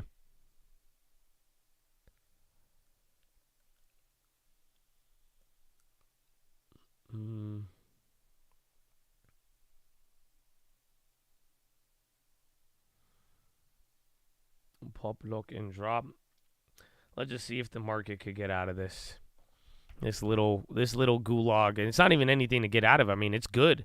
We woke up way more hesitant than what you expected. Everybody was kind of freaking out a little bit in the morning, especially after yesterday's caution. But then again, I mean, right off the bat, if it could still hold, bonds aren't the ones dying. I mean, we just got to wait through the events. You only got 15 more minutes now.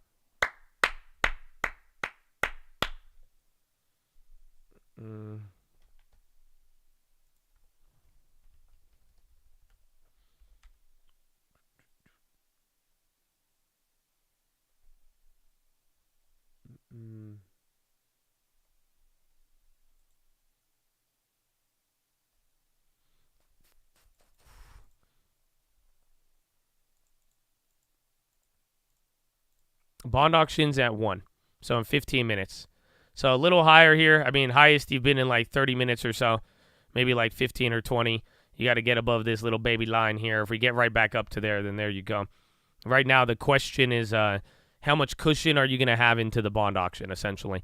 And like I've told you many times today, I do not believe this bond auction should be that big. But then again, I mean, lately, bonds and the sensitivity, they have the ability to move things. So we'll find out. But now if we start the higher you are, just all about cushion. If we go lower, then, responding to the data, then we'll get a bigger reaction. But for the most part, next event is right around the corner. You are bouncing back up.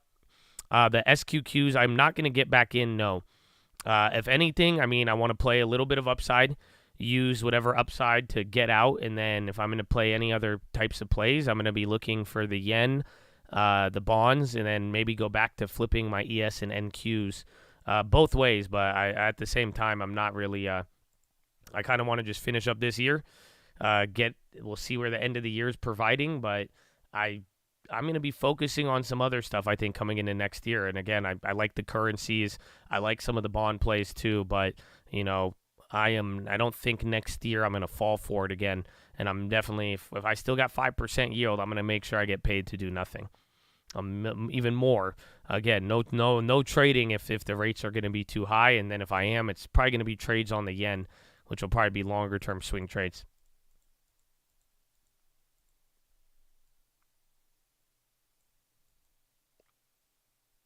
Well, the bond auctions move Bristol Meyer.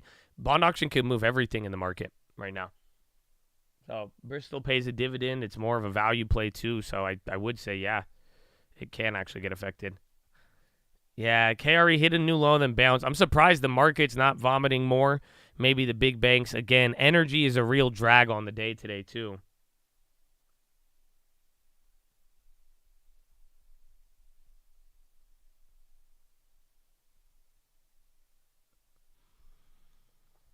Confluent? I don't think I do. CFLT. Oh, where's Netflix?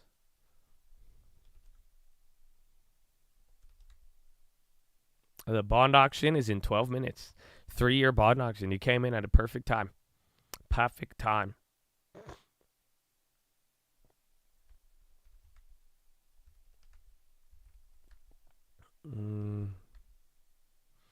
So if the bonds sell, the market should react negative. I would agree.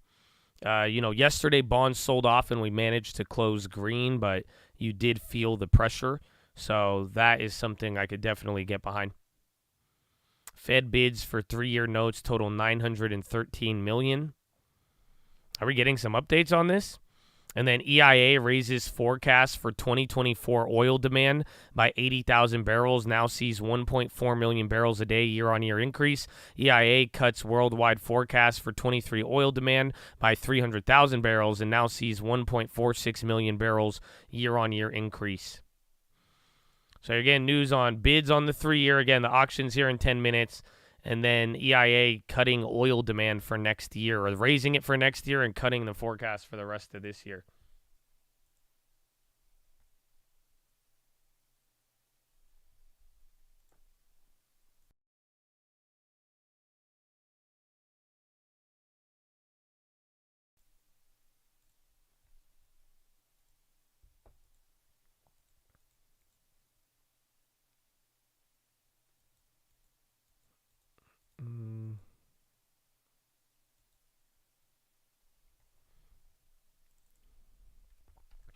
Yeah, Oxy earnings. They report after the bell, though, today, I believe. So you might get the conference call during tomorrow, but I do think the earnings comes out like after hours. I don't think it's like a live release in the moment. The expectations, we don't know what we need the when issued number. So right now you're hearing about the bids. We want to know what the bond yield was when they started doing the auction. So if that comes in higher or lower, then we'll know what to do. But it's simple. If that number is higher, so you're going to get it's going to say WI 4-point-something%, right? Or 5-point-something%. Any number above it, above the WI, will be negative. So if it's a small number like 0.002, that's fine, 0.003. But if it starts going up like 0.02 higher than what was previously expected or anything more than that, then we will have a problem. So that's all you got to look for. If the when issued number, if the results come in higher than that, then that means that less people showed up to the bond auction and that there was more supply than demand, and then yields, therefore, as a result, went higher. ELF about to go up, finally, the slowest mover.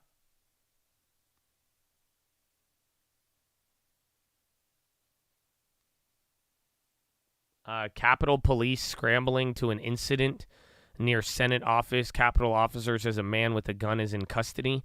BBG House reporter. And then U.S. Senate Democrats block Republican bid to aid Israel, not Ukraine.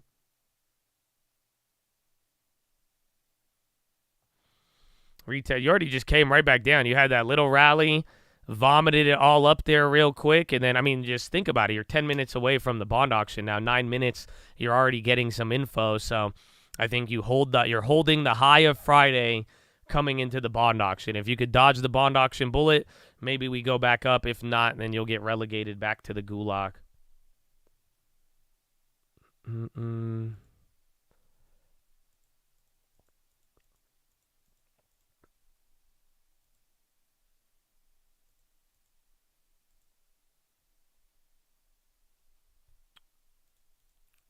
How about we aid neither? Oh, you're talking about the wars. I was like, what do you mean, for the bond auction?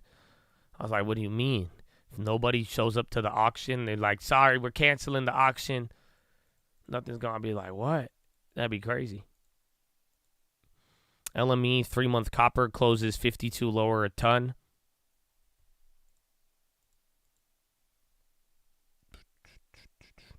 Capitol says there's emergency call in the U.S. Capitol for a man with an AR-15.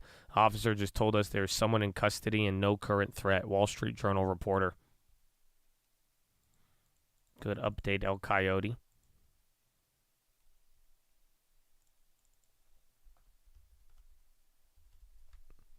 JGGC. Jaguar Global Growth. What is this? This is up 92% JGGC.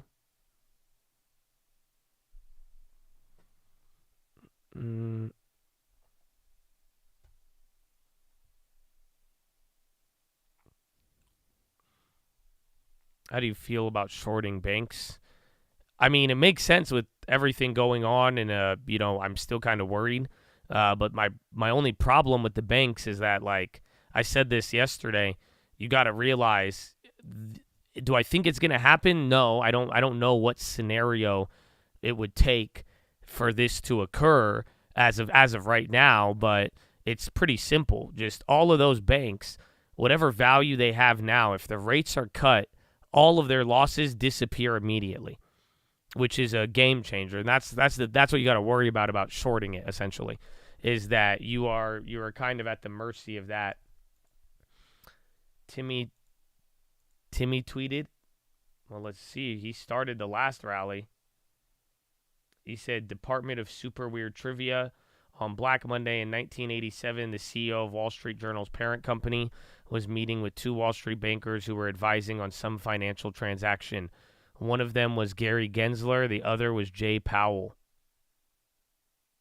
Huh?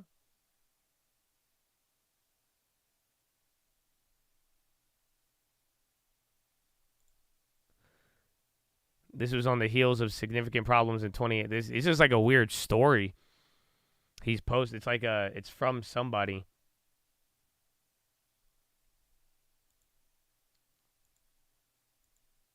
After the 1887 crash related to equity is a reminder of instability.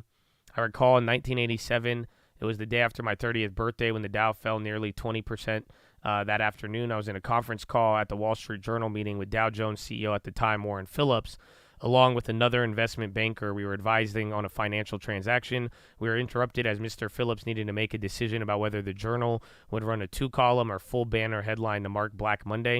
It ended up 2 columns. 3 years later, the other investment banker became a Treasury official. One of the first problems he had to contend with was the Treasury emanating from the Solomon brothers. That banker became a Treasury, later become chair of the Federal Reserve. He is Jay Powell. Weird.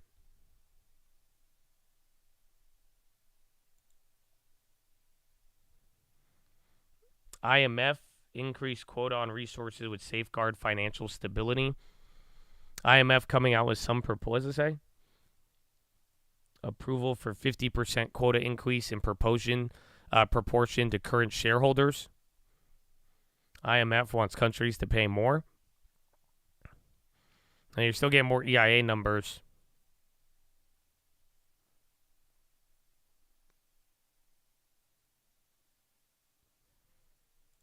Next news is going to be in like 4 minutes.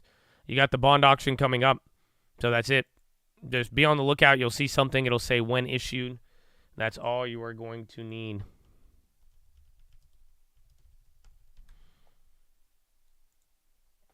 All right.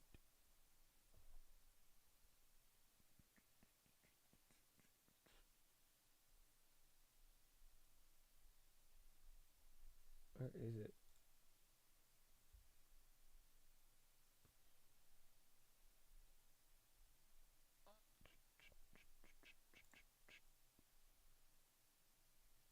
Upcoming auctions. Yeah, announcement. So again, this is the one we're looking for. All we need is the when issued. So they're selling 48 billion. And then you said 918 million in bids showed up. All right, we'll see. Maximum award 16.8. They don't have the when issued until it's like actually started. So again, just be on the lookout for that number. That's all you'll need. And everything will be decided from there. The next bond, it's in 3 minutes. Other than that, the next one's tomorrow. Again, you're going to have the 10-year bond auction tomorrow. Then the day after that, the 30-year. Every part of this week is huge. So again, you could even see it here. You got 10-year tomorrow. So you have 40 billion today. Then you're going to get another 40 billion of 10-year bonds tomorrow. And then you're going to get $24 billion of 30-year bonds. So these are all in the next 3 days. And then you have $40 billion of corporate bonds that we're not really talking about, but that's, again, word to bond supply.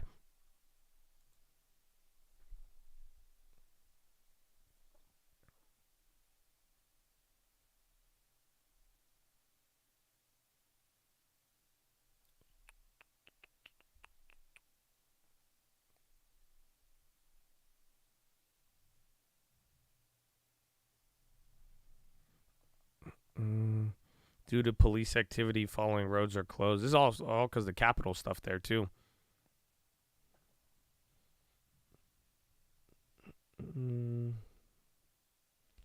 Ulta's still on the high. We saw that one running up earlier. I love you. God bless you.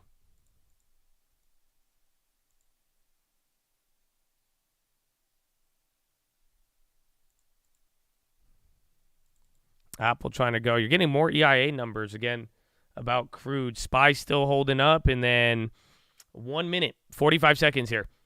So get ready. Eli Lilly. So again, bond market can move here. Just be on the lookout for the when issued number. You'll start to get all of that.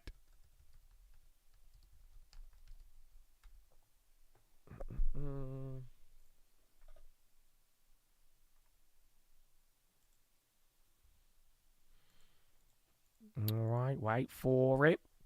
I should probably put up SHY instead of TLT. You'll probably watch the 2-year move a lot more. All right, 10 more seconds. Get ready. Ba-da-ba-ba-ba.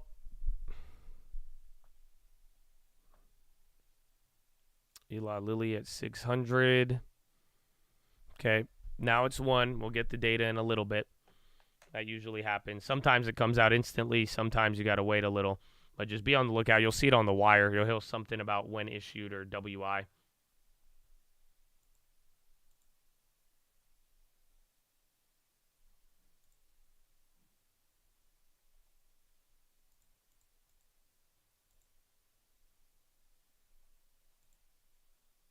Please refresh to reload the display. I'm on the website. You just keep refreshing until it shows up.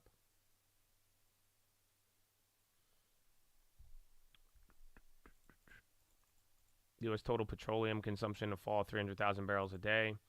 When issued, 4.72. All right, there's your number. 4.702. Very simple. That number goes higher, you have a problem. Smaller, not too bad. If it goes lower, then you're going to be good. But again, like 0.01, 0.002, 0.001, 0.002, not that big. But if it's like 0.2, 0.1, that could actually be a little bit bigger there. So 4.702, that is the number that we're looking for. That's the when issued. If that comes in lower, that's good news. If it shoots up, you're going to have a problem. So 4.702.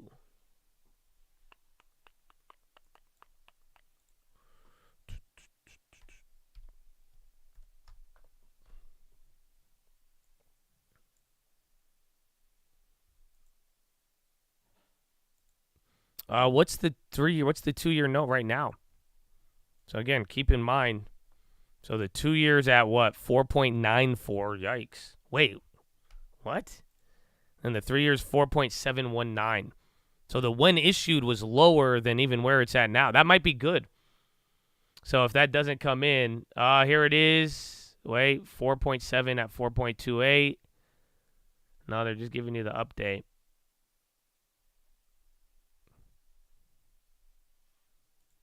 Oh, 4.701?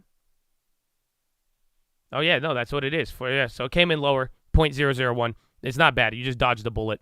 So like I was telling you, 0.001, that's small, but it's better than not. So this was a little bit better than at the screws, and it's lower than the current yield. So literally at 4.701, that just means people were willing to kind of buy it a little cheaper than where it just was at. So no bad news. At the very least, like I was saying, if you wanted to die there, if you wanted to get a little switch gears, just once again, it's not bad. You just sold $40 billion of Yellen's fucking piggy bank, and it didn't really disturb the market too much. She's going to do it again in 3 months, so we'll see. Bid to cover 2.67, previous 2.567.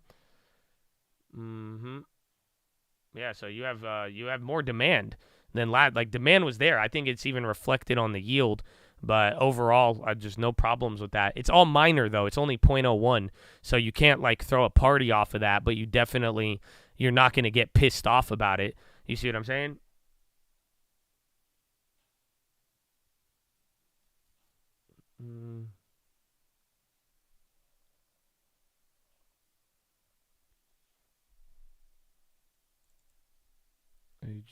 see.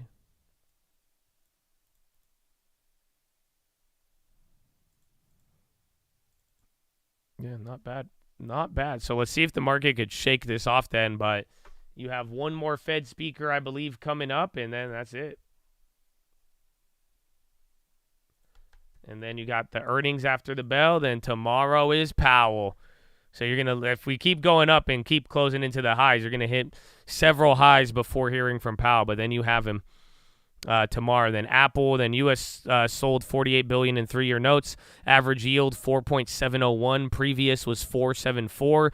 Bid to cover 2.67. Estimate or previous was 2.56. Directs accepted 19. Previous was 21. Indirect 64. When issued 4.702.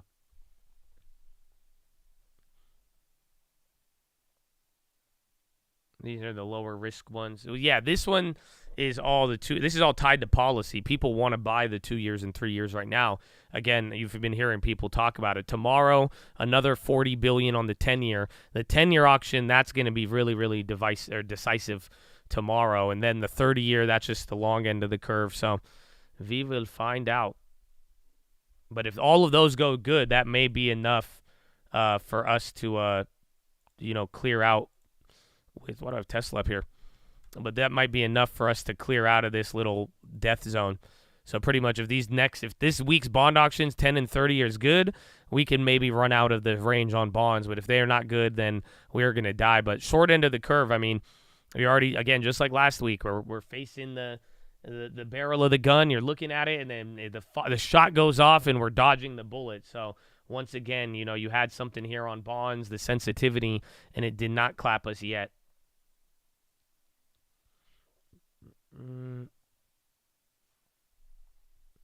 These aren't anything. It's the long bonds that no one wants.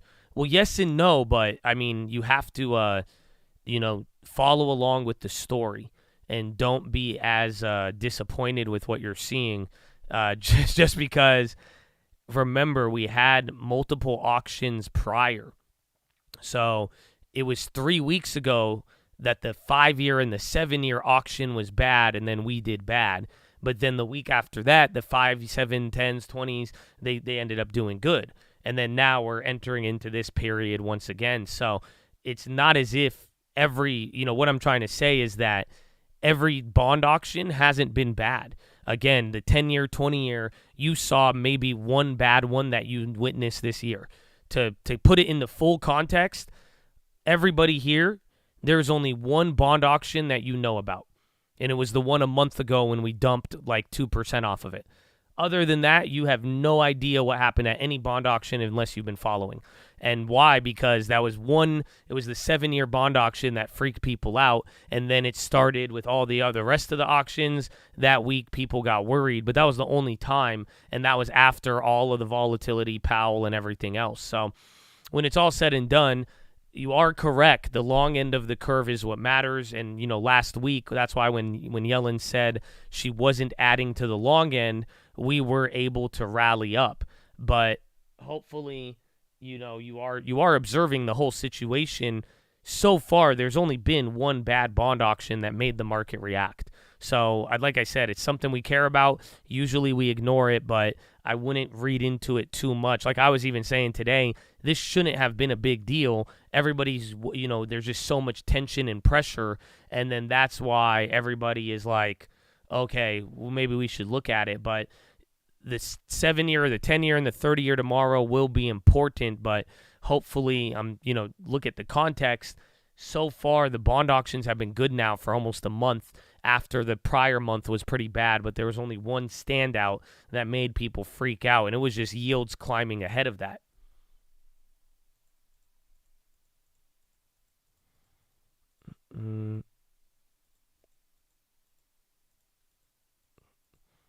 Yeah, first time bonds have been this critical.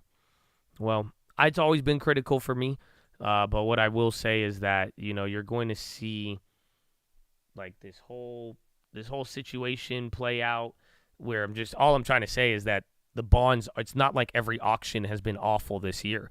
We've been selling a lot and doing all of that. So to have the assumption that it's all going to boil down to tomorrow and that these one auctions matter. I don't know if that's necessarily true, just because it was only one bad auction we've had all year, if you want to look at it a little bit more, objectively.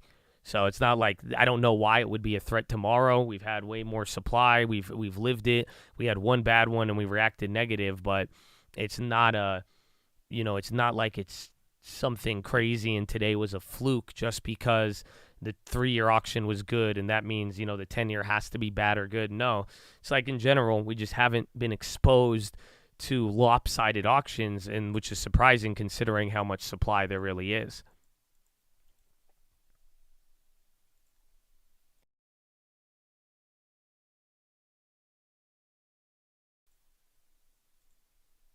Well, they've all been, that's the paradox of all it.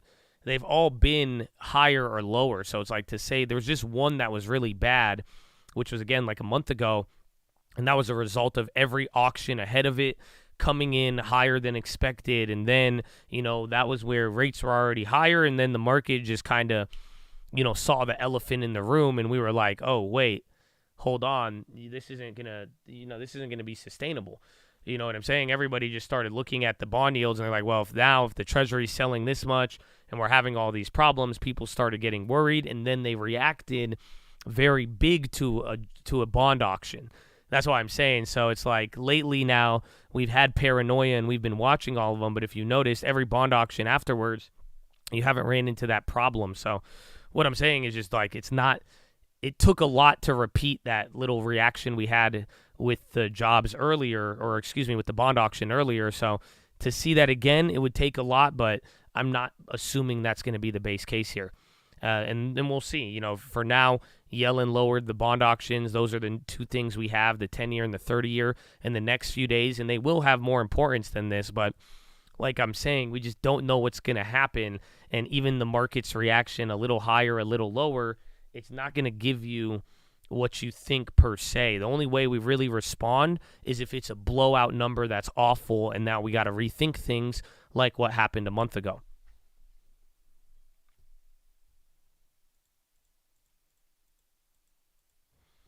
We did just get past 43.80. A little bit. 43.79, 43.81 came down. You had a little bit more juice, but you were near the high. So again, bond auction, dodged the bullet there again, but it shouldn't have been that crazy anyways. It's just everybody's hyper-focused. Bonds hitting a new high, and then the market is climbing as well too. Sick move on Bitcoin. Oh, dude. A little Bitcoin Fibonacci action. Yeah, $400 on BTC. Apple's rocketing up here now too. And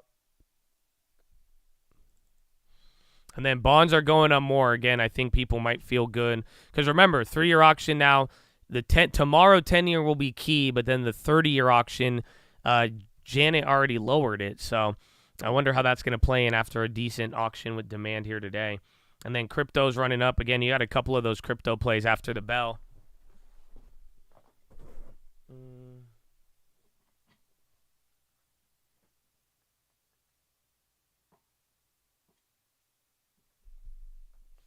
On DraftKings.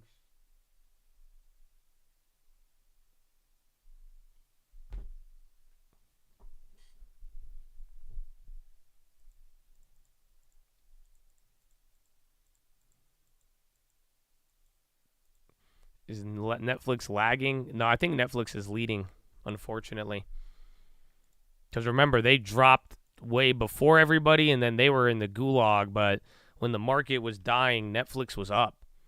So think about this. There was 7-10 days, market got pummeled, and then Netflix just stayed up. So now it's like kind of matching up here, if anything. So I think it's a little bit higher, but if anything, I would say they're probably lagging, and they're just holding in their own little formation, or I think they're leading, excuse me. So I remember they killed it. I was down a lot on that play and then came back. Now I'm green on it, but even in the other volatility, that play was very nice to have when everything else was dumping. You got at least some stability there. We are getting very again, you've literally destroyed every catalyst or potential catalyst today. It's just like we're getting like weird event risks and then it just fades and then we're moving. But then now you have one more Fed speaker on the day, then a couple of earnings, and now, I mean, if we squeeze, you're going to be hitting a high coming into Powell. And remember, 4,400, that is where the downtrend either comes to die or comes to start again. I don't know. Really, you just break the downtrend above 4,400.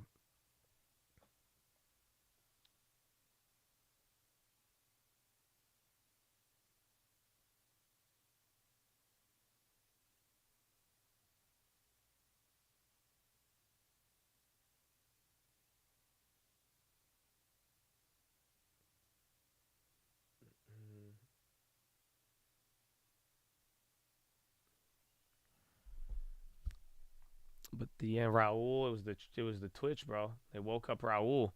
Raul is like, let me get in on this hype train. And then you have to wait till the bond auction. Coinbase is running now. So again, crypto just launched. And some moves there. The auction was a little bit better than expected. Or again, a little bit better than the last one. Strong demand, but shouldn't be too crazy. Like I'm saying, we just had a nice discussion. It is important, but there's been a weird obsession with bond auctions lately. And again, this is coming from me. And I do think they're important, but again, the week of Powell, everybody in the media is telling you it's all about Janet Yellen's announcement. No, it's not, because it comes down to this week when they actually fucking sell them. You know what I'm saying? And in Powell, you see the effect that Powell has been having here. So, like I said, there's only one real big bond auction this year that caused a major reaction. So they're all important. I'd be watching them, but it's just not what, like, everybody is really hyper-focusing. And again, I think it's a piece of the puzzle, but I don't think it's the missing piece. So we do have 2 more tomorrow, and that could move things. But for now, we kind of got away from it. And that's what I think is causing some of these reactions, where I'm saying, like, it shouldn't be this important. Then everyone's turning it to an event, and then the event risk fades, and then you're getting a move. It's because everyone's hyping up something they ignored for the other 9 months of the year.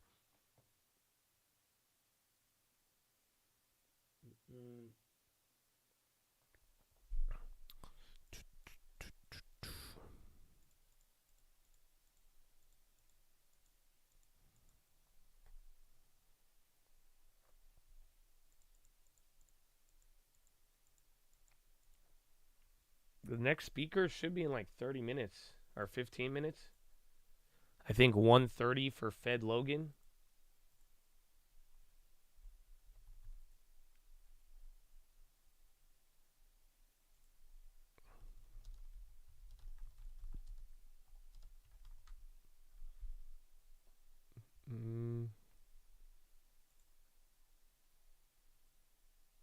Oh yeah, Lori Logan's gonna be in Frankfurt, Germany. Okay, bonds rallying a little bit more, even ahead of the SPY. So TLT is going green before that.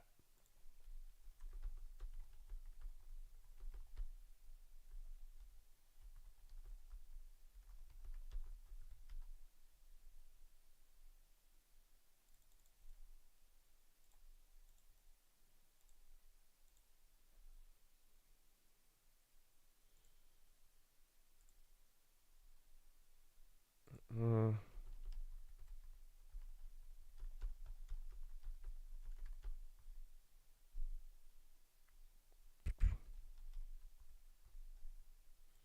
I'm getting the Lori Logan thing set up. I hope it works. Oh, you have it? Oh, nice. I was registering for it. Oh, it's the same thing? Wait, are you sure? Huh. Because I have her at the ECB. So I'll keep that one up just in case, but I don't know if that's going to be hers.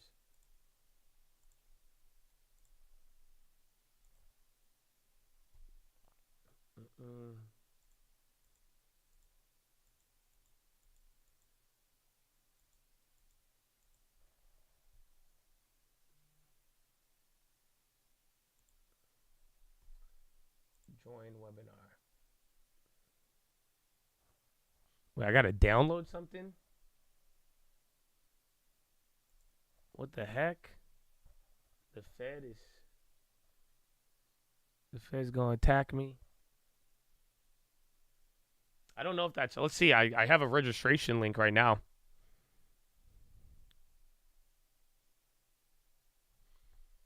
All right, we didn't doom the market. We were preemptively hyping the pump. Maybe. That was, bro, it was hype train, and then we were down 30 points as fast as we went up. I was like, that's crazy, bro.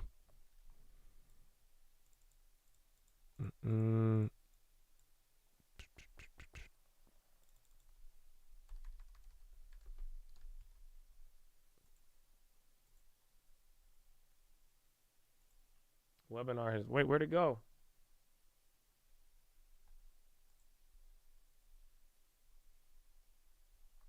Okay, well, it turned off. I downloaded it, and then it's, I don't know, it says webinar is no longer on. That was weird. So we'll see. If we get her comments, I'll keep out the other one Troy sent me. I don't know which one's going to be. We'll find out.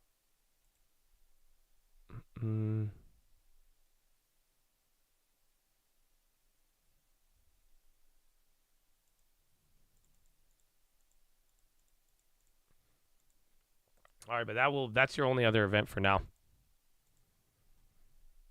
What are you saying? We're trading TLT in 2020. You know the bonds, they've been asleep. Interest rates at peak. People want to take advantage of the rates. Plus war pending, and we have government shutdown is what brought me into play to play the bonds. Well, I'm just saying why the attention on these bond auctions and how it's been. It makes sense because, like I've been telling you, even as of late, I've been worried about the treasury, and like I never used to care about the debt, and it's a big deal. And then there's even quantitative tightening. But all I'm saying with it is I just think everyone's kind of like hyper overreacting, and it's like you're even talking about here. People have been asleep. I feel like they should have reacted a couple weeks ago, not when it stopped moving. Now we're finally doing so. It's like I wouldn't be worried about a bond auction. Do you guys get what I'm saying? Like, why would you be worried about a bond auction now once the rates are kind of stabilizing? Like, you see what I'm saying? Look at this last 2 weeks. Why the fuck would you be worried about a bond auction right now compared to, oh, shit, we're worried about a bond auction? You see what I'm saying? Like, in August, it's because the rates kept going up at a massive pace. You know, the first half of the month, this is where you should be worried about a bond auction now. So that's why I'm like, I think the news is just hitting you with the hype on the bond auction, and it's inadvertently creating a catalyst for the market. You see what I'm saying? You're creating a bullish catalyst for every bond auction because nobody reacted to them prior. The only time we reacted was when rates were getting blown out. Like even Waller said, 100 basis points in a week, dude. That's not normal. That's an earthquake in the bond market. So that's where I'm like, everyone, is like, oh, well, watch tomorrow, watch the 10-year. It's like, no, it doesn't. It's important, and you got to read it in between the lines and in context of things, and it's important for how in the world the Fed or Janet Yellen's possibly funding this and who has to pay for this and all of the other stuff down the line and how that will affect policy. But when it's all said and done, I mean, this isn't where you worried about people not buying or something. People have been buying for 2 weeks. Is what I'm trying to tell you. You know what I'm saying? They're not worried about Japan not buying. Somebody's been buying. But when you have bond auctions and the yields are getting blown out and nobody's showing up in the market, that's when these catalysts are very important. So keep that in mind.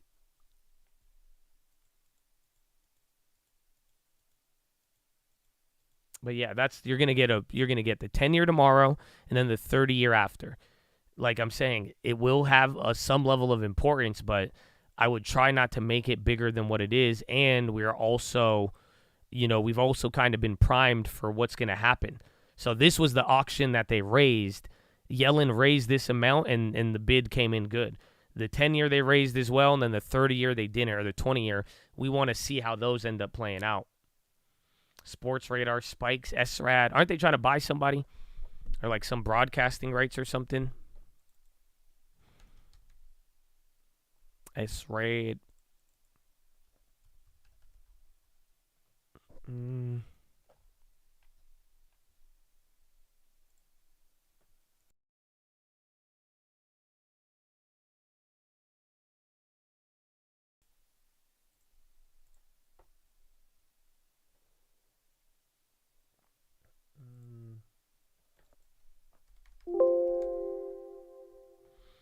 Oh, you're just holding 4,380.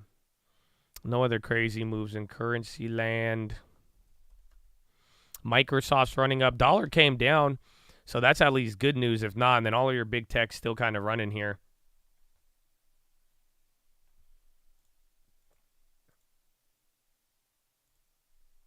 And then Lori Logan should be in a little bit, I think.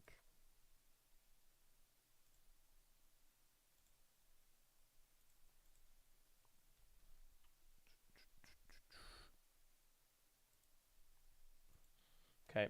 I'm going to go to the bathroom. Follow me on Instagram at The Trading Fraternity. I hope your morning is going well. You've got a nice little reaction post-bond market. A lot of weird stuff today. Maybe just not as bad as what people would have thought could keep being the headline from Kashkari to the auction. So we'll see. But I will be right back. Follow me on Instagram at The Trading Fraternity. With a $35,000 Chevy Equinox EV that gets 320 miles because they see that you got to get cheaper. Elon's earnings call, Elon Musk, he said our vehicles have to get more affordable. And he talked about affordability about 5 times. So when you're Rivian and you're trying to get to scale, it's trying to lower your costs by getting to scale and generate more revenue, but your vehicle costs $72,000 and you're only making $50,000. That's pretty tough. So I think analysts are going to want to hear something that says there's a path to cash flow positivity, or at least less cash burn, right? Was R.J. Scaringe dealt a bad hand in terms of, the timing, the pandemic, the supply chain problems? Because the CEO of this company seemed like he was planning for so long, right? And he came out with a vehicle that people pretty much universally like. But yeah, it's expensive, and they couldn't make as many as they needed to at first. Look, he's been at this for about 9 years. You got to go back. Tesla's beginnings, they've been at this for about 20. And there are a lot of years of laying that foundation. And so Tesla's just got this advantage on everybody that they spent so long getting this up and running, getting plants going, building charging networks and so forth. Rivian doesn't have that behind them, and really nobody else does. So you can sort of look at Rivian, and they do have a cool product, right? In the sense that they have a mid-size pickup and mid-size SUV that no one on the market really has. These are sort of consumer-oriented pickups and SUVs, a real truck-like SUV, not like a Mach-E Mustang that's more of a crossovers kind of thing. It's a real honest-to-goodness SUV, and there's appeal to the product, but they're very expensive. And the difficulty of getting where they are without this big internal combustion business attached to it, like GM, Ford, Toyota, and the rest have, that generates a lot of cash. They're just the cash burn part of Ford and GM, whereas Ford and GM still have the legacy business that's printing money these days. They have the gas engines paying the bill, and R.J. Scaringe is going to need to raise capital if he doesn't tighten his belt. Thank you very much for joining us. David Welch, typically in Motown. He's our Detroit bureau chief, talking to us about Rivian, those earnings coming out after the bell. Coming up, WeWork files for bankruptcy with $19 billion in debt. The details next. This. Motown, Detroit. Ba-da-ba-ba-ba. And then I thought you were going to make a move right before I left, but it just held. It just held. Again, bonds got a little excited there. TLT got way too excited off the bond auction. We had a nice little discussion there, but once again, catalyst crisis averted. It seems like that's the story every single day. So again, we've had 7 days of rallying, and every single day it's been like, okay, this is going to happen today, and then the event happens, and then nothing bad happens, and then we kind of just continue whatever melt we were doing. So like we said, if this holds up here, this will be 7 days in a row of green. Just like 30 minutes ago, you thought you were going to give it back up here. Again, you started to give it up a little bit, but then sure enough, that auction wasn't that bad. And then let's see. I don't know if we're going to get Miss Lori Logan here in a little bit.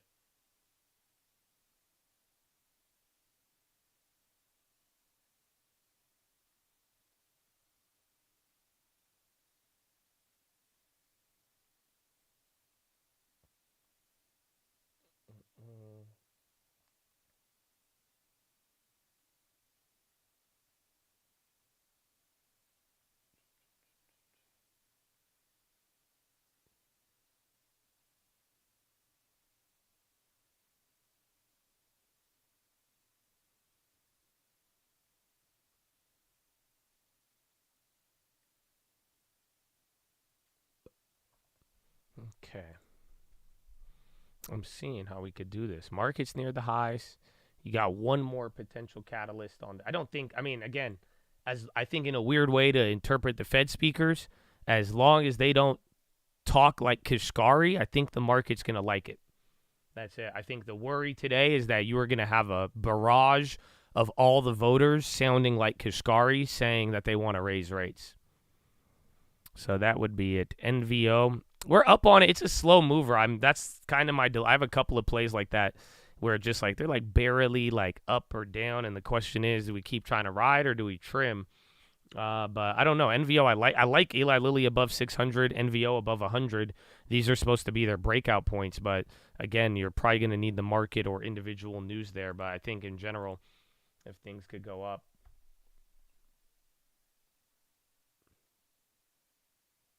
Thanks for the roses. All the banks are sound and resilient. All the banks are sound and resilient. Thanks for the roses. Thanks for the roses. Inflation's transitory. It's coming down. Inflation's transitory. It's coming down. All the banks are sound and resilient. Thanks for the roses. Like the video. Thanks for the roses. All the banks are sound and resilient. Inflation's transitory. It's going to come back down. All the banks are sound and resilient.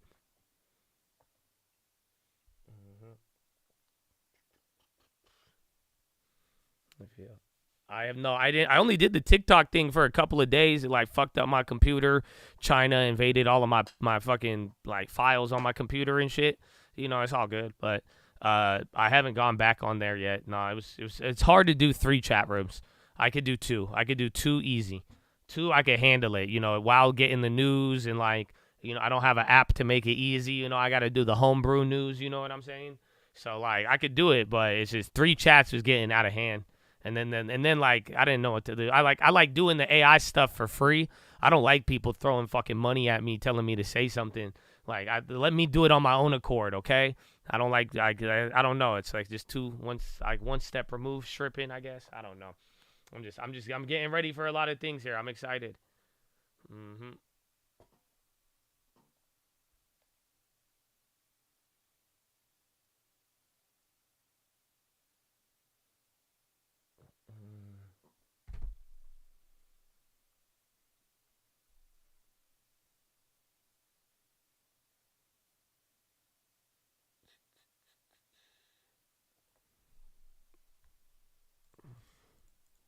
Got no strings, I got no strings on me.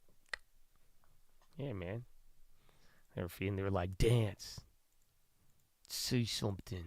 But no, I love it. It's a lot of fun. The AI thing is weird. I'm telling you, bro. TikTok Live is weird, man. That place is crazy.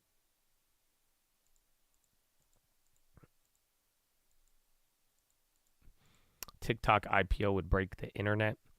I'm sure it would. I'm sure that will be the top finally. But then again, though, I mean, when Meta IPO'd at a weird time too, and then eventually it did. It was just a lot of hype, and then it took some years. All of them. It might take a couple of years. I'm not in ACAM long. I haven't been in ACAM long. But we talked about ACAM this morning. I brought that up as one of the plays just because they got earnings coming up here, and that could be big.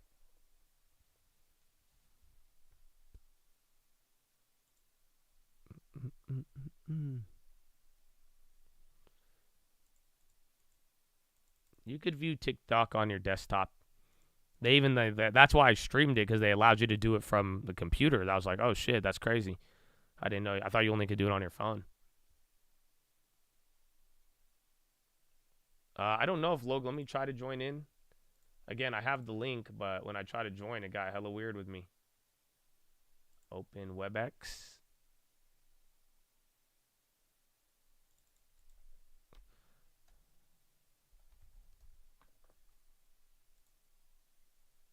It says webinar has not started yet, and then it closes. So I don't think so. And then that other one, I have that other link that Troy sent me. I don't think that's where your boy is going to be, or your girl. Miss Laura Logan. So I have one link, but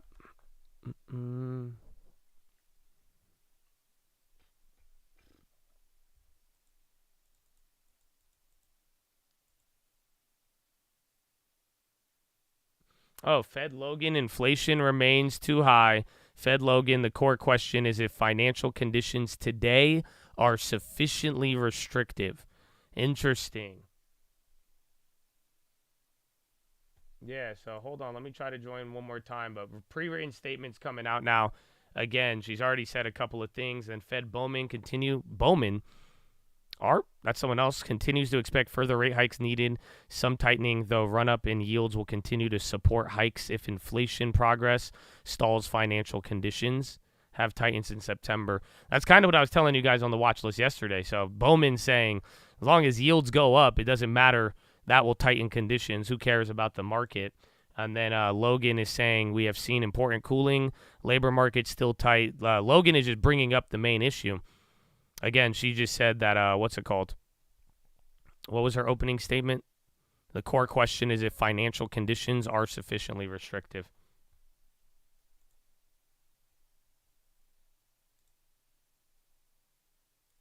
It's saying it hasn't started yet, so we'll see.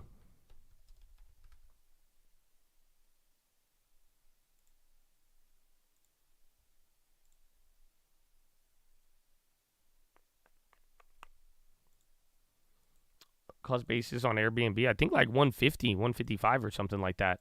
I bought in between like 120 and 170, and that's what left me with the average. Our last purchase was like 115, I think, or 120, and then my average is like 150 because I bought it higher. But like I said, I mean, it's up on the year. I'm not really trying to buy it unless it goes back below like $100 maybe.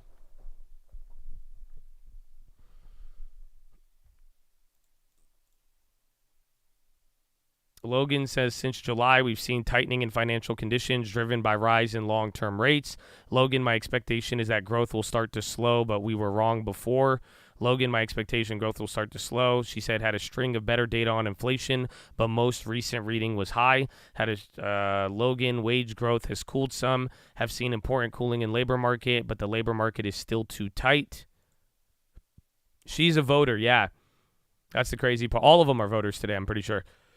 Key question is increase in long-term rates is what is driving it. I want to listen to this. She's saying exactly what you want.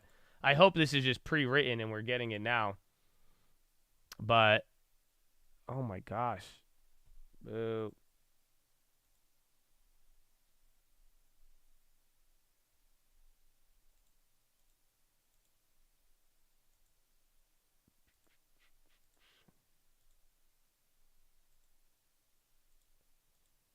Oh, maybe I'm on the wrong one.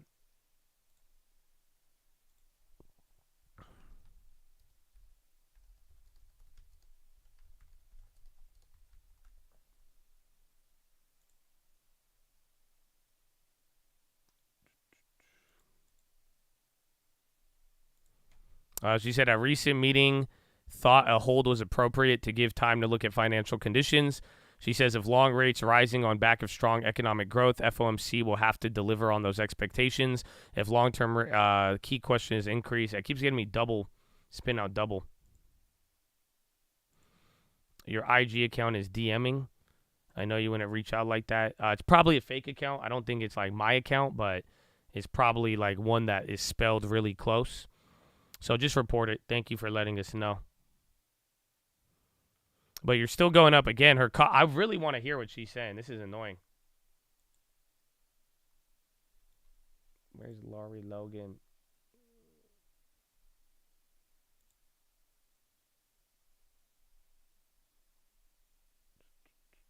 What? Oh, in person is $150?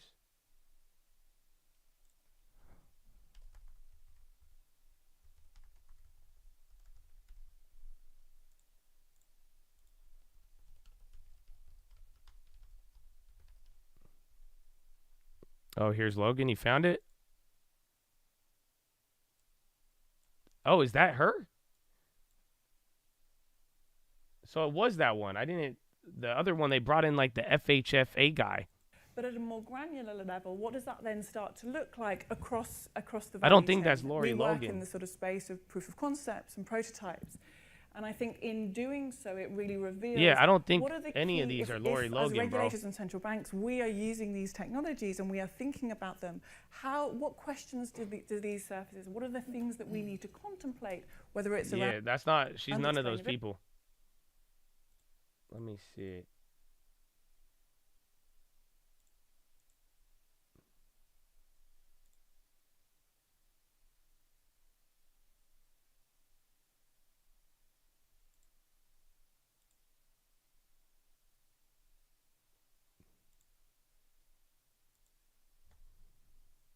I think I got it. Let's see. Colt.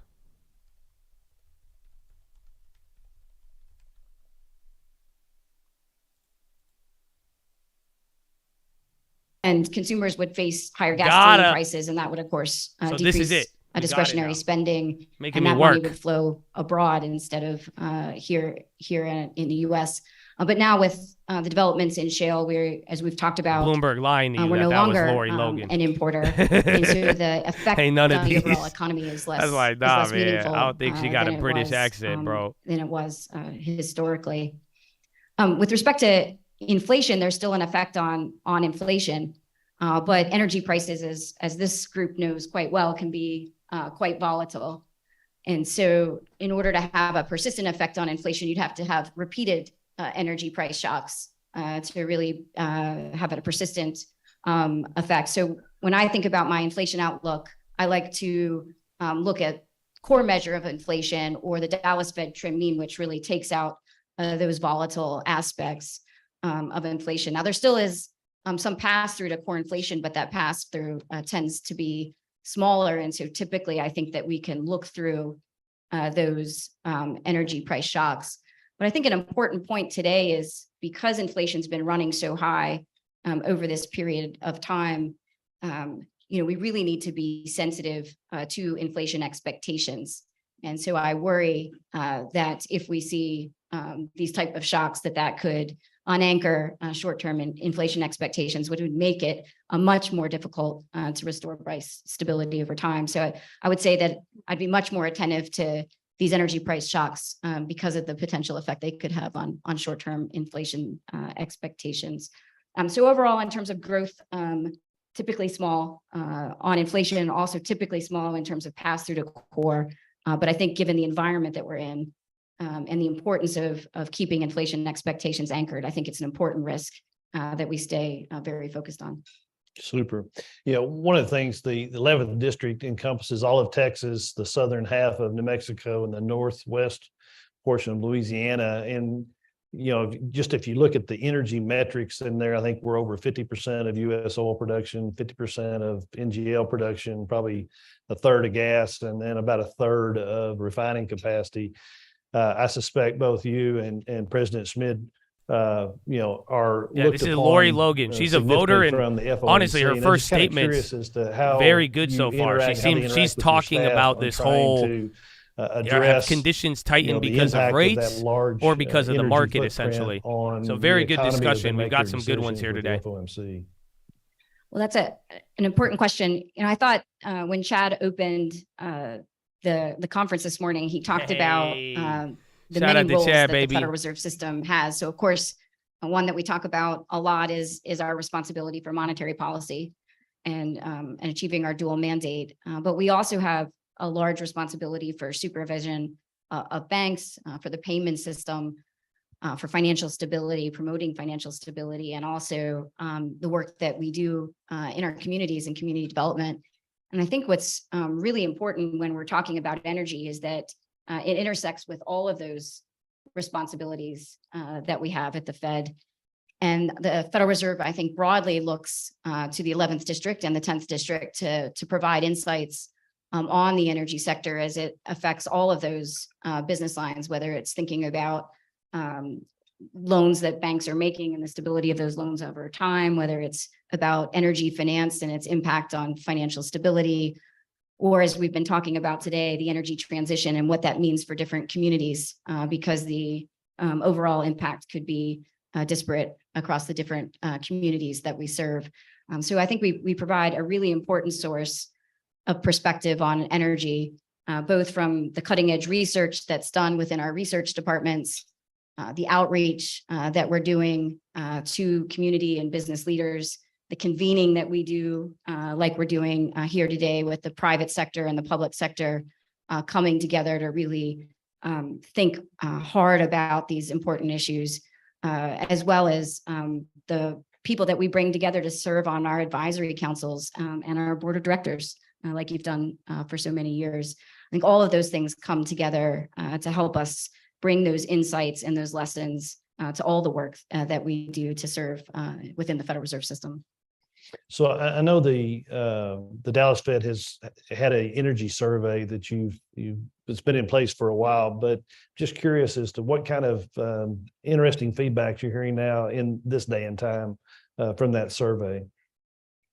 Well, that both us at the Dallas Fed, but also our colleagues in Kansas City conduct a quarterly survey of the energy industry. In the 11th district, we survey over 200 firms about business activity, business investment, employment, expectations for supply and prices. With that survey, it's a really important part of the work that we do to gather insights that really complements the hard data that we're looking at. I've come from a career in financial markets and spent a lot of time talking with investors and market participants about developments in financial markets. And in this new role as president of the Dallas Fed and serving in the 11th district, talking with community and business leaders has been so important to me, but having these type of surveys has been critical because it allows you to bring that information in a really systematic way to bring insights to what we're seeing. I think the last survey we did was for the third quarter, and that was before the war in the Middle East. Bruh, but I gold? think some of the key themes down, that we heard in that survey hello. remain relevant. I think first what I took from it was that the overall outlook for the energy sector was positive because of the increase in energy prices that we had been seeing. So the outlook had turned I'm gonna get positive. these earnings previews Actual while we business listen. activity had slightly improved. We were continuing to hear pressures about prices, input prices from many firms, and that's been going on. Yeah, GLD's running out of nowhere here.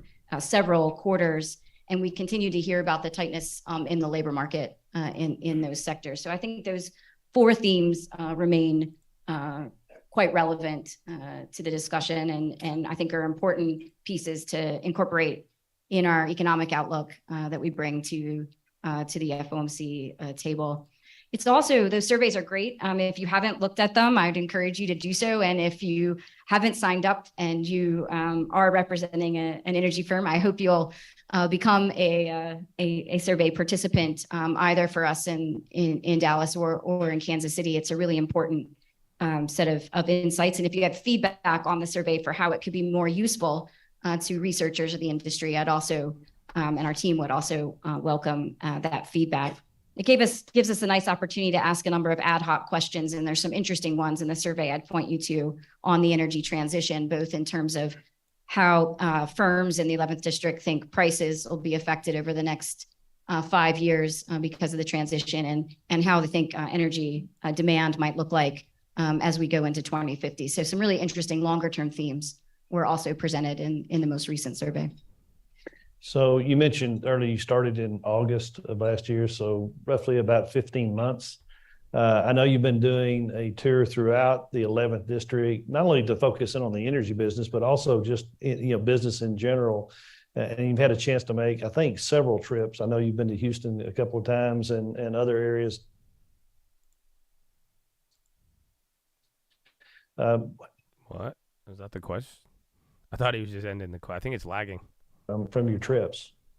So when I joined, not being from the 11th district, it was really important to me to spend time in each of the communities that we serve, to get to know both business and community leaders, to understand those communities, both the challenges and the opportunities that there are.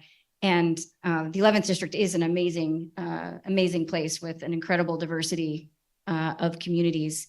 So I spent a lot of time in my first year visiting, and the first trip I did take was to Houston.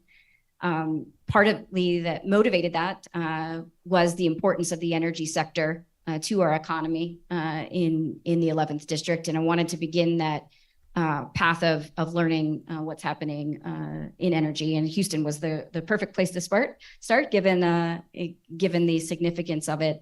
And I think I took away from those conversations very early on. I knew Houston was the energy capital. I didn't know how important Houston was and is investing in and becoming the center of innovation in terms of the energy transition. And so it was a great opportunity for me to learn the hundreds and hundreds of companies that are there and focused on innovation with respect to the transition.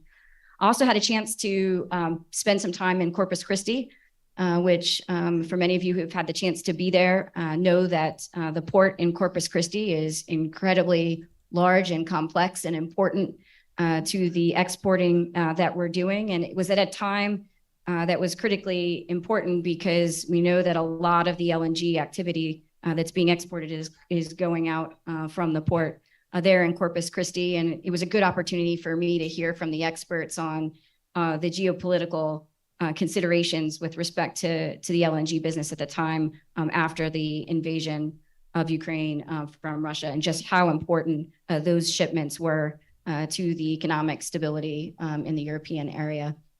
And then I had the great pleasure of spending some time in the Permian Basin, both in Midland and Odessa, to really get a sense of where most of the production is really taking place. The headlines were so good. And I knew going into the trip in the Permian that I'd be presented with a number of oil rigs and have a chance to be on the rig and get to know the business. What I didn't know is that I would see thousands of wind and solar productions as well, all working in one ecosystem together. And I think I just walked away with a much deeper appreciation of the nuance and complexity of the energy transition that we have ahead. I think another important thing that I heard while I was in the Permian is just the way the business is changing with the energy industry becoming much more focused on capital discipline. And so the traditional boom and bust cycles that we had experienced in the economy, particularly in the 11th district, was really dissipating because energy firms were taking a much more disciplined approach to investment. So as we've seen the rise in oil prices, we haven't seen the follow through in production, that it's been more stable. And so that over time that would bring a more stable economy and potentially less affected by bonds are falling through. So I think that capital discipline was another theme. Yeah, and last time you were here was like in the wee hours of the morning. So yeah, I think we hear a lot of yields are doing very great right now. Market hasn't hit a high, but 10 years dropping first. The largest. So literally, you just watch that 10 years plummeting right now in the country, and then this stuff's going off. Also, I think number 2 in solar. 10 minutes so we tend to think we're all oil and gas centric, but quite a little bit more diverse. Staying with the idea of your trip a little bit, it occurs to me, coming from a money center kind of area, and one of the things I discovered as became associated with the Federal Reserve is in the 11th district, and I think it's also true in the Kansas City, is the reliance on community banks and the absence of really the very, very large banks that we see in the headlines all the time is how important it is. And I'm just curious, and then outlook. How you guys care about that one. Again, it's been that weird biotech. I know we got clapped on. Some of you are up like 100% on it. But they have a conference. Any thoughts on that? Starting now. How different it is in this district? Guggenheim Securities Inflammation and Immunology Conference.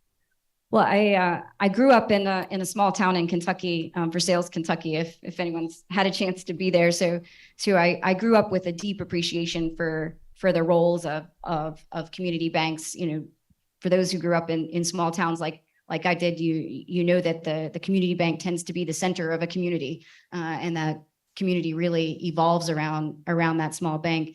So I grew up with that appreciation, but after 23 years working in financial markets on Wall Street, I'd spent most of that time really connected with much larger institutions and their impact, both on financial markets, but also on policy implementation. So it's been a great privilege really being in the 11th district and traveling and meeting with so many community banks, diverse banks, across the district, and the importance that they serve in those communities. Without those small banks, you wouldn't see the lending to small businesses, to the agriculture, and many of the service aspects of the energy business, not necessarily those involved in the production per se, but all those who were supporting the activity day in and day out really comes from the activity of the relationship banking from small and community banks. And that's just so important. There you go. It's stopping to our financial sector. See if the market catches up. I haven't looked at the dollar. Super. We've got time for just a few more questions. We're about at the halfway point of today's schedule. Any notable takeaways from your perspective on what we've covered so far? Well, I think the conference today has been really impactful, and I think the first two panels so far have provided a number of insights for me.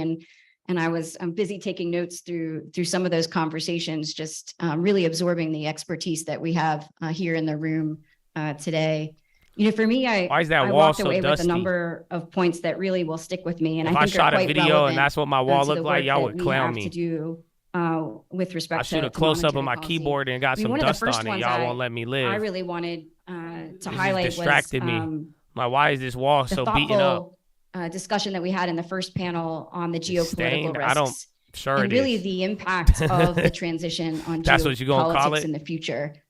You know, I thought it was a really interesting point to think about you're gonna see today's watch some list. of those countries that are producing and really receiving a lot of petrodollars today. If that activity is going away, you know, what that means for stability in those parts of the world in the future. So I thought this question of geopolitics and what type of shocks we may need to be thinking about was a really important theme, and was framed in a way that presented some other risks that maybe I hadn't put as much consideration around. I thought it was a great discussion. You know, I think just overall the energy transition discussions, I thought this was a really important point, are all about materials, infrastructure, and hiring standards. I think sometimes in the press or the common stories, we just don't get a sense of the complexities of it sounded like she was going to say something good, bro. And I think Intel plans to roll out 5 manufacturing process upgrades in 4 years to stay competitive in the face of client expectations. And another theme that I really thought that was important. Intel getting a headline right now. So far today, and I think speaks to the work that we do at the Fed is just how the transition can affect different types of communities, and that it could leave some falling behind. And when I think about our work at the Federal Reserve, little it's really Raul. about Bonds are how still do up we though. Remember, they promote just made a strong very nice economy move for all. And we need to really be thinking about the community development parts of our job as this transition takes place, and how it's affecting different communities around our country. And I think that's a really important part of the research we need to be doing, is not just about how to support the transition, but how do we support communities as they may be going through this transition. So I'm really looking forward to the panels that we have this afternoon, but I think so far it's really been an impressive set of discussions today. Yeah, one other observation I would just add is that I think we've all felt the frustration that are in the oil and gas business with permits. What I heard was it's not just limited to us. And I think John Evans is going to give some comments later on about their lithium process. It'll be interesting to hear how long it's actually taken them to get to that point. So we've got time for just one more question. So I'm going to use a technical term, smush my last two questions in. Quick thoughts on upside, downside risk of the economy in general in the U.S., and any views on whether you could see yourself supporting a change in the 2% inflation rate kind of as a target to something else?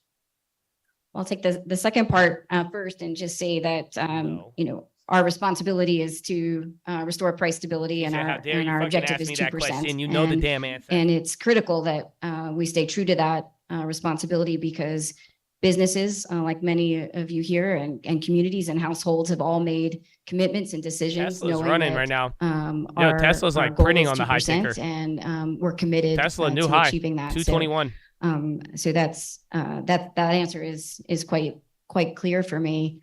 In terms of the risks that we have, I think some of the most important risks Apple now too. are ones that we've been talking about today. The first one is geopolitical, and I think we covered that importantly. And I think being prepared for potential geopolitical shocks is something I'm quite attentive to. I think the most Live important One renews risk agreement for with me Tesla is, adds is 50,000 persistent new inflation, paid members for October. and, LYV, I think I making saw that sure right that, next to it, huh? we stay focused on restoring price stability and do Was so it them? in a There's timely something. way. Because yeah, no, if LYV was right inflation there. expectations become unanchored, it's just going to be much, much more difficult and much more painful for businesses and for households if it takes us longer to achieve that goal. So to me, that's most one of the most important risks that we face. Well, I was under strict instructions from Canal to make sure we ended on time. It looks like we're about to do so. We'll have about a 15-minute break before we come back and talk. I think the next panel is on allocation of capital in energy transition. Lori, thank you so much. And I've done it before, but I'll do it again. Welcome to the 11th District. Thank you very much. Okay. Thanks so much. Thank you. All right. No, she stopped, yeah. She's done. I thought it was going to be a little better. Again, the way I read the statements, bro, and what she was talking about was very important. She was saying literally, she said the main question has to do with whether or not, rates are tightening financial conditions. That's exactly what we wanted to hear. But then right when we got the live feed up, it kind of just delved into visiting Texas. And, she's a new Fed member. That's why they're welcoming her to the 11th District. She's one of the newer members there, but not too crazy there. But once again, who's the other one? Bowman sounded more hawkish. But I think for the most part, you had like 2 hawkish Fed members today. The other ones were borderline, not so much, not too crazy. And then which one's this? I don't know if you want.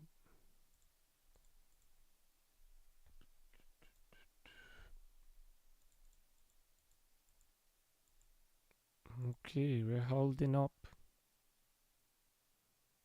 Do Fed members switch off voting rights? Yes. It's like every year or two.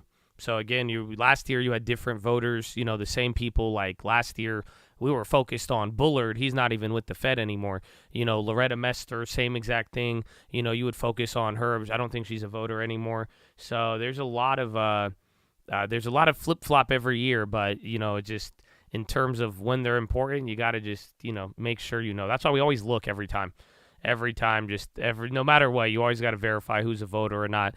Even sometimes, like Bostic, he's not a voter, but he gets the markets moving as of lately. So that's the interesting part. Or at least this year we had a big move off of him. So some do move the markets more, some don't. She's the new one. Paycom's back on the high again. SPY still running. YCL on the high. So I didn't think the yen was moving. Yen's a little bit. A dollar was going to the low. So as we were making that move, you did get a little bit of that dollar action. Dollar is actually hitting a new low of the day there. So it's very minor moves, and the dollar's still green, but at least that's more progressive than not. What's the general vibe amongst the Fed? I know they're all different. I think the general idea is find a way to be transparently non-transparent, or find a way to non-transparently be transparent. I think that's the better way to word it. That's their whole plan. So it's how can they be transparent, talk to you every month, give you all of these speeches, while at the same time telling you something and not telling you anything at all. That is the whole thing.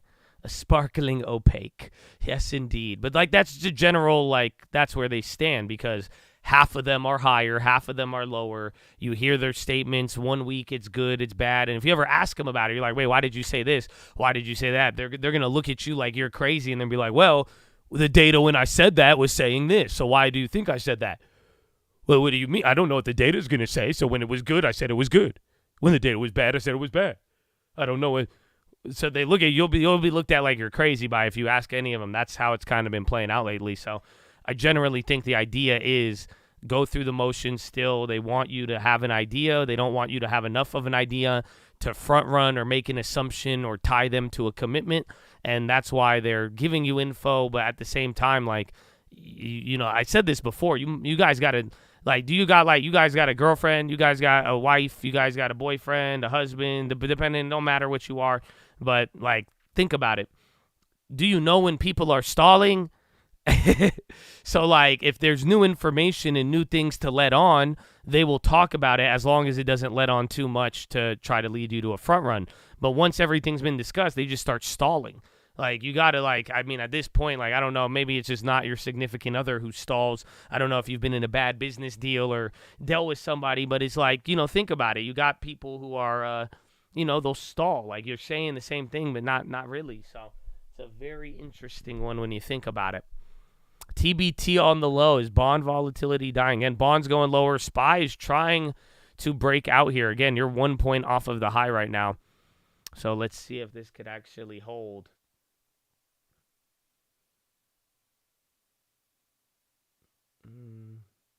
So bonds are rallying off of no more hikes in 2024 and nowhere near time to cut rates. Seems like bond bulls are getting ahead of themselves. No, because I don't think anybody knows. So the first part of the question you're asking, I believe it's hard to answer. If you want to look at it, if you're not getting ahead of yourself, I think this is a genuine take on the bond market right now. Is the bond market, how do we know the bond market is rallying? So that's where I'm like, you know, you may view this as like the market is rallying, and that's where you don't make the mistake of confusing the two. You have to separate everything, but like data-wise, I mean, that's what I'm saying. Is this a rally? You're rallying off of the recent bond yield high, but even from a month ago, 2 month markets are recovering in places that the bonds haven't for the most part. I mean, you know, to a degree, this is where we were in October, but last time the markets were at this price, you know, rates were a lot lower. So 50 basis points in the 10-year in 7 days is substantial. But 100 on the other way in 14 days is also substantial. So I don't know if the bonds are fully rallied. That's the thing. Can we be optimistic in the short run? Yes, we can. But like I've been saying, this is like we've done this before, unfortunately. Over the last year, you've given up a substantial amount of yield, but it didn't mean the bonds were rallying shortly thereafter. You know, again, the whole moral of the story is that, you know, this has ended a 40-year bull market or in bonds, essentially. So until we know, that's where I'd start. But I think people pricing in for 2024, they'll get ahead of themselves once they start pricing in rate cuts and even more. But as of now, I don't, you know, you haven't seen too much of that. It's been very small in terms of the cuts. But I think the only way you get ahead of yourself is if you think the bonds are rallying right now. If you in your mind believe into 2024, that's it, the bonds are going to rally from here on out, then that is, I think you're getting way ahead of yourself. But other than that, I don't think anyone's getting ahead of themselves. I think equities are moving more than bonds, but I do think the bonds are the sails directing the wind more or less. So I hope that's a good answer, but that's genuinely how I feel about it. I don't know if this is why I'm saying I have bond paranoia. We just genuinely don't know if this rally is legit. That's all. Like, yeah, it's been big. It's huge. Equities are even better, but at the same time, we just watch this happen like once every couple of weeks for the last 3 months. We witnessed it here if you were right here with me. So it's not like this is that's why I'm like, dude, I hope you could get a clear answer, but anytime bonds have held up, I mean, you know, it hasn't happened at this pace, but literally from August, man, from the end of July, it was just a full absolute blowout. So it's like, and you haven't made up half of that. Yeah, so it's like if you're getting excited off of that, I think you're getting ahead of yourself. But, you know, can it formulate into that and find that? Yes, I think it can, but at the same time, until that happens, I wouldn't trust it, and I wouldn't call this a bond rally. Very short-term rally, but every short-term rally so far in bond land and with the narrative and everything else, it's there. You sound like the Fed? Nah, I think I'm telling you the answer when it's all said and done. I just think I'm not. Again, I don't think this is a bond rally.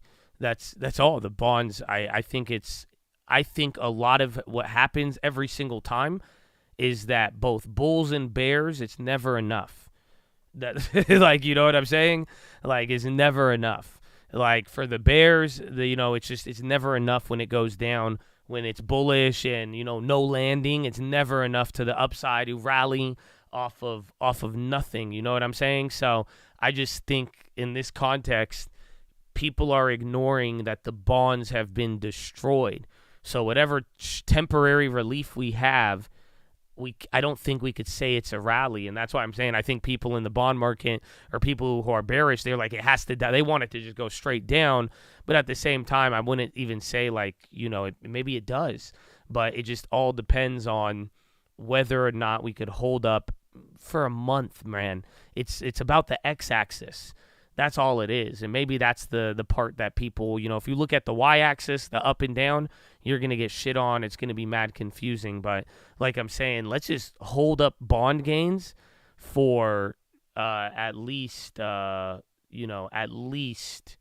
for a month, 45 days. And then we could talk about a bond rally. Otherwise, I'm chilling, man. I guess I'm getting old, and welcome to the bond market.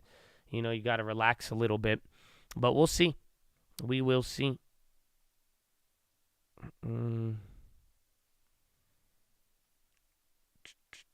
TLT is overbought now and will soon come down. I don't think it is. I think even all of the markets are in between overbought and oversold, ironically enough. But maybe something changed in the last couple of 48 hours or something. White House Live. I don't need to take a dump, but I might be able to.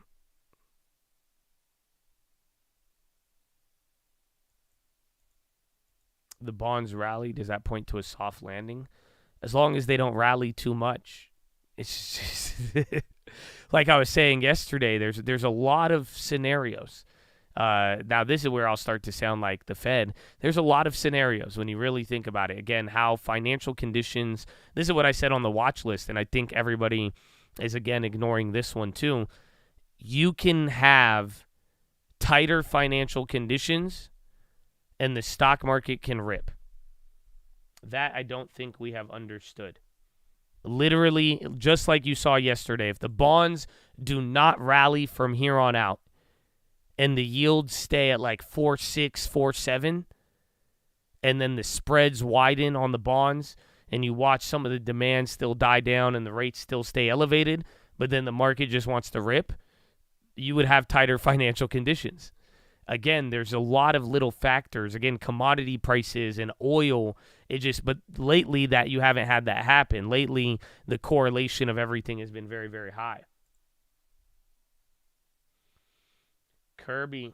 All right, guys. You guys want to have a little war debate? Their intentions, plans, or activities here from the podium. Don't support any war? They have what? Obviously gone in on the ground. Kirby? He seems a little happier today. Putting pressure on Hamas leadership and to find, fix, and finish some of that leadership. I'll let them speak to those operations. John, you said yesterday that you wouldn't want to overstate the efforts that Israel is making to limit civilian casualties.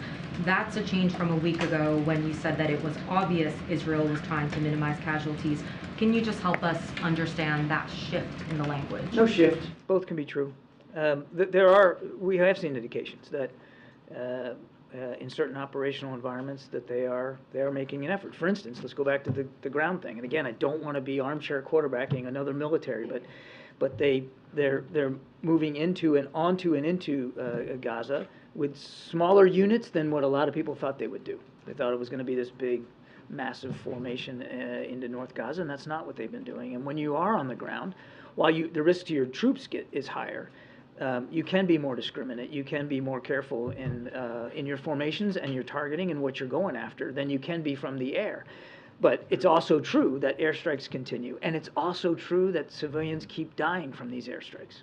Is there any scenario where future aid to Israel would be contingent on how they conduct themselves in terms of minimizing civilian casualties? We've been crystal clear since the very beginning of this conflict that one of the things that separates us from Hamas, who actually did try and intend to kill innocent civilians, is that democracies like the U.S. and Israel observe the law of armed conflict, that we respect civilian life, and we've been clear since the beginning with them that we want to continue to urge them to do that.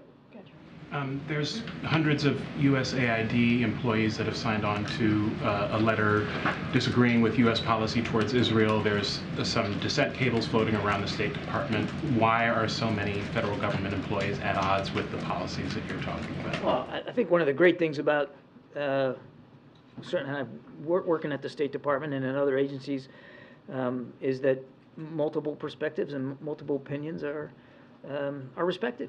And there's an avenue, like you said, the dissent channel. I can't speak for what is or what isn't in the dissent channel, but having worked at the State Department, I can tell you that that's a time-honored and traditional way for employees there at the State Department to voice their concerns, and I think that's a good thing. The President understands that there's strong emotions and feelings here, all around, all across the board.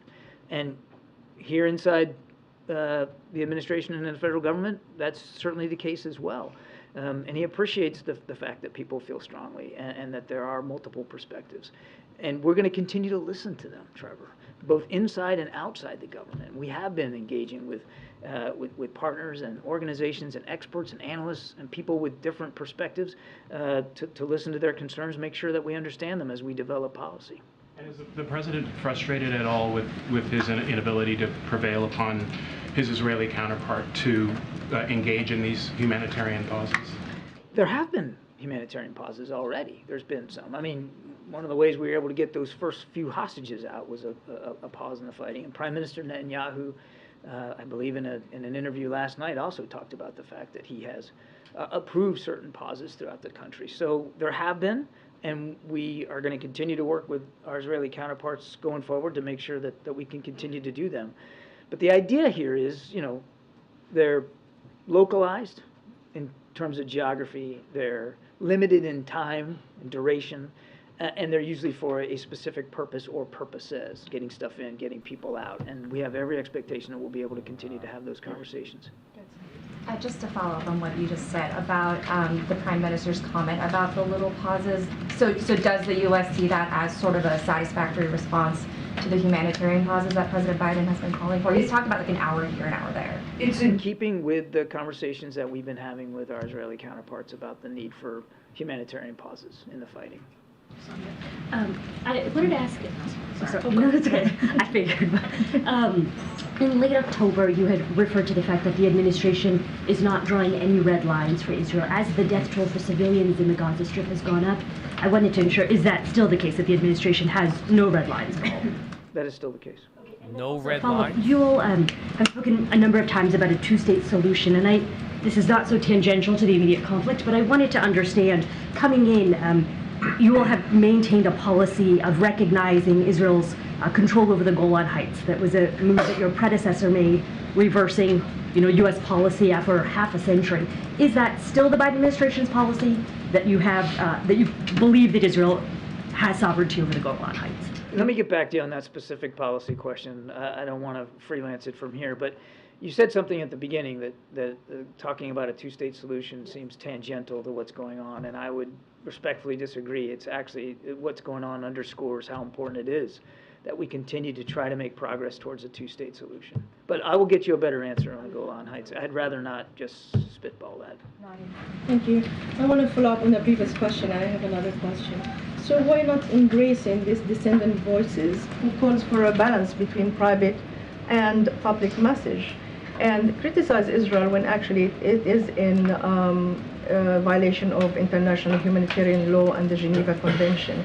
With due respect, John, some people think that you repeat what the Israeli army spokesman is saying. It's exactly what they're saying, you're repeating here. So why not these dissident voices, not just understanding them, and we have a channel because we're in democracy, why Little not, 1% pop. What's wrong with them? What's wrong with standing here and say when Israel do something wrong, because you're the best friend, you have leverage on them, why not criticizing them? Your question presupposes that we've made some determination that the law of armed conflict has been violated, and I don't think we're not at that point. You disagree with the UN? I would just tell you that we're not going to react in near real time to every event. Israel has a right and responsibility to defend itself, and we're going to make sure they have the tools and capabilities to do that. Again, we're 1 month after this, and we ought not forget what happened 1 month ago. 1,400 people slaughtered in their homes at a music festival, and when Hamas decided to conduct operations, it was with the intent of killing people. You know, I heard this word genocide tossed around. But Hamas actually does have genocidal intentions against the people of Israel. They'd like to see it wiped off the map. They've said so on purpose. So that's what's at stake here, and we're going to keep making sure that Israel has that ability to do that. As for the voices, of course, we respect all different voices and perspectives on this, and we know that there's a lot of there's a lot of high emotion here when it comes to what's going on. We have never shied away from criticizing our friends and partners when we believe it's warranted, and we'll continue to do that. We also believe that the best diplomacy, the best progress in diplomatic pursuits is to do it privately and outside the public eye, and we'll continue to do that as well. We'll continue to have those tough conversations with our good friend.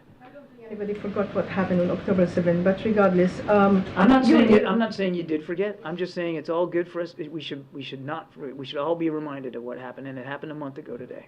You talked about settlers' violence in the West Bank. The president spoke about it, but there's also violence by the Israeli army. There is many Palestinians being shot dead in the West Bank. It's 163 since October 7th. There's also massive arrests. There is 1,350 have been arrested under what the Israeli called an administrative detention, i.e. they can arrest a person without a trial. So is this something that concerns you? Is this something that you convey to the Israelis considering the situation in Gaza? Yes. Thanks, John. I'm going to follow up on MJ's question because I didn't hear an answer about the potential suspension of aid. I know that you've repeatedly said that you've talked to the Israelis, that the U.S. talks to them every day about minimizing civilian casualties. But do those talks include laying out any consequences if they do not, including a suspension of aid? I'm not going to get into private diplomatic conversations that we're having with our Israeli counterparts. I will tell you this. Redfin? We're going to continue to make sure that they have the tools and the capabilities that they need to defend themselves against what clearly was an existential threat to their society and to their people. We're going to continue to make sure they have what they need. We're also going to continue to urge them to be as careful, deliberate, and discriminate in the targeting as possible. But Jake Sullivan, Feiner, you have all said that any time that the U.S. transfers weapons to another country, it requires assurances that those weapons will be used within the occurrence of law. So just to be very clear, the U.S. does not believe... That's different than what you're suggesting in your question, which is that we're going to layer on more restrictions on the security assistance that they're getting, and that's not what I'm alluding to, or we're not talking about that. The transfer of weapons that have already happened. Just to be clear, the U.S. has not determined that Israel has violated any of those boundaries. No. And one more point of clarification on what the Prime Minister said about playing a security role indefinitely in Gaza. Does the U.S. see a distinction between that and reoccupation, or is it one of the same? I'll let the Prime Minister speak to his comments and what he meant by indefinite. President Biden's been very clear, we don't support a reoccupation of Gaza by the Israeli Defense Forces. Damn, Celsius went down? We do think that there needs to be a healthy set of conversations about what post-conflict Gaza looks like and what governance looks like. What we absolutely agree with our Israeli counterparts on is what it and can't Tesla's look been like. running for the last couple of minutes here. Another high. IMVT now too. John, on what's a Munivant? proxy IMVT attacks and then on Abivi. U.S. troops, we're now up to 40 since October 17th, with 46 service members being injured or reporting traumatic brain injuries. Does the president think that the action that was taken a couple weeks ago to push back on this was enough? The president felt like those were two legitimate targets directly tied to the Iranian Revolutionary Guard Corps that supports these militia groups. And they did an offering at 38 a share. Certainly legitimate targets that we believe not only had a practical effect on limiting some of their capability, but sent a strong signal of how seriously we're going to look after our troops and facilities.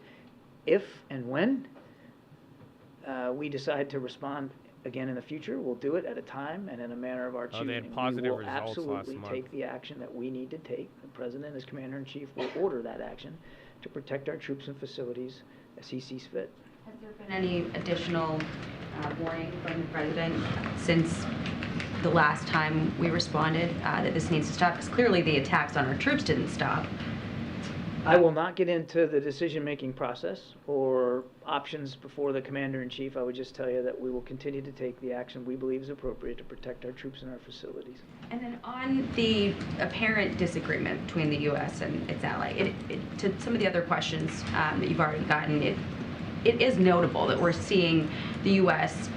more readily acknowledge some space between what we're advising and what Israel is doing. Like, Israel appears to be resisting the humanitarian pauses still. The president, the administration has been calling that for a couple of weeks, saying that we don't support indefinite occupation. That was a State Department briefing today after Netanyahu said that Israeli forces could be there for an indefinite period of time. And even in the readout from the call with the Prime Minister, the White House readout used again the language of extremist settlers. This is somewhat notably different than the kinds of language we were hearing immediately after October 7th. So can you characterize the closeness of the relationship right now? It's extremely close, and we're, as was transmitted by the president in the call of Prime Minister Netanyahu yesterday, we remain solidly behind Israel as they continue to try to eliminate this threat to their people and to their sovereignty, and they're going to continue to get security assistance from the United States. There's no daylight there whatsoever. Now, look, we're friends, and friends don't have to agree on every single nuance and every single word. The Prime Minister speaks for a sovereign nation and for a sovereign people, and he should obviously, be queried about the points that he's making, but it doesn't mean that we're somehow backing away from our friend and our ally Israel, the strongest ally we have in the Middle East, or we're backing off our support for what they're trying to do to protect their people. Netanyahu in particular, given the Politico reporting from a little while ago that was a point of discussion whether he'd be... I'm not going to get into the confirming those kind of press reports. I would just tell you, these are two men that have known each other a long time. And I don't think it's any shock to anybody that on a political spectrum, they're not exactly always in the same place on every issue. But one thing they do agree on is that Israel has a right to exist as a country. And they have a right and a responsibility to defend that country and their citizens against the threat that was posed to them like on October 7th. And in the United States, they will continue to find a true friend that will continue to support their ability to do that. Peter. John, we know about the strikes that took place in northeast Syria a matter of weeks ago. Just to be very clear, have there been any additional U.S. strikes against targets as Iranian-backed proxies in Iraq or in Syria beyond those? You mean from the United States? From the United States? No. There have not. So just to be clear, then, there have been at least 17 attacks on bases that house Americans since that last set of strikes. Will you agree that those strikes did not deter these Iranian-backed proxies from continuing their assaults on American bases? I would certainly agree that there have been continued attacks. I would also note that none of them have been effective, and in many cases thwarted before they could pose any kind of a direct challenge.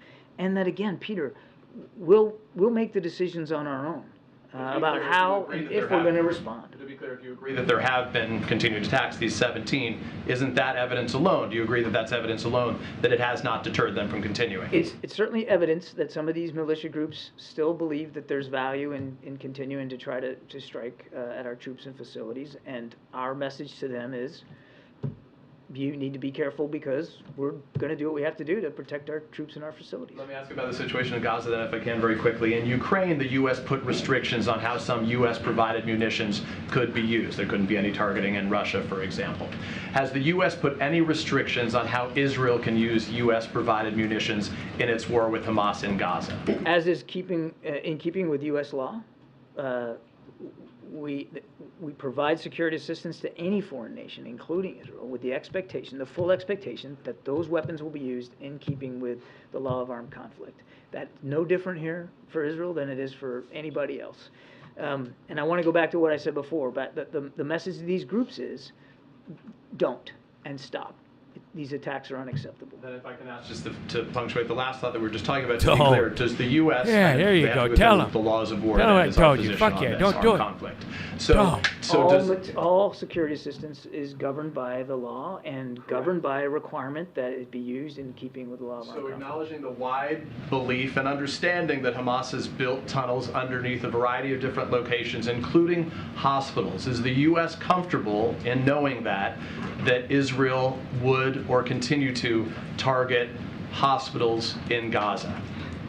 I won't speak to specific targets, Peter. I think you can understand why I won't do that. It's not a military operation that we're running or leading. The Israeli Defense Forces are conducting these operations. With the Israelis making their own decision that could include hospitals, right? As I've said before, when you're fighting in urban warfare, you've got to make some tough choices about your targets.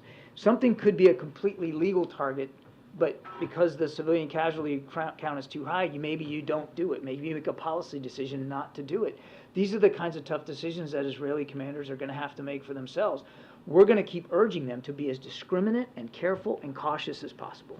Thank you very much. I'm sorry, you said eight. John, going to the military installations that had these drone attacks, you talk about protections.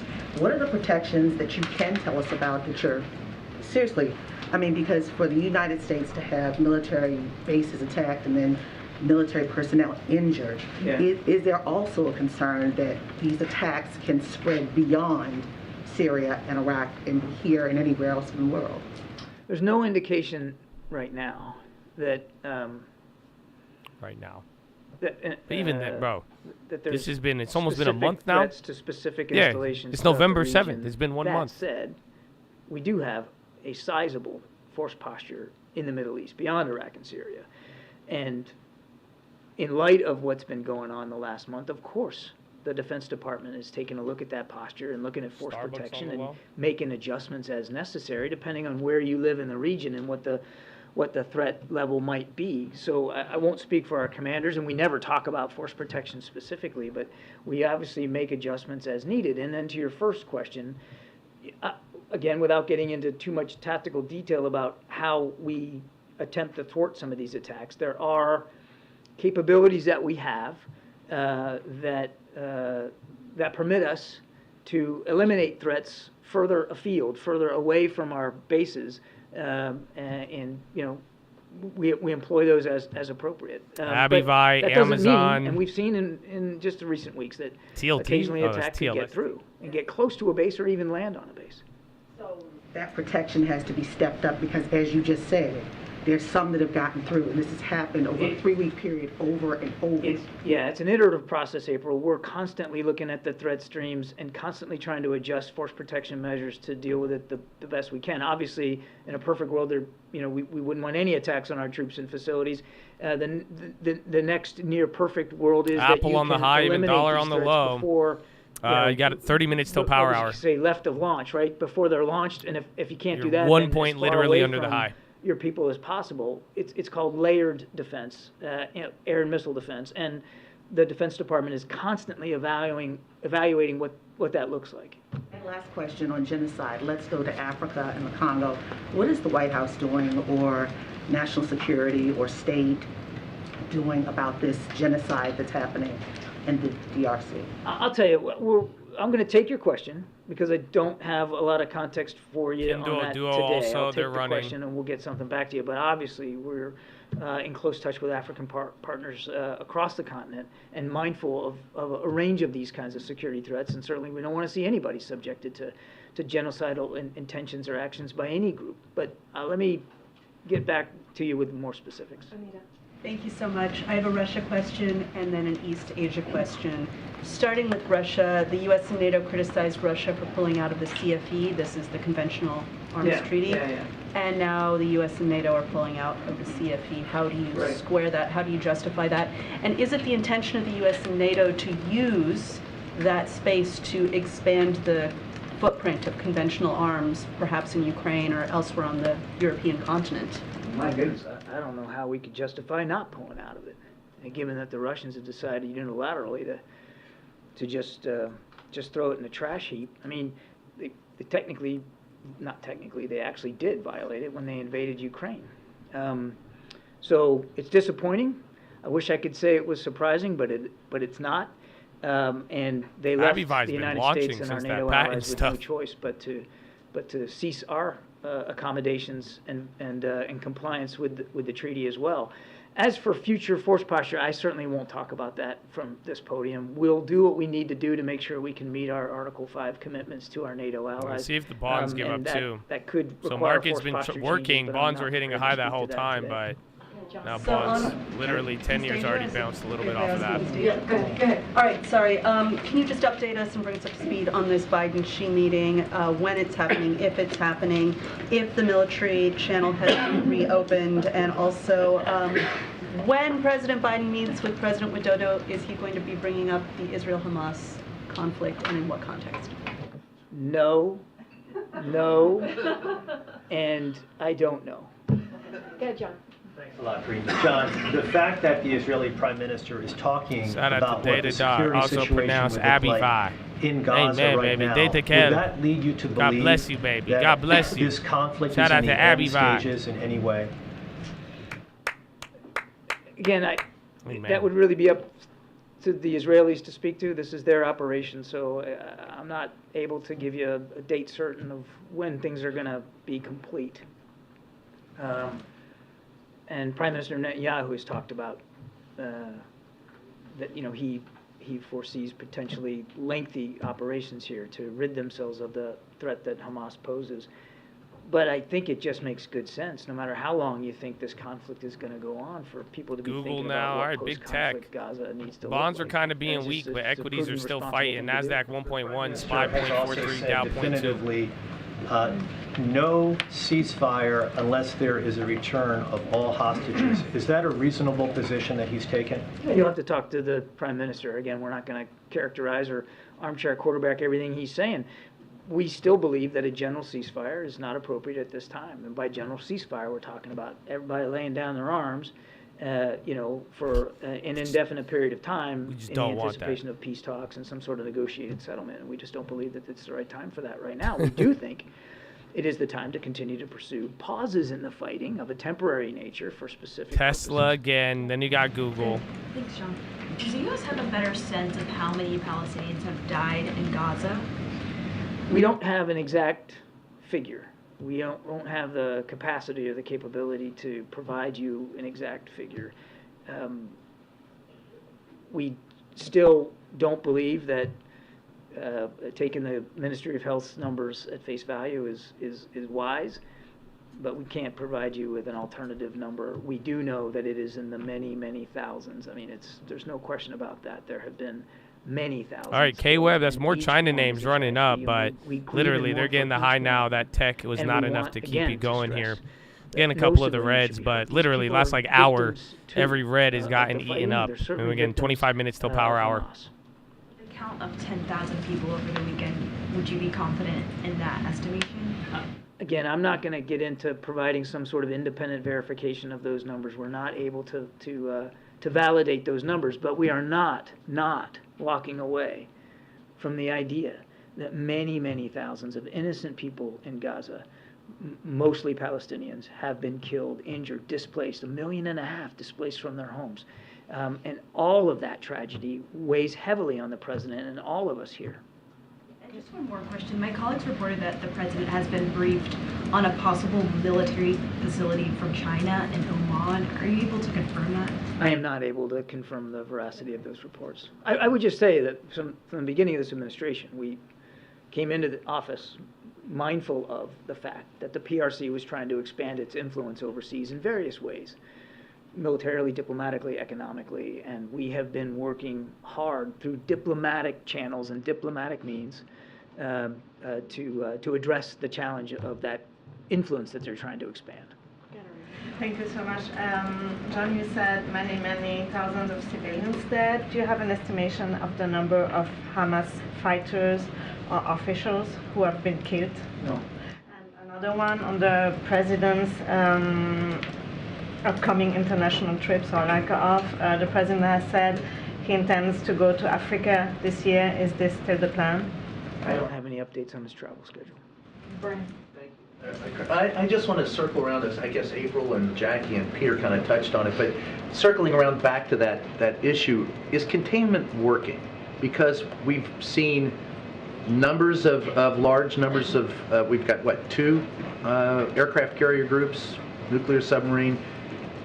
It would be counterintuitive for some with us moving all that in to think that we have it contained. But the idea that not letting it spread, do you feel confident that the U.S. military has done that well? Well, we wouldn't associate ourselves with the word containment, but I think what we've been trying to do is send a strong signal, Brian, of deterrence to any other actor in the region, be that a nation state or a terrorist group, that now's not the time to think about widening and escalating, deepening this conflict. That there have been additional attacks on our troops, that there have been additional rocket launches from southern Lebanon into northern Israel, doesn't necessarily mean that the war is widening and that these other actors have decided to go 2 feet in, all in, to help Hamas out. We haven't seen that happen. Now, why? You have to talk to them about their decision-making process. But we do believe we have sent a strong signal about how seriously we take our national security interests in the region. You mentioned a couple of carrier strike groups. Got a Ohio-class submarine now that's in the Central Command area of responsibility. We don't normally talk about submarines that way, but we felt it was important to lay that out there. We've added air and missile defense capabilities to the region, fixed-wing fighter aircraft to the region. I think the President has made it very clear how seriously he takes our interests. And how would you categorize our diplomatic efforts in that region?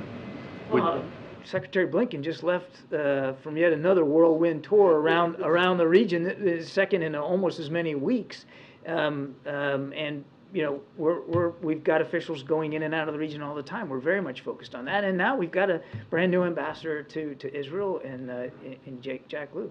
And do you feel confident in the efforts that have been put forward? Confident in those efforts that have been put forward with Blinken and going forward. Do you feel confident with what's gone on? We feel confident that we're doing everything we can to support our ally and partner and to make it clear that we're going to protect and defend our interests in the Middle East. All right, a couple more. Can you talk about what metrics, or if the White House does have metrics to determine what Israel is accomplishing? You said you don't know, or you can't. Is it that you don't know, or you can't say how many Hamas leaders have been killed? Do you know? To what extent Israel has destroyed military capabilities of Hamas? What are the metrics? We can't independently verify some of these numbers going on casualties. We're not on the ground. We don't have. It's not like in Iraq and Afghanistan where we had the facility to measure the impact militarily against the outcomes we were trying to achieve. These are operations being conducted by a sovereign military, the Israeli Defense Forces, and they, and only they, should be speaking to the outcomes, the results that they're having. We're not in the business of analyzing and measuring what they're doing in their operation. These are their operations. Does the White House not then have metrics to determine what? We are not measuring, analyzing, independently assessing. These are Israeli Defense Force operations. It's not that, I don't want to make too much of the comparison, but we don't do that for Ukraine either. We're not every day measuring, analyzing, assessing everything that Ukraine is or is not doing on the battlefield. Do we have a sense? Yes. But we let the Ukrainian military speak for what they're doing. We don't make it a habit to speak for foreign militaries. Thank you. I just want to follow up on my colleague's I don't know if question Outlook, here. I didn't check, but they didn't move United during the States is not conference. analyzing I'll check right now. The sort of impact on the ground. How can you be confident that the laws of war are not being broken? When I say analyzing, I mean, it's not like we're creating a stack of PowerPoint slides every day on every operation that the Israelis are conducting. Yeah, there's no headlines on it. These are their operations. Now, we're in constant communication with them. And so the sense we get from how they're doing is from our communications with them. But we aren't, I couldn't, produce a set of sheets for you. Have been killed. We don't have, feel confident in the number of civilians that have been killed. We can't independently verify to a person how many have been killed. We know that many, many thousands have been. Then how in the world would you know? Or you're just sort of assuming that what the Israelis We have ways of collecting information. We can talk to humanitarian aid organizations that are on the ground. Certainly, we're talking to our Israeli bonds, counterparts. stocks still It's not like slipping we a don't little have bit. An idea, but 20 minutes till power out. Oh, right when I say that, it gets a green candle every time. But again, bonds a little bit. They've given up their rally from here. So they're lower on the last like 30, 40 minutes. Because now that more humanitarian aid is going in, you we can have see the ability bounce to here. talk to those aid organizations to get a sense of what they're seeing on the ground. Yes, thank you, Kevin. John Amos Hochstein is in Lebanon today. Amos Hochstein is in Lebanon today, and he met with the former intel chief Abbas Ibrahim, who was invited in the White House in 2020 for mediation for the Americans detained in Syria. So, are you seeking a mediation from the Lebanese on the hostages? I don't have much more detail about Amos's agenda. He is in the region. He frequently travels to the region, and we certainly look forward to hearing from him. What he's learning from his discussions. I would just tell you on the hostages, we're working on this every day, if not by the hour, to get certainly the American hostages out, but also to help get released everybody who's being held hostage by Hamas. And that's something that the whole team is working on. And one second question to follow up on Brian's question. When yesterday the Israeli Prime Minister contradicted what Secretary Blinken said in the Hill. He said that you don't see Hamas ruling Gaza, you don't see Israel ruling Gaza. Also, we saw this public disagreement between Secretary Blinken and two Arab foreign ministers in a press conference in Jordan. We're seeing also the Iranians slipping a uh, little harder now. not deterred and keep attacking. I mean, the lowest US. you've been in What at least an the hour. Does this concern you regarding the leverage of the United Hour States 45. in the region? So again, this People was say that first things little rally publicly that there. they don't always say privately. And I'll let foreign leaders speak for themselves in their countries. American leadership has been key here since attacks of October 7th. American leadership, President Biden's personal involvement, has led to this humanitarian aid getting in. Obviously not enough, but it wasn't happening before he personally got involved. It was President Biden's leadership and this team's work here at the National Security Council in the White House that helped get American hostages home, as well as those two Israeli citizens. And that is continuing to work to get our citizens out from Rafah crossing, hopefully more today. We have been at the center of trying to make sure people in Gaza are getting the aid they need and getting out those who need to get out and can get out, as well as making sure that Israel has the capabilities it needs to defend itself. Go ahead, Jake. Thank you, Corinne, and thank you, Admiral. As we sit here, hundreds of rockets are raining down on Israeli cities, and I'm wondering if you would know, is this all from the original stockpile, or are rockets being smuggled in somehow? I couldn't answer that question. I don't have the information and the context to be able to answer that. You'll look into it, right? I'll look into it. He's just throw some shade. You've said multiple times that family members But you look in there again, Americans instant green will bar. be Again, able none to of this get is out. moving off of any Could you headlines right now. define family member, please? The State Department is probably a better place to go for whether there's a textbook definition for family members, but we do know that family members, spouses, children in particular, are able to get out. The State Department has been in contact with some people through congressional offices, and the understanding that my colleagues have from talking to those people who are trapped in Gaza is that family member definition is being used very narrow. For instance, parents of U.S. citizens only one parent may accompany a U.S. citizen if they're under 21. If they are not a minor, then the citizen's not a minor, then they can only go out with a spouse, not siblings, not parents. Why such a narrow definition of family? I'd have to refer you to the State Department. They're the ones that are handling the list of people that are qualified to get out and making sure that they're keeping them informed. So on the Iranian proxies, why isn't the president's message of don't getting through that? You'd have to talk to the proxies there. What I would tell you is that they continue to attack American troops and facilities at their own peril, and we will We will do what we need to do. The president will make decisions on his own terms and in his own way about better protecting those troops and facilities. That they continue to do this at their own peril. So I want to get your take on this. Backing out a little bit, does the president see the new axis of evil, Russia, Iran, and China? The president's not slapping bumper stickers on axes of evil. What he's concerned about is making sure that we can protect and defend our national security interests around the world. And that includes in the Indo-Pacific. And I don't want to, Karine will kill me if I stand up here and talk much longer, but I mean, you and I could have an hour-long discussion about the things that this president has done to shore up alliances and partnerships all over the world to look after our national security interests. But we're not slapping bumper stickers on countries. We know that Russia presents an acute threat, certainly on the European continent. We know that China represents a strategic competitor challenge in the Indo-Pacific and around the world. And we certainly are not blind to what Iran's doing, supporting Putin's war in Ukraine and supporting these terrorist groups throughout the Middle East. Thank you. That wasn't too long, was it? Thank you. Thanks, Admiral. Appreciate it. All right, so me. Yeah, I'm not gonna lie though, Korean got some nice outfits, bro. I've been liking her swag. Why are we zooming out like the this? National Security Supplemental has to have what he called a credible border solution to be able to pass the Senate. First of all, does the White House have any readout of that conversation?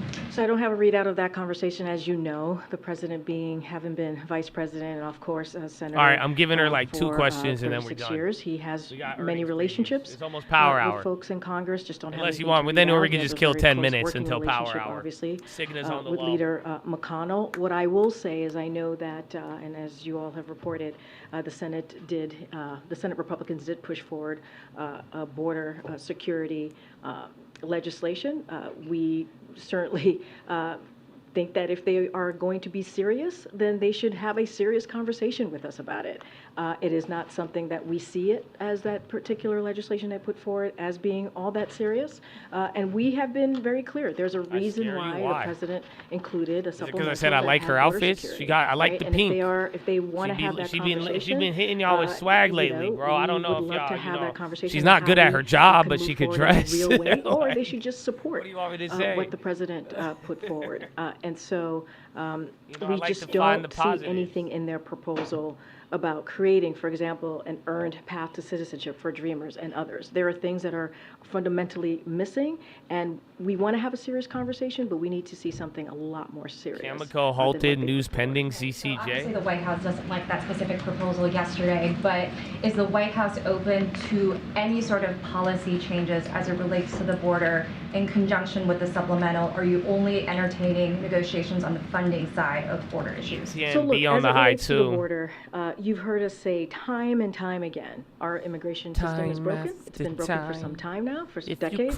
And Congress, they have the power to change that. They have the power to put forth a comprehensive piece of legislation, like the president did on his first day tried a political parody in this like administration, putting forth a comprehensive immigration legislation. And so they can address it. Only they can do that. And so, look, we want to have a serious conversation. We want to be able to talk to Republicans and see how we move forward in a real way. But, we believe that if Congress is serious, they should fund what the president put forward. One more question. And that's how we believe should be moved forward. How we You'll should get move through forward it. Kirby, we needed to hear about the war a serious. little What we bit saw again. from I mean, the Senate headline. You Republicans got is headlines not every day, but I mean, in a weird way, you're either really involved or you checked out with the market.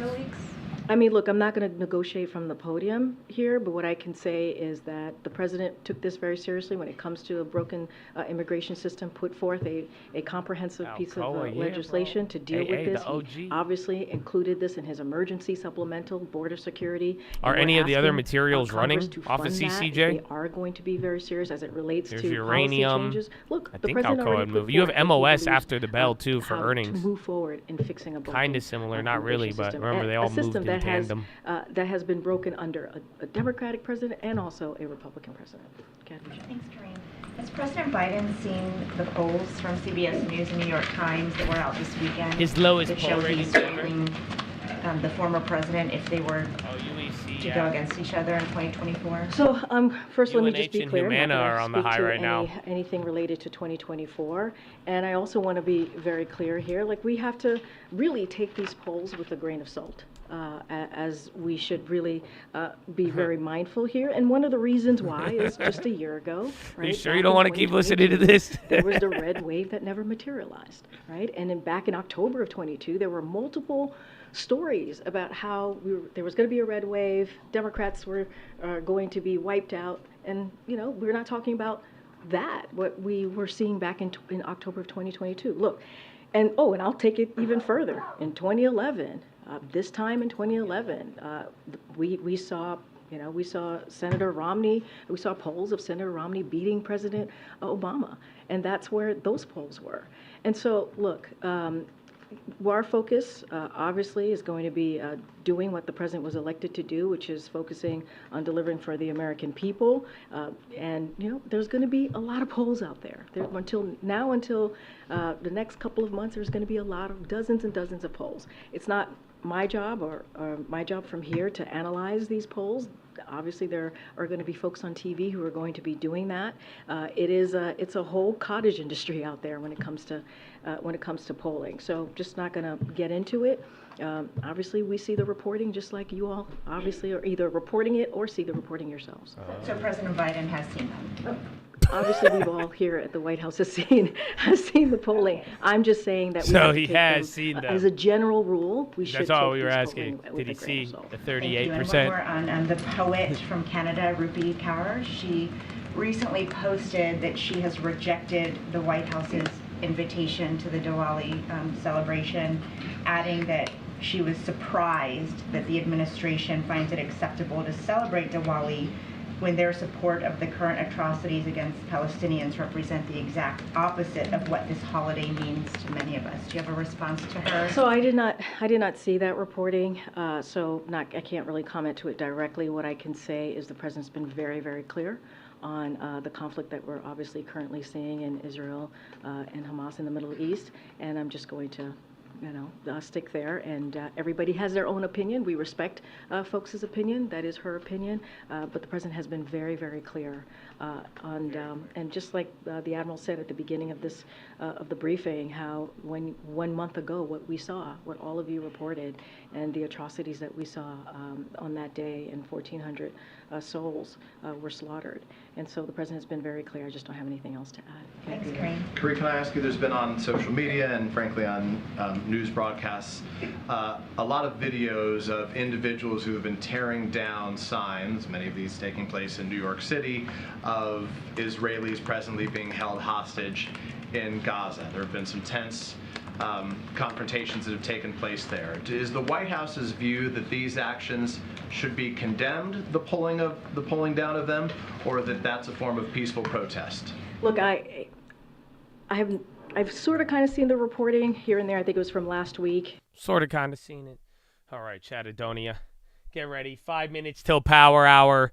Market all over the place, but up mainly. Again, all over the place because you see a lot of red candles, but you are still maintaining a new high from the rally. You are 7 points higher than the high of Friday, and we got a couple of earnings after the bell. No signs of weakness in the bond auction, but now, we still got to deal with Powell tomorrow, and then this will be 7 days in a row if we close green. So we'll see what happens here. You now have 1 hour and 5 minutes, 4 minutes, but we're a little bit behind schedule.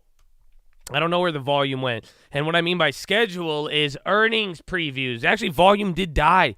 Hour number 3 at 9:30? We were at 38 million.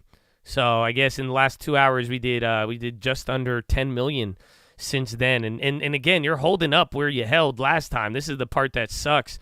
You start pulling this chart out. It wasn't too long ago.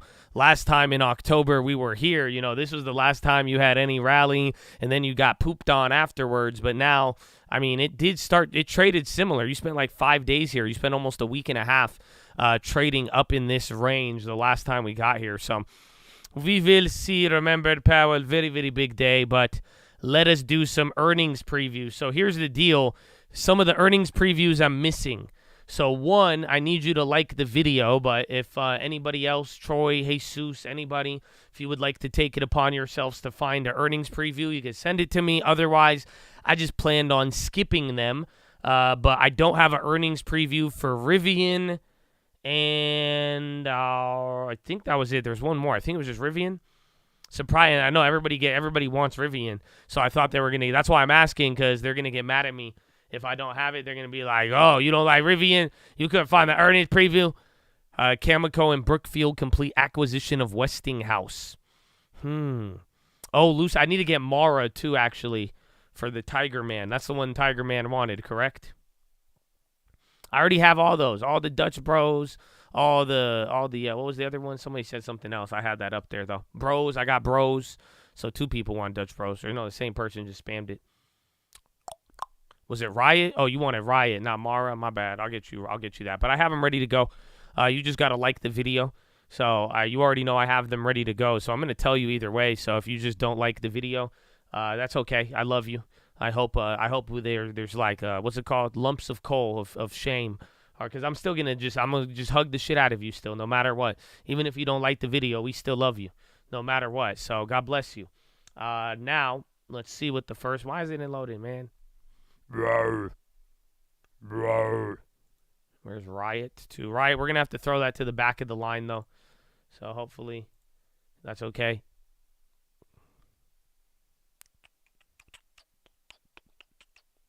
Okay, Spy's still fighting around up here. Alrighty. Yeah, there's no preview for Riot either, unfortunately, actually. So I can actually wait. No. Yeah. What is this for?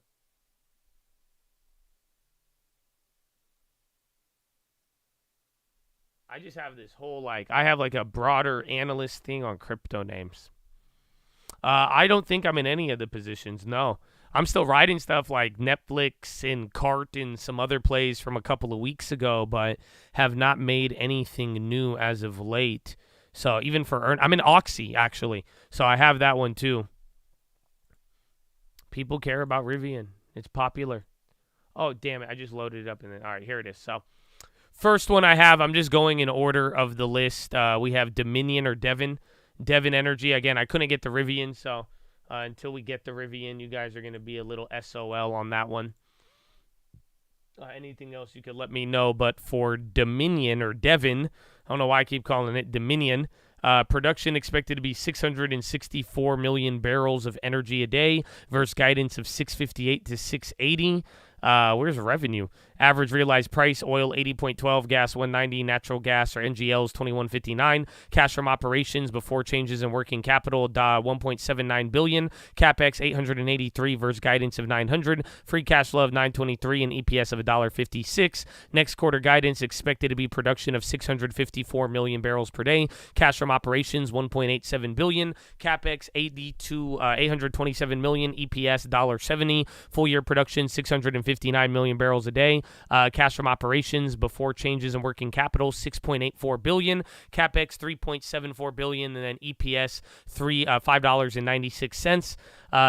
Since the last quarter, they've dropped 11.9 August 1st. S&P down 5.7, and then XLE is up by 0.6. Near-term options imply a 6.2% move. Last 4 quarters, stock has moved loss of 7, loss of 4, loss of 10, loss of 13. Revenue has beaten consensus 14 of the last 20 quarters, and EPS has beaten 16 of the last 20 with 1 in line.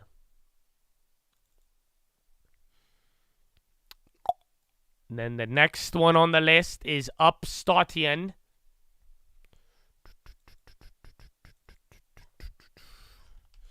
And again, little green shoot after all those reds. Bonds still not playing along. Oh, wow. Upstart, very wild. I forgot. Upstart was crazy. Did we hit Upstart this year? I don't know. I think we did. Now that I think about it. So I don't know. I don't know if we're gonna double. I think we already hit a Upstart this year. That was this year or end of last year.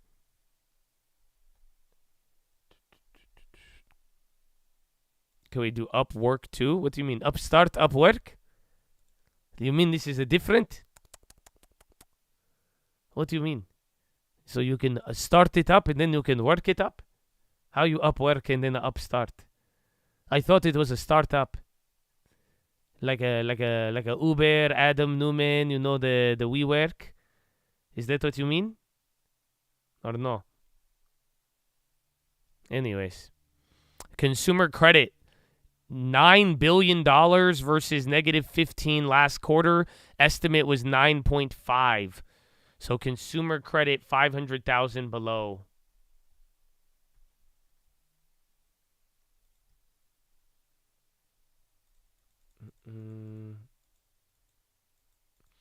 So for Upstart, revenue is expected to be 139.8 million. Guidance was 140.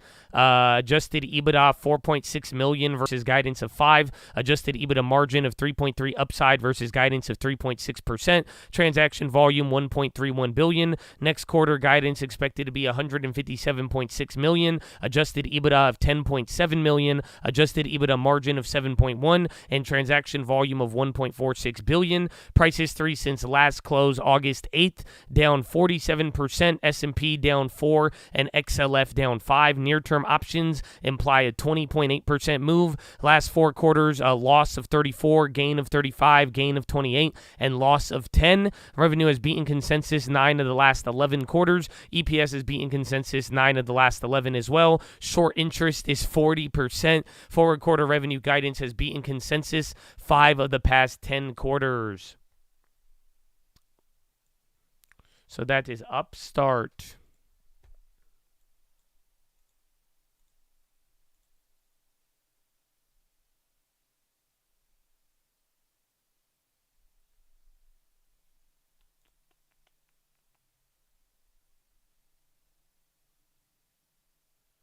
Where is it? Next one. Oh, that little green shoot already turning too. Oh, wait. Okay, who's this? It starts with a B. Does anybody know who this one is? What earnings starts with a B? Oh, I figured it out. I was like, wait a minute. Plug. I don't think I have plug on my list. Let me go through these. Let's go through the main ones that I've pulled from the calendar.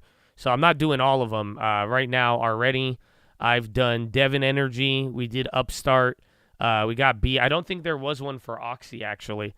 I think that's why I don't have Oxy. We're not going to do Wish. We're not going to do Mosaic, Gilead. Some of you want AXA, and I'll pull that one up. So I just went to Dutch Pros, and then I have Toast, and then Roblox. Rivian, I need somebody to get that for me. I don't have one for Rivian. I don't have one for Oxy. So, and then Axon, I haven't checked, and then the other ones I don't really care about. So, sound good? Sound like a deal?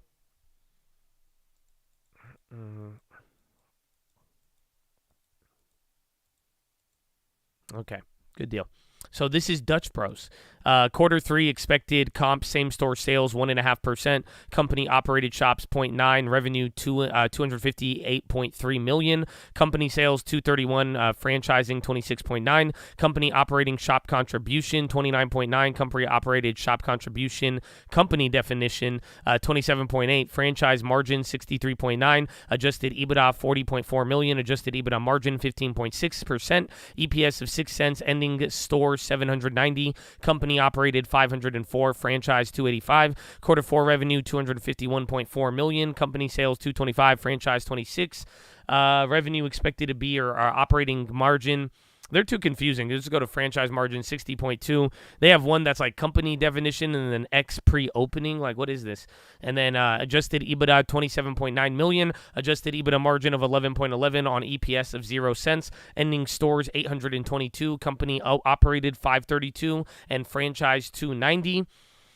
Price history since our full year guidance, revenue at the lower end of 950 million to 1 billion, adjusted EBITDA 135 to 140 million, comp low single digits, total system shop openings to retain at least 150, of which at least 130 will be company operated, and then capital expenditures 225 to 250 million. Price history since last close August 8th, Bros is down 5.4, S&P down 3.1, XLY down 6.8. Near-term options imply 13% move.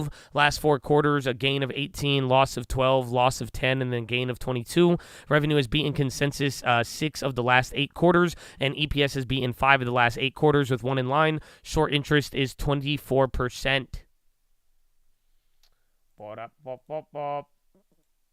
You got me, Rivian? All right, we're good to go. We got a Riv.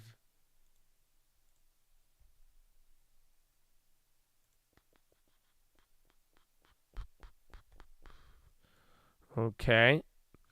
Oh, that was for what's it called? That was for Bros. How is Dutch Bros? How do you guys like that? You guys still, I don't know, a lot of hype on it. I can't, damn, this thing's been around for 2-3 years now on the market. This one kind of is pinned.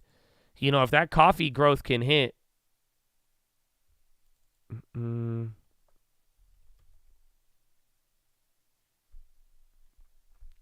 The extra earnings previews. Isn't like A&R?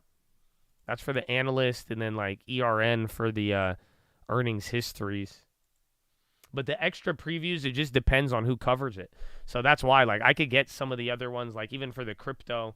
If you could get a Riot too, that's another one we don't have. But like, I have a full break. I have all the extras for crypto, but I don't have just the simple breakdown for all of them.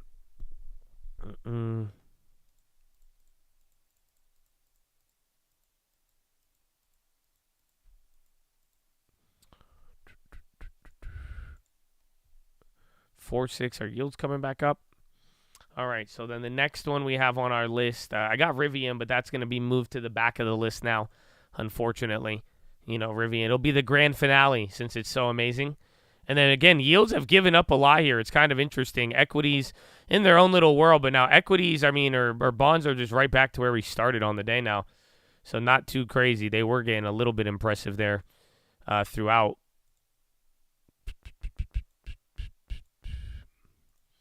All right, this one now, Toast. So Q3 revenue expected to be $1.03 billion versus guidance of $1.01 to $1.04. Non-GAAP gross margin expected to be 22.8%. Adjusted EBITDA of $20.4 million versus guidance of 15 to 25. So analysts think they'll be right in the middle. Adjusted EBITDA margin of 2% versus guidance of 1.4 to 2.5. EPS of 0.04 cents. ARR 1.2 billion. Gross payment volume GPV 33.98 billion. Next quarter guidance expected to be revenue of $1.03 billion, subscription revenue service $139, non-GAAP gross margin 23%, adjusted EBITDA $12.3 million, adjusted EBITDA margin 1.2%, EPS of 2 cents, ARR of $1.2 billion, gross payment volume of $34 billion, and then full year guidance for December, revenue expected to be 3.81 to 3.87, adjusted EBITDA of 15 to 35 million since August 8th last quarter. Toast is down 13.5, S&P down 3.1, and XLY down 6.8. Near-term options imply a 13.2% move. Last 4 quarters, a gain of 15, gain of 9, loss of 23, and then a gain of 2.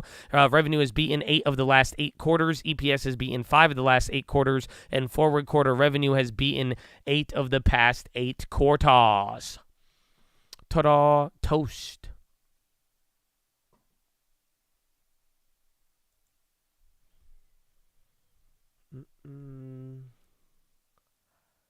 Can't find yet. Riot?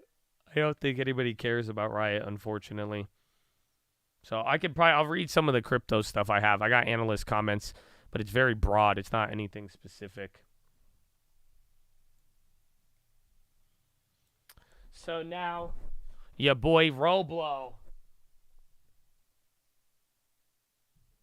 We were cut to D from SD on announcement of Chapter 11. D for dead.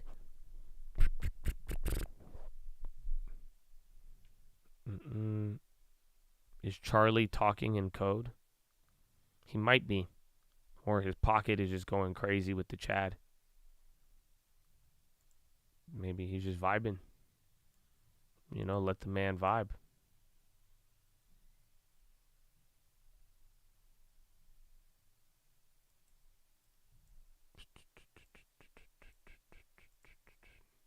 Yeah. Or maybe he touched the off spark.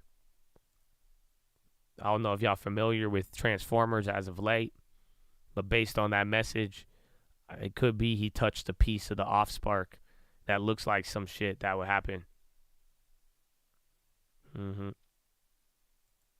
It's the all spark. No, I got the designer version. It's the off spark. It's like off white, you know. No, the off spark. Yeah, it's hard to explain. You had to be there.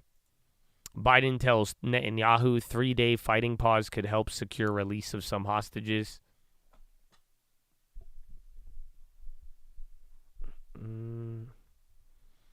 Okay, so Roblo. Y'all ready for this? Bow, down, down, down, down, down. Oh, didn't we have Roblo covered calls? I don't know if I covered those. I did not. Those are up. What do they worth right now? 3 cents? 35 cents? 4?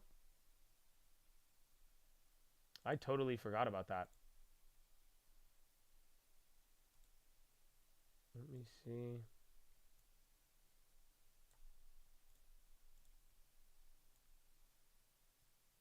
Oh, I can buy them back for 4, so I think I'm going to do that. So remember, I sold those 9. Remember, I just have all those old things. That's a $2,000 profit on that. But that was a long time ago. All right, I'm going to buy these back.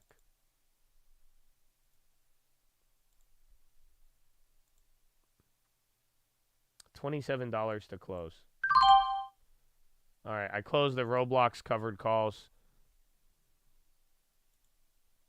Upstart. Dude, I forgot we hit Upstart this year. I don't know what's happened to me. Again, I was only thinking about ANET because that one was recently, but I totally forgot about that.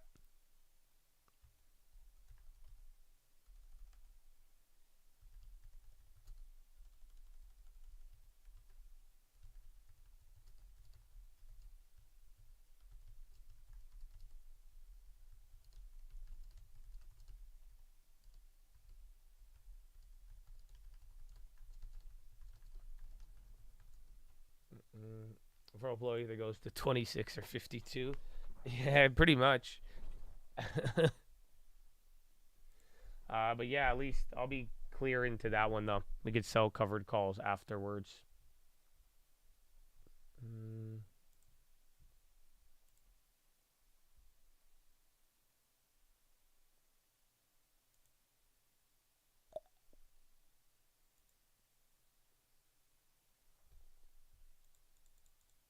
You love Transformers. I do too, man. It's a good series. I like the OG. I like the Shia LaBeouf Transformers. It's great. I even saw the new one, though, too. It wasn't that bad.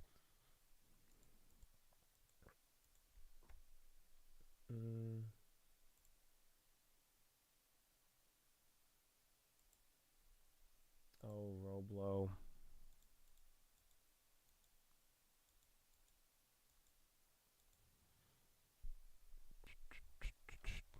Got a wheat penny in your change? Haven't got one of those in years.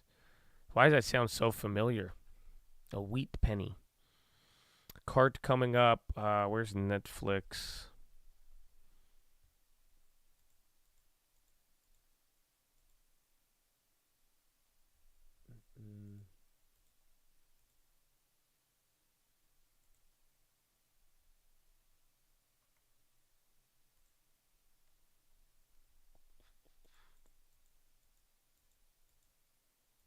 All right. So Roblo, I had to do that before doing the preview. I was like, wait a minute, I'm pretty sure I have a play on this. So Roblo, again, like some of you said, this thing's either going to move tomorrow very high or very low. But as far as Roblo, What's expected? Their bookings, $823 million, adjusted EBITDA of $42 million, EPS loss of 49 cents a share, ending deferred revenue of $3.03 billion, 2.24 short-term, long-term 1.1, free cash flow loss of 9.2 million, daily active users 69.9 thousand, hours engaged 15.45 million, average bookings per daily user 1188. Since last close, August 8th, Roblo is down 11%, S&P down 3.3%, and XLK is up by 1. Near-term options imply a 14.6% move. Last 4 quarters of earnings, loss of 22, gain of 7, gain of 26, and then loss of 21. Revenue has beaten consensus 5 of the last 10 quarters, and EPS has beaten consensus 1 of the last 10 quarters. What? So they've only beaten EPS once in the last, 3 years almost. Or, I guess, 2 years, 2.5 years since they've been around.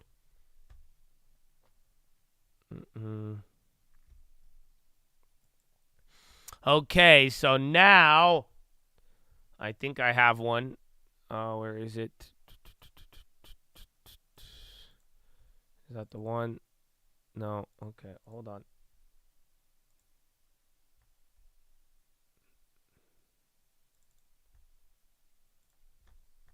Okay. All right, now I have your boy Rivian. Woo! We love you! Woo! Free negative free cash flow! Woo! Woo! Woo! Woo! Woo! Woo! You know, I don't know. Y'all love this one? Are y'all ready for Rivian? Can I see some likes? I don't know. Let me see how much y'all like Rivian, man. I want to see. Do y'all like the video for Rivian? Like, is Rivian like Tony Robbins? Does it get you out of your seat? Like, that's what I'm saying. Does, Rivian get the body moving? Does it get the blood pumping? Like, are you willing? Like, if I'm like, who supports Rivian? Like, are you ready to show your support? Like, oh, wow. That's already 20, 30 Rivian likes right there. Oh, you think it's booty? Oh, you think it's whack? I don't know, man. Dave Rivian, did y'all hear that? I'm just saying. They just said that. You should like the video. Oh, that's 30 Rivians. They disagree with you. They disagreeing with you on the like button, man. Oh, my goodness. Oh, my goodness. I don't know. They said it was booty. That's crazy. That's crazy. The new Amazon trucks. All right, man. That's 40. That's 40 Rivian people out there. They're getting excited. All right, man. All right. Okay, slow your roll. Slow your roll. Some of y'all calm down. Calm the F down. So, Rivian likely finished the third quarter with $8.4 billion in funds on hand, bringing total cash burn for the year to about $4.8 billion. Based on data compiled by Bloomberg, the electric vehicle maker should hit their full-year production target, but may be forced to scale back their assembly rate as demand to EV falters, Bloomberg said in its report due post-market on Thursday. Okay, do you like that? Do you want me to continue? Or would you like me to go back to normal earnings preview, Josh? That one actually took a lot. I need a water. That took a lot of effort.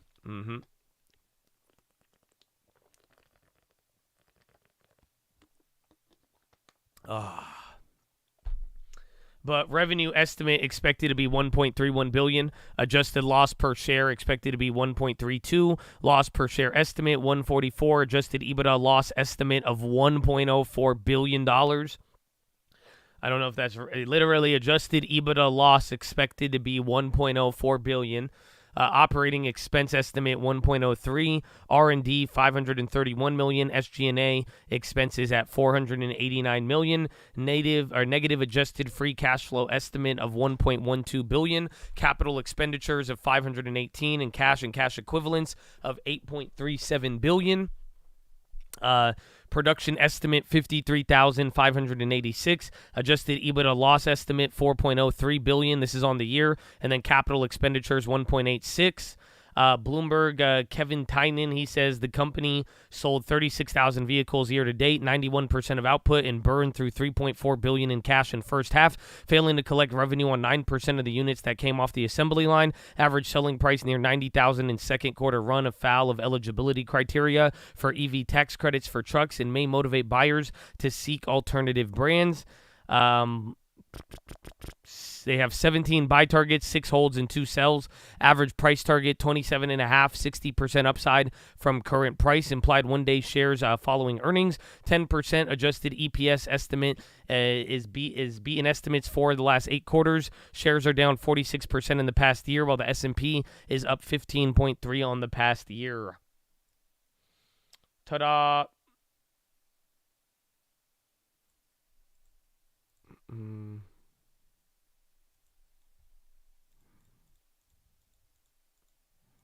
I think we already went over DVA. Is that Devin? Or what do I call it? We went over one of the energy ones. Or is that Davita? Rivian is blowing up in Miami. I see them a lot everywhere, but like I still don't think it's cool. I don't know. There's the only way I could put it. Living the Vita Loca. Oh, you talking about Davita? Yeah, you want Axon? Let me get you Axon. Ricardo, you've been very adamant on Axon.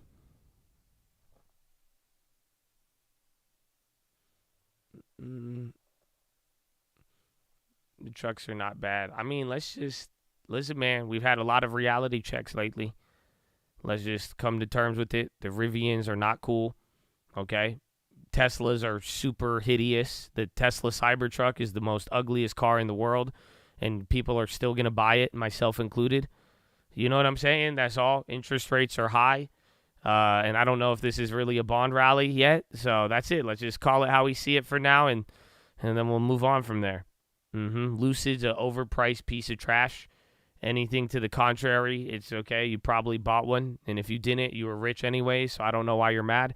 So that's it. Like, you know, it's simple as that. It's simple as that. It's bulletproof. I don't know about that.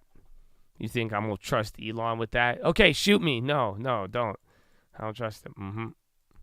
If Crocs can make a comeback, so can Rivians. Wow, I see where you're coming from, but that logic would apply to the Cybertruck. So I don't know where Rivian fits in on this one.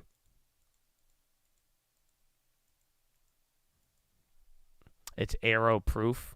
All right, when was the last time somebody ever threatened you with a bow and arrow or a crossbow? Exactly. Thank you. I've had more guns pulled on me in my life than crossbows. Legit, real stories. That's all facts. So anything, I don't know why he chose to test it with the crossbow with Joe Rogan. That makes no damn sense to me. Makes 0 sense. But it would be nice to have in case that did happen. I guess better to have it and not need it than need it and not have it.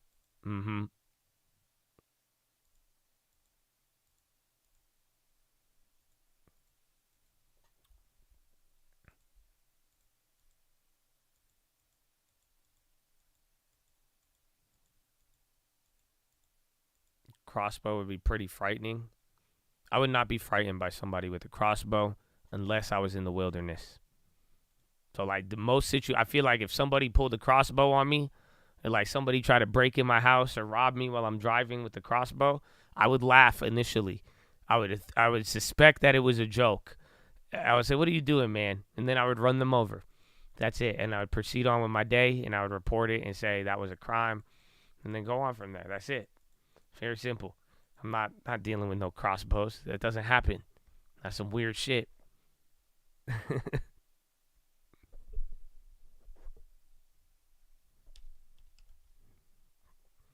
Crossbows or silent guns aren't. Well, listen, man. If I get killed by like a crossbow, I deserve to die. That's it. Because I probably enraged the indigenous people somehow and pissed off somebody who knows how to wield a crossbow. And that's it. I probably deserved it. Otherwise, I don't, that's it. If I die by a crossbow, hey, I had it coming. That's the only way. It's the only way. Other than that, I'm good, man. I'm good. All right, we're still working our way up here. Enough crossbow talk. NASDAQ is up 1%. SPY's up 0.3. Dow Jones up 0.18. And there's Tessie again. Netflix vertical. Oh, a little bit with Tesla. You got me excited. I thought vertical, like I was going real crazy, but 438. That's the price we're looking at. One car for life, Rivian or Prius. Prius, easy. Not even a second. That was no milliseconds of doubt. I'll take a Prius over many vehicles. especially a Rivian. I'll take a 2010 Prius. Fuck it. Okay, never mind. I'm being a little too dramatic, but even then, 2010 Prius, still a solid vehicle. Still a solid vehicle. I said it back in the day. I think the year was 2015. People thought I was kind of weird. I think I shared this with you. But in 2015 was when I discovered that, like, low key, not high key, but very low key, a Prius drives like a S-Class without the engine. It's hard to explain. But the Prius is a very smooth ride. Something about it, bro. It was in 2015. I remember it was just that year of Prius. And I was like, you know what, bro? I was driving an S-Class, and then I drove a Prius. And I was like, dude, the Prius actually is very, very smooth. It just don't have the pickup or the engine, but it's like, nah, bro. It was like, I was actually impressed. Prius and S-Class kind of drive alike. That was at least that from research in 2015, based on the Josh Answer study of Priuses. You got an orange Prius 2015. Oh, there you go. I think you got in the right year. I think you got a good one, man. I think you got a good one. PETQ. Do they weigh the same? I don't know, but like they move the same, except the speed.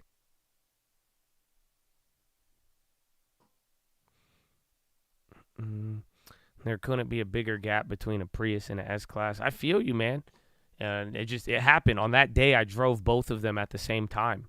So in the same day, I was driving in an S-Class, and then later in the day, I was driving in a Prius. And as a result, I said, wow, they feel very similar, except when I press the pedal, one of the cars moves, the other one doesn't. I'm sure you could guess which one. So we're pumping until we get into a recession. Not yet, though people are hoping that. Right now, we still got to get past this week. Again, you know, you're already getting the melt up. You're at the higher end. If we really start ripping up here, we'll start gapping up before you know it. But at the same time, if we don't make a clear break of here, you know, again, this whole week, tomorrow with Powell, people are kind of worried because, you know, if this is just a bear market rally, people were very, very quick to call that. You know what I'm saying? It's pretty wild to think about. There were 3 suicides of the LA County sheriffs yesterday alone in one day. One you knew very well, then the 4th one today. No way. Yeah, I'm sorry to hear. But 3 in one day? I mean, that's sketchy.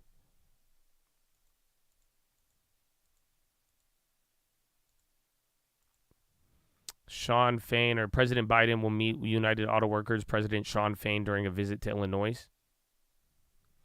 Datadog, JP, they're upgrading it and the stock is up 30%. Savage. Yeah, and market's going up, but I think you are getting that.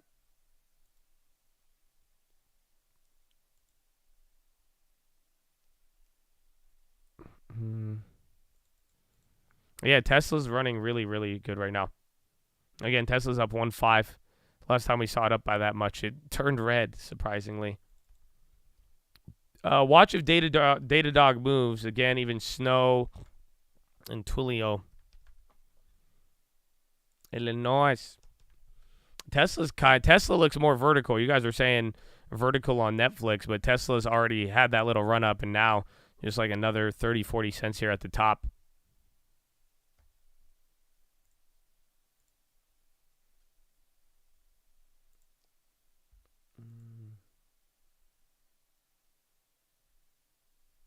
Oh, there's ELF and then NVO.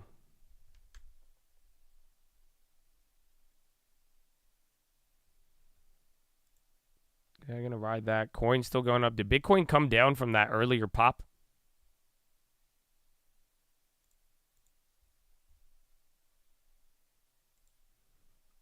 Uh, 4382.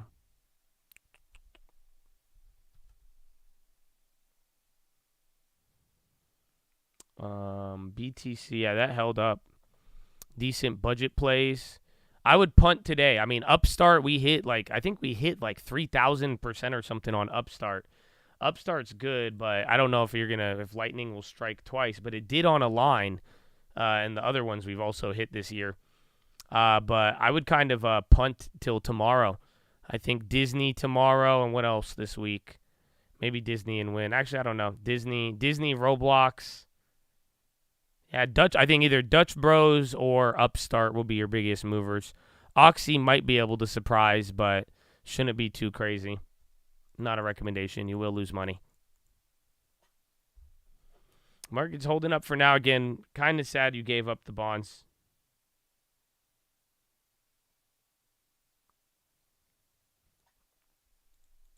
Bet ACM. What's that? ACOM? No, I don't know. Oh, Axon. Somebody wanted me to do Axon. My bad. We got a little distracted. So here it is. So Axon.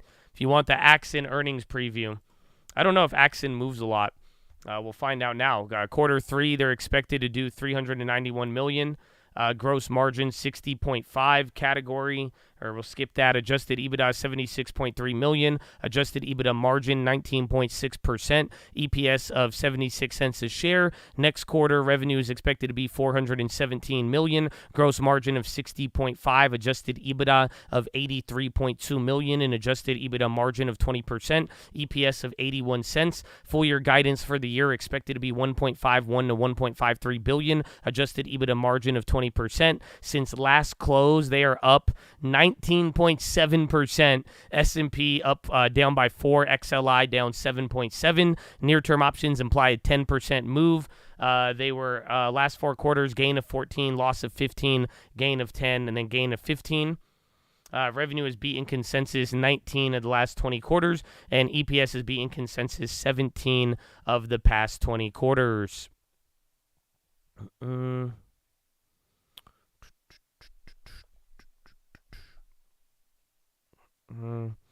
Upstart was 1,000%, 22.5 call. I forgot about that one. Yeah. I sold the first half under 1,000, and then I sold the other one just over 340, and I think we bought them at 20 cents. Yeah, so a line was the 2,000%er. A line was crazy, but I forgot about Upstart. That's actually wild to me.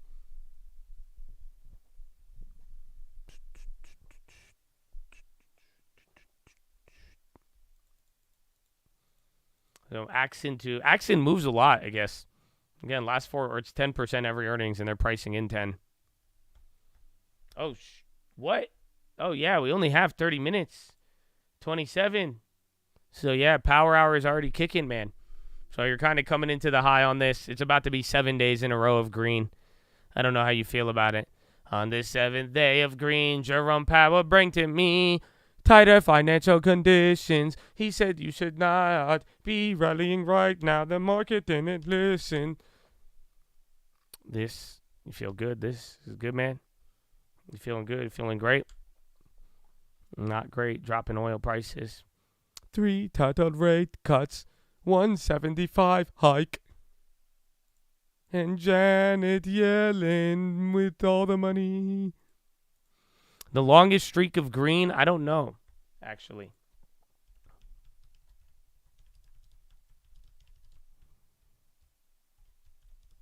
Let's find out.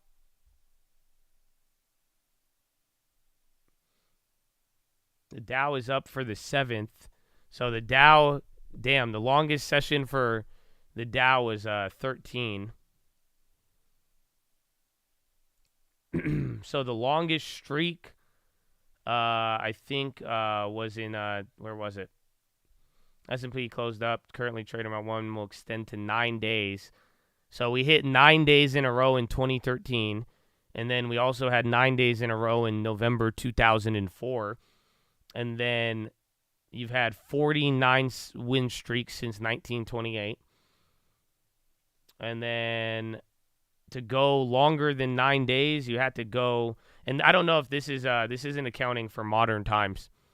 This is only just going back again. This is so I don't know what's happened there, but up until like 2015, One has to go back to 1995 to find a streak of longer than 9 days. That's only happened 22 times since 1928. The longest streak ever was April 1971 when the S&P went 14 days in a row without sinking. This is the only. This is also the only occurrence ever where the S&P is closed up more than 12 days in a row. So 12 days is the max. 12 or 14 is the max, but once you hit 12, you go crazy. So again, over the last 500 years, technically, I don't know where they get this from, but it's saying 14 trading days in a row. So after today, we're halfway there. The Dow streak was this year, July. That was 14 days, I think.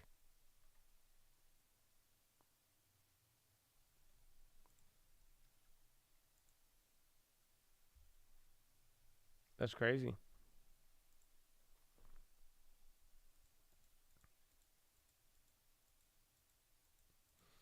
That's what it says. It says 500 years. I'm reading this article from it. This is an old article. The last time it happened in 2013. Again, I was searching for the info, but, I mean, without the Stock Trader Almanac, it's kind of hard. Like, there's a lot of articles come up from 2013 when we had an 8-day winning streak. So if you start searching S&P streaks, you're going to have people talking about today. And then if you go back, everyone's like, 2013 was the last time we saw 7-8 days. So right now we're about where it looks like we're coming back to 2013, unless there was one in 2020.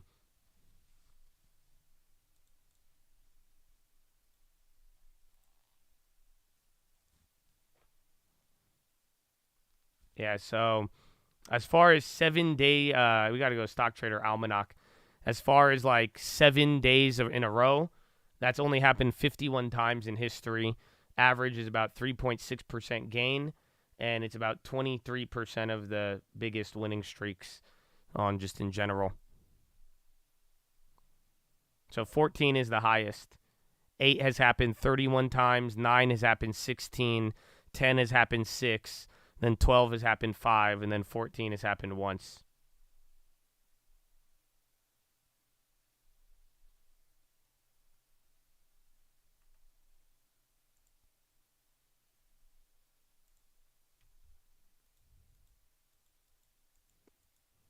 January 4th through 18th in 2019. What was that?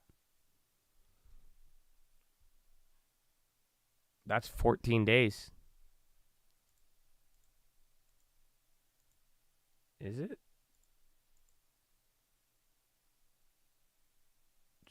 I don't think those are all green days. Man, how far do I have to go back to get 2019?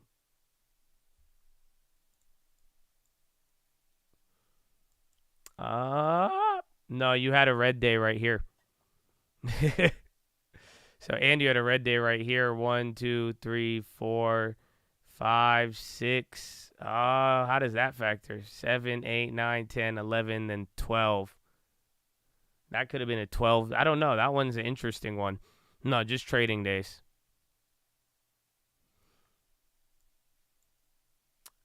Yeah, these are all green. I think this one may have, I don't know, that was a weird candle right there. That's kind of like what we had yesterday, but we actually did close a little higher. Maybe 2019, probably. That one will probably just need to be updated and thrown in there.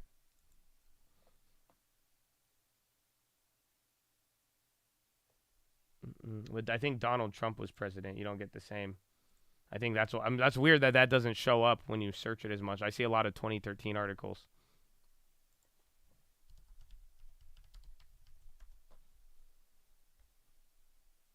Fourth consecutive days. That's what they said. Their best January in 3 decades.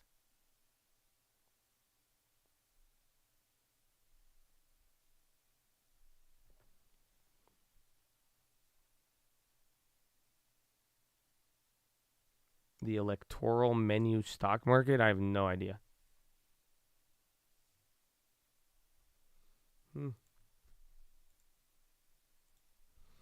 New high? Oh, yeah. Actually, Biden meet with UAW, Sean Fain. He just top tick that new high, 438.575. I think it's only like a quarter point higher than the last one, but bonds are still coming down, ironically enough here. So equities in their own little world. Everything else kind of doing good. So let's go, man. 7 days. Looks like you're going to have it. ARK. The premiums are looking good unless they're coming down. Yeah, ARK again, 30 cents to 90 cents. That's great for now, or 99 to $1.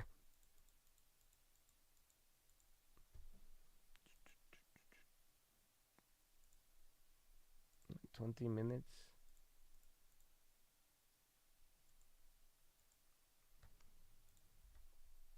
SLB, Schlumberger. Again, you have Oxy after the bell and a couple of the other names, and then Roblo and anything else in the morning. We covered those Roblo covered calls.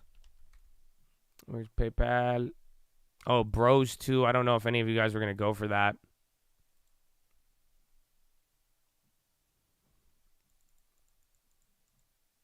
The January, they were up a little bit this morning, and then they got clapped again. They're down like 4 or 5 cents, about 30-40% down.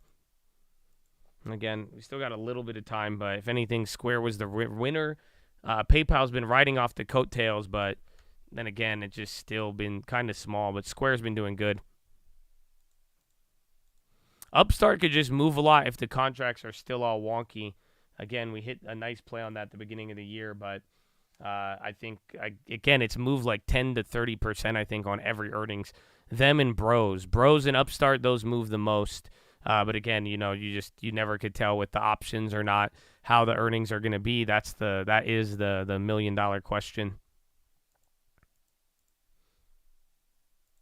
All right, I'm gonna go to the bathroom. You guys are in for a treat. They're talking about Rivian again. So follow me on Instagram at the Trading Fraternity. I'll see you in a little bit. BRB.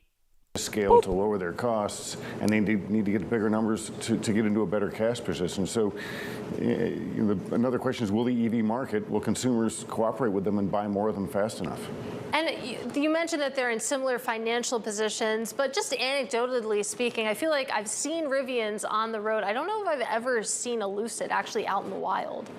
I've seen them. Okay. It's a big, expensive sedan. It's actually kind of got a futuristic look to it. They are pretty cool. Rivian's selling much higher numbers. They've had $1 billion in revenue already. Supposed to sell 52,000 this year. That's pretty good for a company that's starting up like this. But when you look at, in the grand scheme of things, you've got to get to hundreds of thousands to start getting economies of scale for something like an EV program, and it's going to be a while selling vehicles that start at $72,000 to get to numbers like that. You're based in Detroit, David. What do people in Detroit think about Rivian and Lucid? I mean, are they concerned about it at all? Do they see it as a future competitor, if not right now?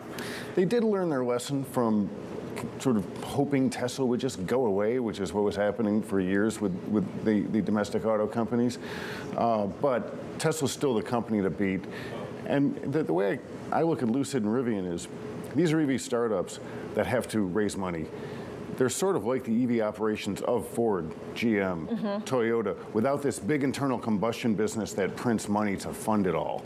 So eventually they're probably going to have to go back to the street to raise more money, because right now they're just a cash-losing business that's trying to grow.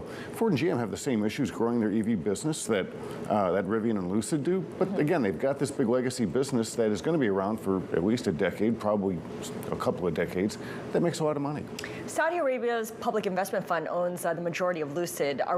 Is there a sense that they're going to have to come in and support the share price, support the company even further?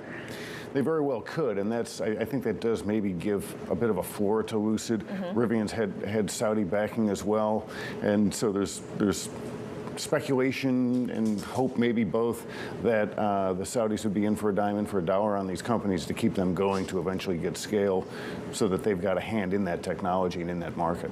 And just zooming out a little bit, reading some of Bloomberg Intelligence's write-ups of what to expect for Rivian in particular, they mentioned that we could see falling demand for EVs in general that could lead to a scaled-back assembly rate. Talk to us about the demand for EVs, because it feels like, again, this arms race to get your EVs out the door, but is the demand really there? There is demand, but let's be careful about this. When people talk about falling demand, what we're seeing right now is falling growth rates. So EV sales are still growing. Rivian sales doubled. that's very good. They're still at small numbers. So you are seeing growth in EVs. Tesla's still seeing growth, but Elon Musk said on the last earnings call, he mentioned affordability. Elon.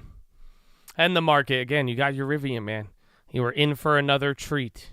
He seems a little bit more favorable towards Rivian. One more point higher on the market now. So 1.12 on the NASDAQ, 0.46 on the S&P, and Dow Jones 0.3. I think everything, it's slightly more names are red still on the SPY, believe it or not. Dow is literally 50-50. NASDAQ is 29.72, 29 red. And S&P 272 red, 230 in the green. My goodness. And again, this will be our 7th day, and you got about 14 minutes left. New high. The bonds stopped playing along, but they're holding up. Dollar had some positive movements, and now a couple of names getting ready for earnings or already post-earnings. They're doing their thing. Dollar was the negative part of the day off of the Bank of Australia, so don't forget about that. And now the good news, you have burned this day. You have gone through the day. You didn't really burn it. You've gone through the 7 hours. And now you've had the market do this. We're about to keep the whole record and all of that. But now you got Powell tomorrow. So that's the good news in all of this.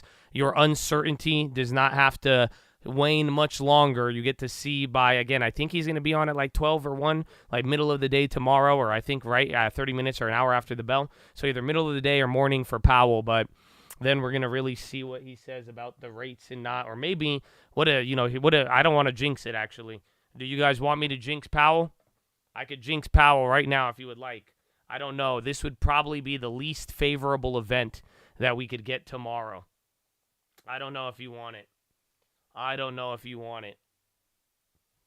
Do it. No? Okay, they said no. Even though every other person said yes. So here's the thing. Powell, the worst case scenario in a weird way, would be if Powell comes on tomorrow and then barely addresses monetary policy. It'd be even worse if it says that he has nothing to do with monetary policy, but let's say he has a talk, and then it's kind of like Lori Logan's speech today, and then he kind of drops a couple of things in there at the beginning, but then borderline just says absolutely nothing.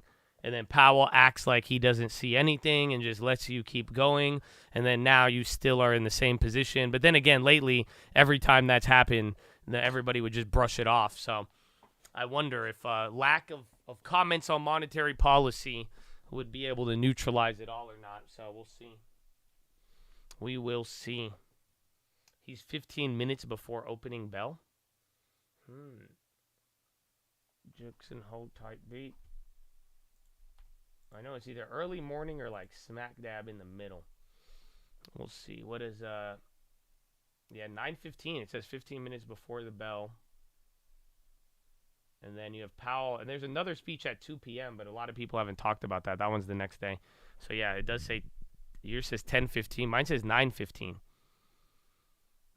I don't know if this is still messed up due to what's it called?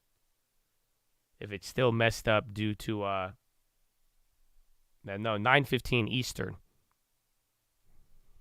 Corn pop like Joe Biden or like the commodity?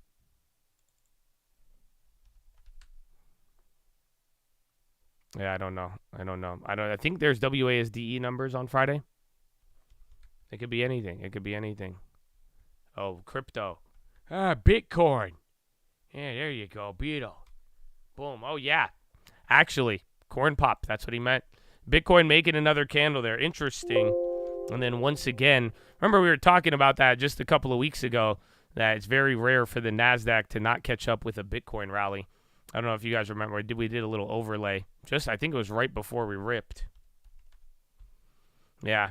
Remember we were talking about that? And we were saying this whole year, there's been very few instances where Bitcoin would rally, and then the market would be down, and then we kept dumping, and then literally Bitcoin was up, and then sure enough. So they're kind of matched up right now. That's the interesting part.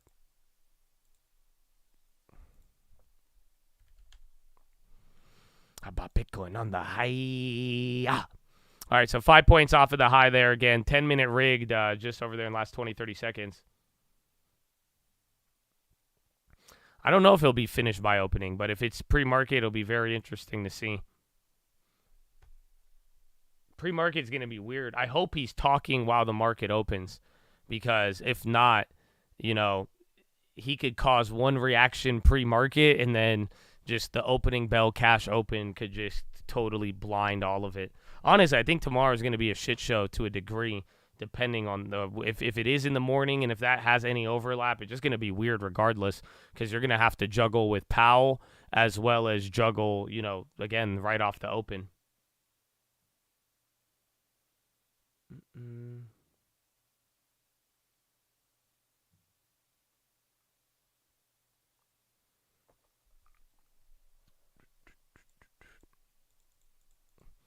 Spix at 9:15 PST. So if that's before the bell, it's going to be interesting. Coinbase running and Beto still as well. They're all going crazy.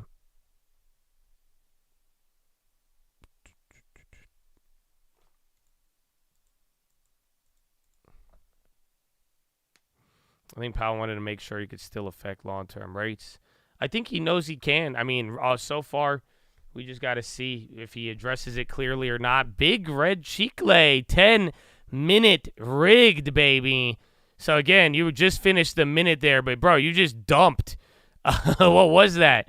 So, again, you just literally hit the new high after hitting that first little low there after like 2 hours, and then you rocketed up to the high, or kind of melted up there in 30 minutes, and then here in like, what, solid 5 minutes, you just gave up all of that?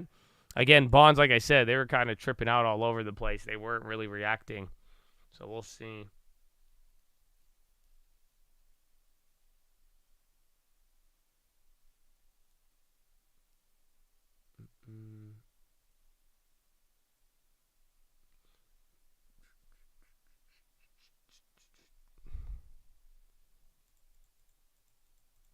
No trades in the AM. You could if you high risk, high reward, but I'm just saying it's going to be trippy tomorrow, because you're going to have to deal with whatever the cash open is. How many times do you watch things open up, and then it moves one way pre-market, then it moves one way the first hour, 30 minutes, and then the other. You're going to have to deal with all of that, not to mention just whatever Powell says and brings up. And, Powell is either going to have a stern warning, or he's either going to bless the bulls, or he's going to be very, very, very opaque and not give us much, and then kind of leave us in this weird, awkward mix. And then we close out, rely on the rest of earnings and then consumer sentiment. And then we just see ultimately what the bonds do. But even for now, today was a good day in bond land after yesterday and the last couple of days. You are still continuing the rally. And then literally by tomorrow morning, baby, we'll have a lot of info. I would take opaque. We'll see, but if being last time he was opaque, I mean, he got bullied by Nick Timmerhouse and everybody else. So I wonder if he's going to show his hand to how he feels about even the little rally since that meeting and everything else in between. It's going to be exciting.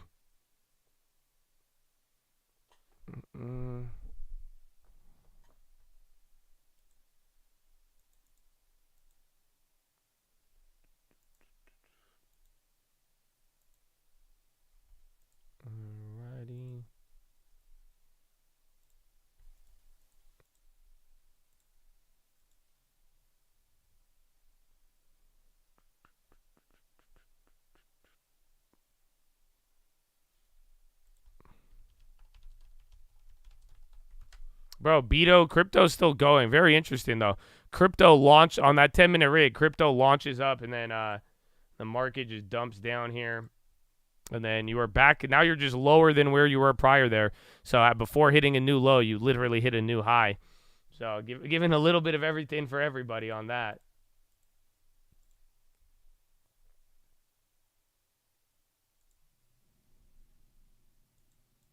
Massive cyber attack in ALS Troslia. What's that?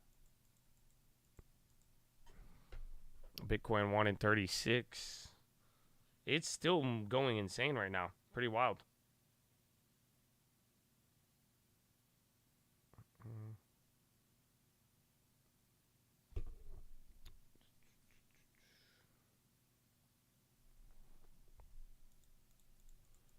Wait till 10 minutes to pump the puts. Well, we just had final 5 there.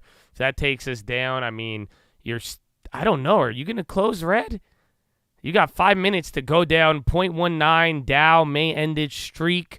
You literally just gave up 14 points there, 12 points in like 10, 12 minutes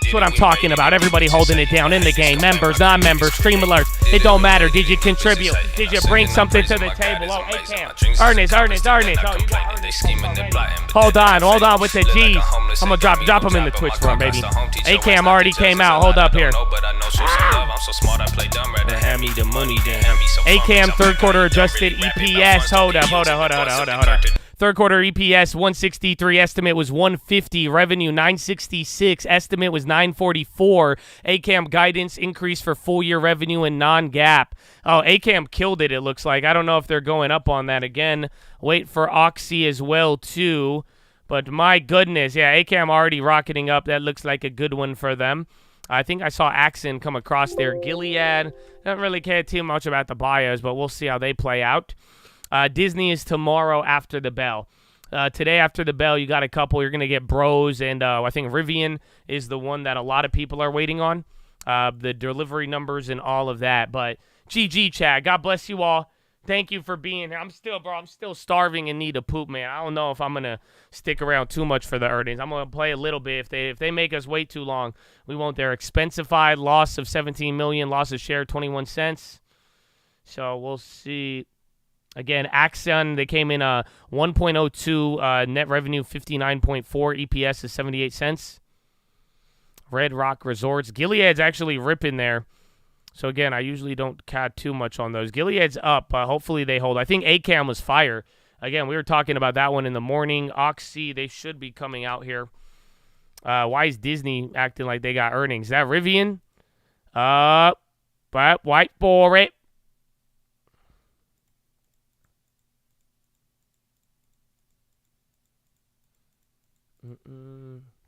Rivian's already moving. No, let's see, bro. Let's see. Well, here, anyways, Rivian popping.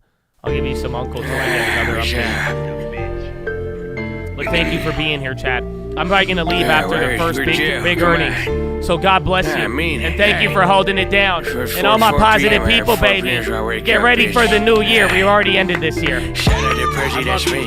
You could just call me JP. I do not answer no questions. You could leave that to Shaki. Kamala riding with me. She'll lock you up for some weed. Say bad things about the vaccine. I'ma make sure you don't speak. Got a laptop you won't see. Hunter, I love her, but that shit was weird with his feet. I love my Congressman trade. Shout out to Nancy, she paid. Double your gas in a day. Them must say Putin's to blame. Real politics in your face. 500 bill on the way. 500 mil to Ukraine. Every day. Javelins keeping them safe. Fuck it, just send them some planes. Tell them keep growing them grains. All of my bros in 8-0. None of they borders is closed. All of us got climate goals. All of us straight together. Strategically releasing the ore. They said that Putin won't fold. They ain't my cabinet no more. Fuck the squad, fuck the foe. Had a 9, fuck a roll. Now we going practical. Hunter, my dog, that's for sure. We ain't gon' fight about shit. Especially not 10%. We ain't gon' fight about hoes. Me and Nance get the votes. Lobby that shit on the low. I got Congress in control. I got your student low froze. I got your mortgages froze. I got Keystone on froze. But mention and cinema froze. I'm getting faded. I'm eating this ice cream. I don't like voters who whitey. Questions from press, that's unlikely. Bring up Trump if they don't like me. They give me the Eddie, I wake up. Passing bills, that's a layup. I'm the big man, I got say so. They lock you down if I say so. Booster on booster on booster. Mandate on mandate on mandate. I just get Evie a test rate. Fuck you, Elon, I won't even say your name. Came in the office already ballin'. Silent just ain't changed my name to Stalin. Right off the screen that I'm gone with the wind. Do nothing about something till they pass a bill. Pull up in a brand new Benz truck. How about fresher than a red shirt? How I got it, how to just, yeah. How I gotta make it one car. Say shit on your block. Toast is moving, but it's not mixing out up yet. my words. I'm live, so I think they met. So Rivian loss per share $1.44, sees full year production 54,000 vehicles, saw 52,000. Third quarter adjusted loss of share 119, estimate was 132, sees full year adjusted EBITDA loss $4 billion, saw loss of 4.2. Third quarter cash and cash equivalents 7.94, estimate 8.3. So it doesn't seem like they did as bad. They raised the production number. That guy was hyping it up. Oh, Toast down, Upstart down too. Even GoPro, you got Lucid coming out. Wait, you got Lucid revenue. Lucid loss per share 28 cents, loss of 630 million. Revenue was 137. I don't see units. Again, everybody just cares about units on these. That's the weird part. So again, they lost more. Rivian lost more money than expected, but their unit productions went up. Again, they're factoring in to deliver more cars. Again, everybody was getting geeked up off of that. Again, Lucid, I don't know what's going on there. Again, I need the production numbers on that. I think that's the only key that you'll have there. Let's see. Lucid, I don't see it unless I want to look. Again, I have the loss per share, 630, 137 in revenue, and then loss per share of 28 cents per share. But again, I think that's all that matters. Bros, did they come out? Let's see. I'll get you Upwork in a second. Again, Upwork got smashed. Bros, revenue 264, net revenue 4.2, and then EPS 7 cents. They beat. I think so. Again, based off of what we read earlier, I think they killed it on the EPS metric. I checked Bros guidance. That one's going to be big. So what did we say it was? Again, their revenue beat by 10 million. They came in at 265, and then EPS, yeah, okay. EPS next quarter is supposed to be 0. So wait for next year guidance, but they beat slightly on this quarter for now. Net revenue is 4.21. I don't know what their operating income was supposed to be. I don't have adjusted EBITDA. Again, you have to go look through those numbers, but Bros seems decent for now. We'll check Upstart. Again, Rivian, is Rivian coming back up? Yeah, like I said, that production number went up. Obviously, they lose billions of dollars, and they spent $300 million more than expected, but how you interpret that is up to you, my friend. But otherwise, again, like I said, a lot of people wanted those delivery numbers, but they're kind of just holding from where they were at. So Upstart, here's the backdrop to compare it to. They were expected to do 139. They missed. They did 135. So they were even below their own guidance. Third quarter loss of 40.3 million. Ooh. I think they were supposed to do a little bit better. Or no, that's on the interest income. Loss per share, 48 cents per share. I don't have their guidance though. So again, it seems like they missed there and they just came in a little lower. I don't know if that's going to be the death blow. They all still need the guidance numbers. Some of them might already have it, but none of them are hitting the wire. Lucid adjusted production outlook to prudently align with deliveries. eBay as well. Did eBay just guide up or guide down? I think eBay's moving as well. Now Rivian's up. eBay's down. So they updated guidance on eBay. Double check. So Lucid revises outlook for 23 to 8,000 to 8,500 from prior guidance of more than 10,000. See, Lucid's going to do bad now, I think. This might just boil down to production. So Lucid lowered production and they missed, and then Rivian just fucking missed, but then they raised production by 2,000 units. That's why Rivian's up. Again, I think that's the only, it didn't seem like it was that bad if you ignore the losing billions of dollars. You know what I'm saying? But Lucid, they lowered that production by 20% now. And then Robinhood came out, loss per share 9 cents. Toast? Oh, yeah. Wait, I thought I already went over. Didn't I go over Toast? Or no, I just had it up there. Toast, third quarter revenue, 1.03 billion, loss of 31 million, and then 9 cents per share. So how does that compare? Wait, what? Revenue 1.03. So they came in as expected, loss of 31 million. Is that adjusted EBITDA? Again, I have to check the adjusted number. I don't have that. And then loss of share of 9 cents. Yeah, they did worse. They could have done a lot better. So I think they missed. But wait for their guidance. Again, they beat 9 out of 9 times usually. Upwork, not Upstart. That one's going up. I thought it was the same, Habibi. You say Upwork, Upstart. What is this? Bros did good. Again, Bros, wait for the guidance, but Bros wasn't bad. I think the only one was ACAM. ACAM was just blow it out of the water and guide up, but even then, they're kind of moving a little bumpy. And then Rivian's just like, you know what I'm saying, Rivian. Just, it is what it is. Up we work, start. So crazy. Gilead, too, actually. That's another beat. Yeah, Gilead smashed on earnings. Cava running. What's Lumo? Lumo's far. This looks like a biotech.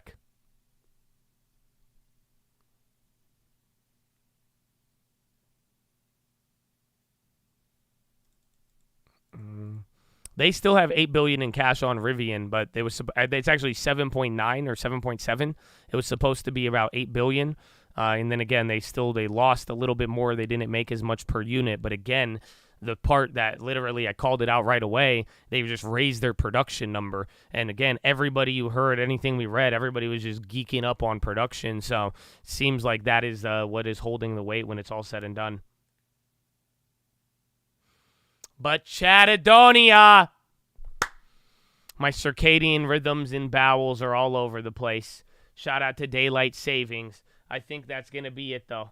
I think you're going to get one more song, and then we're going to call it a day. We're going to call it a day here. So thank you for being here. I love you all, and God bless you. I'll see you in a little bit. Hopefully I see you on the watch list. But that's the day, baby. Get better. Amen. Amen. Thank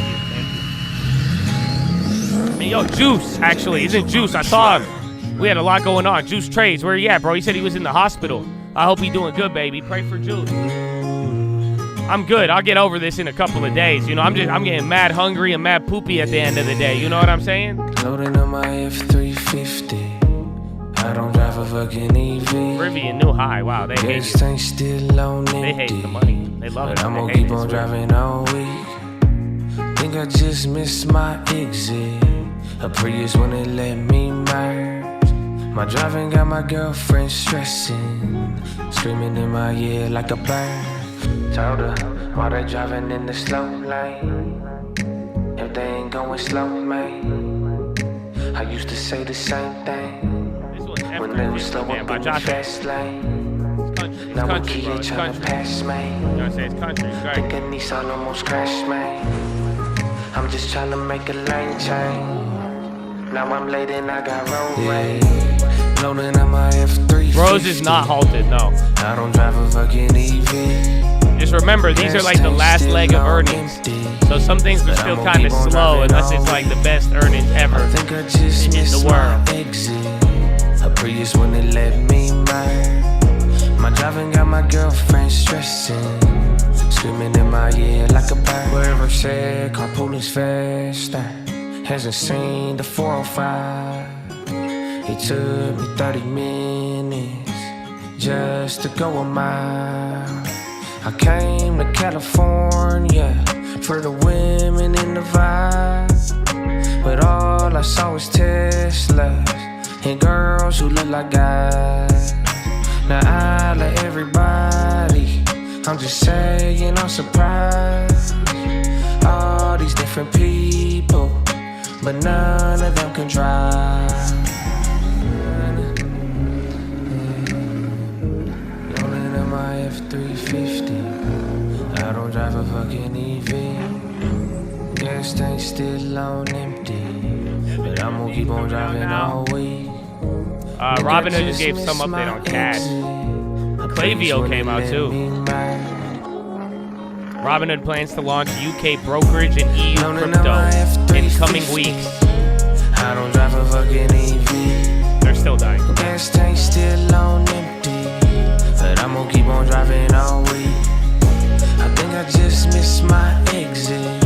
Occidental 120 adjusted net 1.1. Oh, they killed it, right?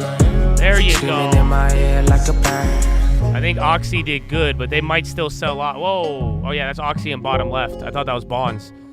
That sounds good for now. All the other oil companies did bad. So hopefully they get a little bit of a reward.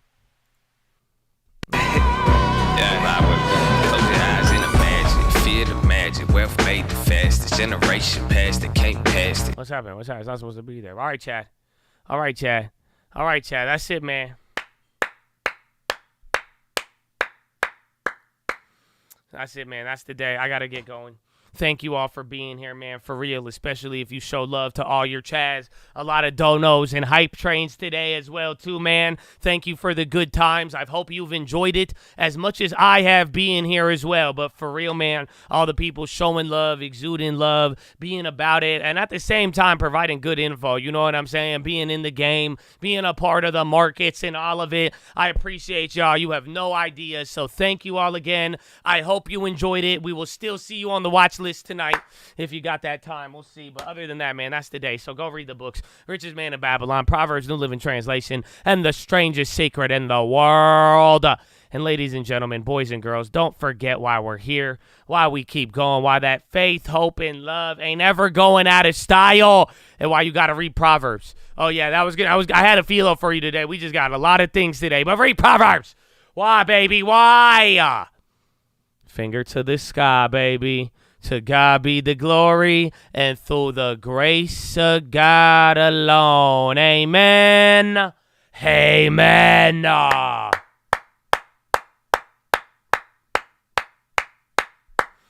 So, Chattadonia, I love you. God bless you. I'll see you tonight, God willing. But that is all. That is all. Have a wonderful evening and peace out.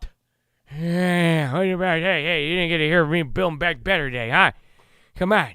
That's just simple. I told you, look at right there, 9 days in a row, 8 days in a 7 days. The market's going up. Your 401k's go up. Your inflation's down. What more you want? How come you're not approving of me? Let's go send some guns everywhere and blow some shit up. Come on. Why aren't you guys happy? Come on. Pick you up by the bootstraps, by the leg hair. That's what my grandpa Anyways, I'll see you later. I gotta go. Let's see you later. Exactly. Who's Robin Hood? Joshua. I'm not getting into the. I've reclaimed my time. I'm not talking about. Have a wonderful evening. Goodbye. I reclaim it. I yield back. Have a wonderful evening. I'll see you on the watch list. Goodbye. Horn. Or no, how do you end it? Tell them to no. Exactly. It's over. Hypothetically speaking, is the stream done? Yes, exactly. Okay, is the market, did the market close at 1 p.m. exactly? Okay, is it not true then that the market is closed? It is. Okay, exactly. Is it not true that the market will do whatever the fuck it wants after earnings? Exactly. I reclaim. Goodbye. Have a wonderful evening.